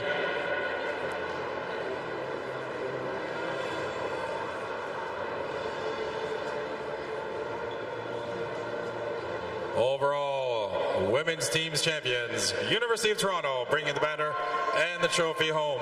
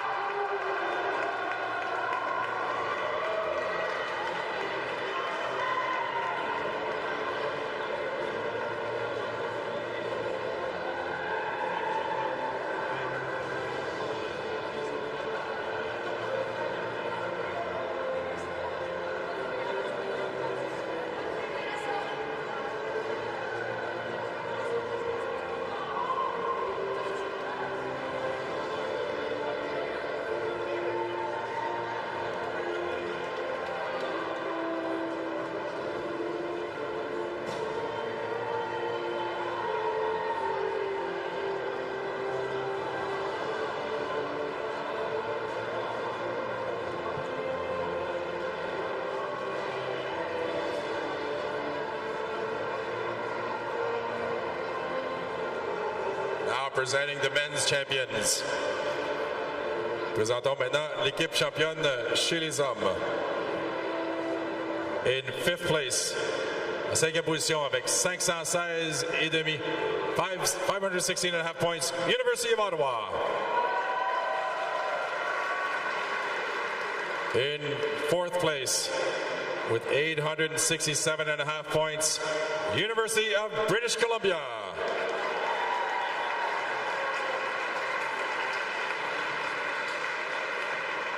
In third place, only 26 points ahead with 893 points, McGill University.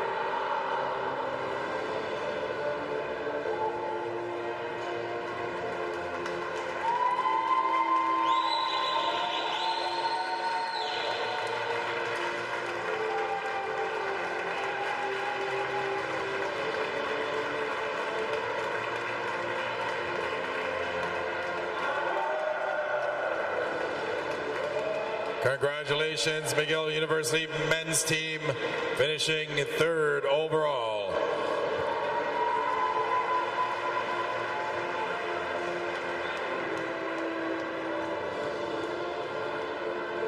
Now in second place with 922.5 points. That was only 28 points ahead of McGill University of Calgary.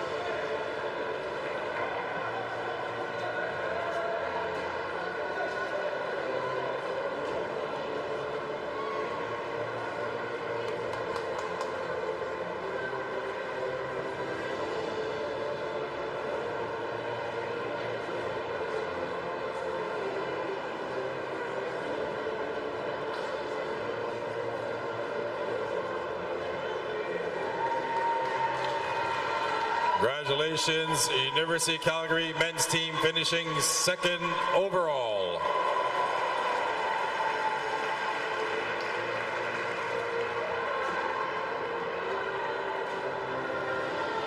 And finally, the 2024 U-Sport Men's Swimming Champions, les champions 2024 U-Sport natation masculine with 1,145 points, University of Toronto.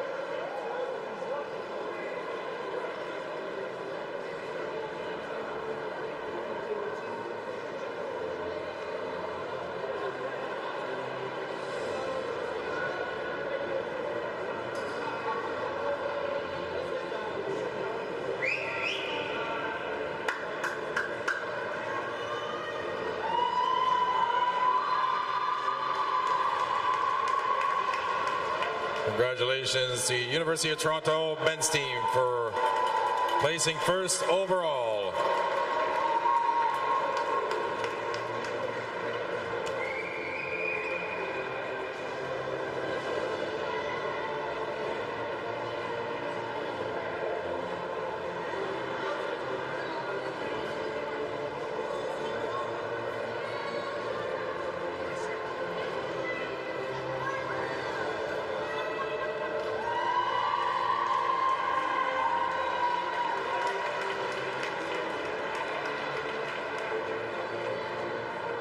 We can get McGill, Toronto, and Calgary for a team picture on the podium.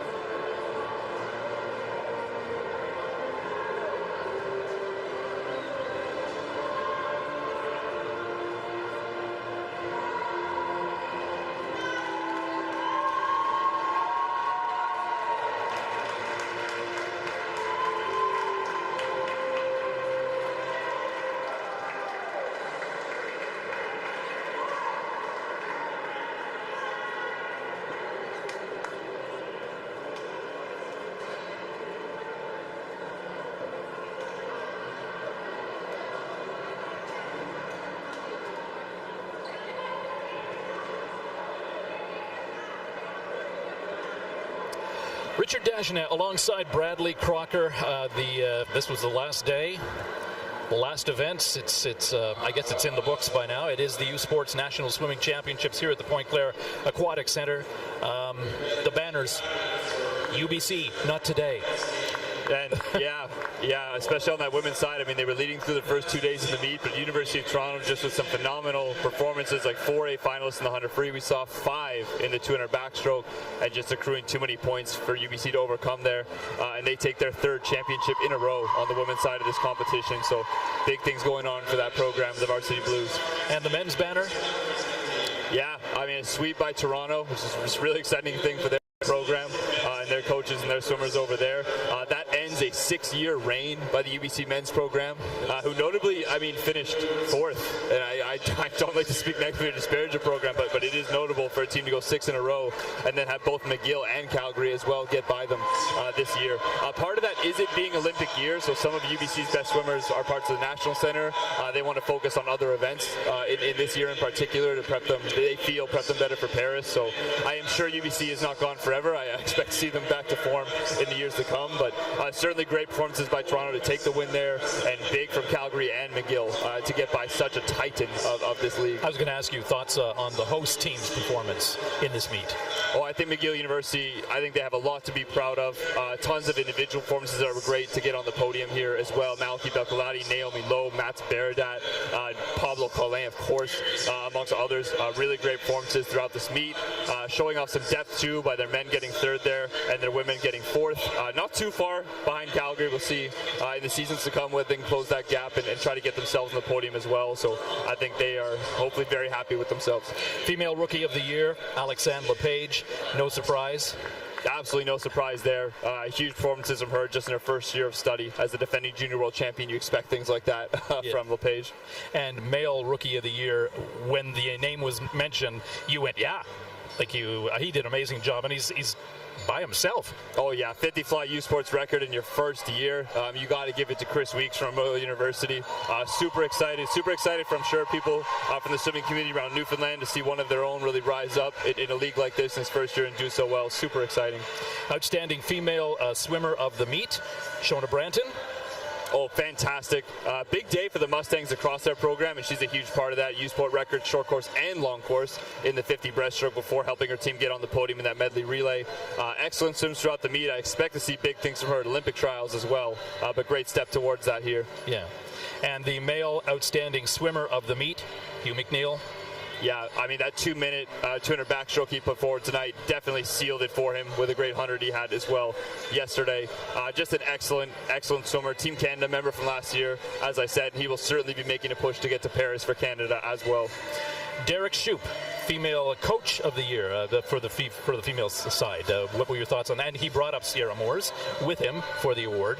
Yeah, great to see her up there getting recognition as well. But Derek Shoup, as she mentioned, super knowledgeable and experienced coach, lots of success at this level, and certainly very deserving of his women's team being recognized for how well their first 2 days were. And I know today fell a little short of what they wanted, but certainly a great season for UBC on the women's side.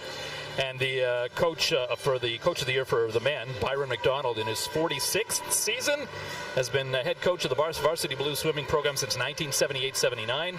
McDonald has coached over 200 swimmers to all-Canadian status and over 70 swimmers to international teams. He has guided his teams to 59 conference championships, 34 men, 25 women, and 20 national championship titles, 11 women, 9 men, make that 10 men. Did they win the title for the men? No. Both. That's correct. Okay. Yeah, so I mean, he was a natural choice for Coach of the Year. Those are some mind-boggling numbers over such an extensive career that he's had, man. But yeah, they're men who are jumping in the pool right now to celebrate their victory. You can see on the screen there. Let's go Varsity Blues. They're happy, as they should be. But yeah, Byron McDonald certainly very deserving that award. He's assisted, of course, by Linda Kiefer, both excellent coaches, putting together a great program in Toronto. And we saw a number of records set. Yeah, we did. I mean, starting with Andrew Herman on day one, the 50 back prelim, that was a huge swim for him with a 24.03. Chris Weeks, 50 fly, of course, we mentioned earlier with a 23.90. We saw Bill Dongfang take the 200 fly tonight. Shona Branton with the 50 breaststroke, short course, and long course records. Very cool to see fast swimming. We've got a fast pool here, deep pool of talent. Excellent things happened, and I was happy to be here covering it with you, Richard. It was a pleasure working with you too, Bradley, and you are a swimming encyclopedia, and you made my job extremely easy. And it was a pleasure getting to know you, and I wish you all the best of luck for the Olympic trials coming up in May. Thank you, sir. Make sure you taper properly. I want to thank the Scratch Takes production team, our director, John Castillo, our producer, Kayla Roberts, audio, Ricardo Morajon. And also want to thank the McGill Sports Communications team, Earl Zuckerman and Stephanie Malley. Thank you so much for your support, and yeah, it's been a pleasure working with you, Brad. You as well. Hopefully we work again, and by then you'll be Dr. Crocker. So we hope. Yeah. So we hope. Thank you for being with us, and we hope you enjoyed it as much as we enjoyed it bringing it to you. I'm Richard Dajanev for Bradley Crocker. Keep making waves.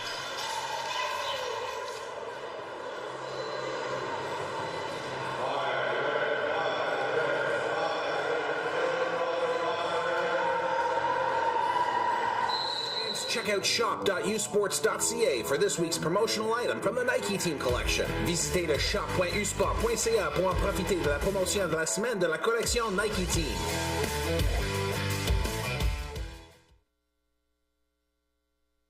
They don't do it for the likes or for the shares.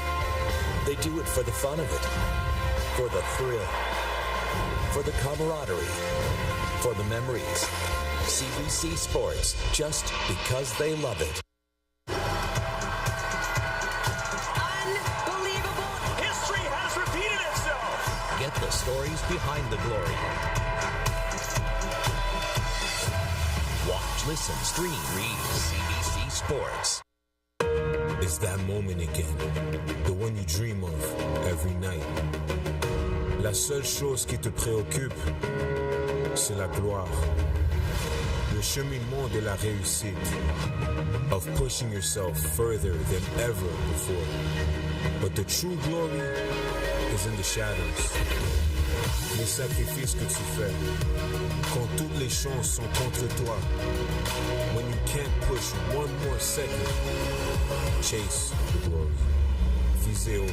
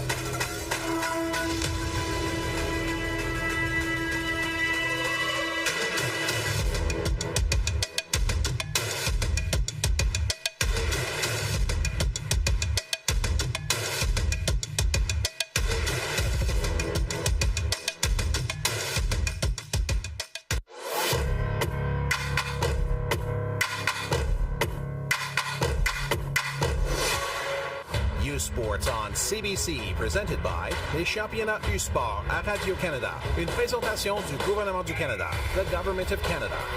Nike, just do it. Faites-le. Fox 40, celebrating more than a decade of the Fox 40 U Sports Coach of the Year program. Fier partenaire des prix de l'entraîneur de l'année U-Sport. Veriburn, medical supply partner of Varsity Athletics since 1979. Partenaire du sport universitaire depuis 1979. Barron, exclusive supplier of U-Sports championship rings. Le fournisseur exclusif des bagues des championnats U-Sport. And by Speedo Canada. Par Speedo Canada.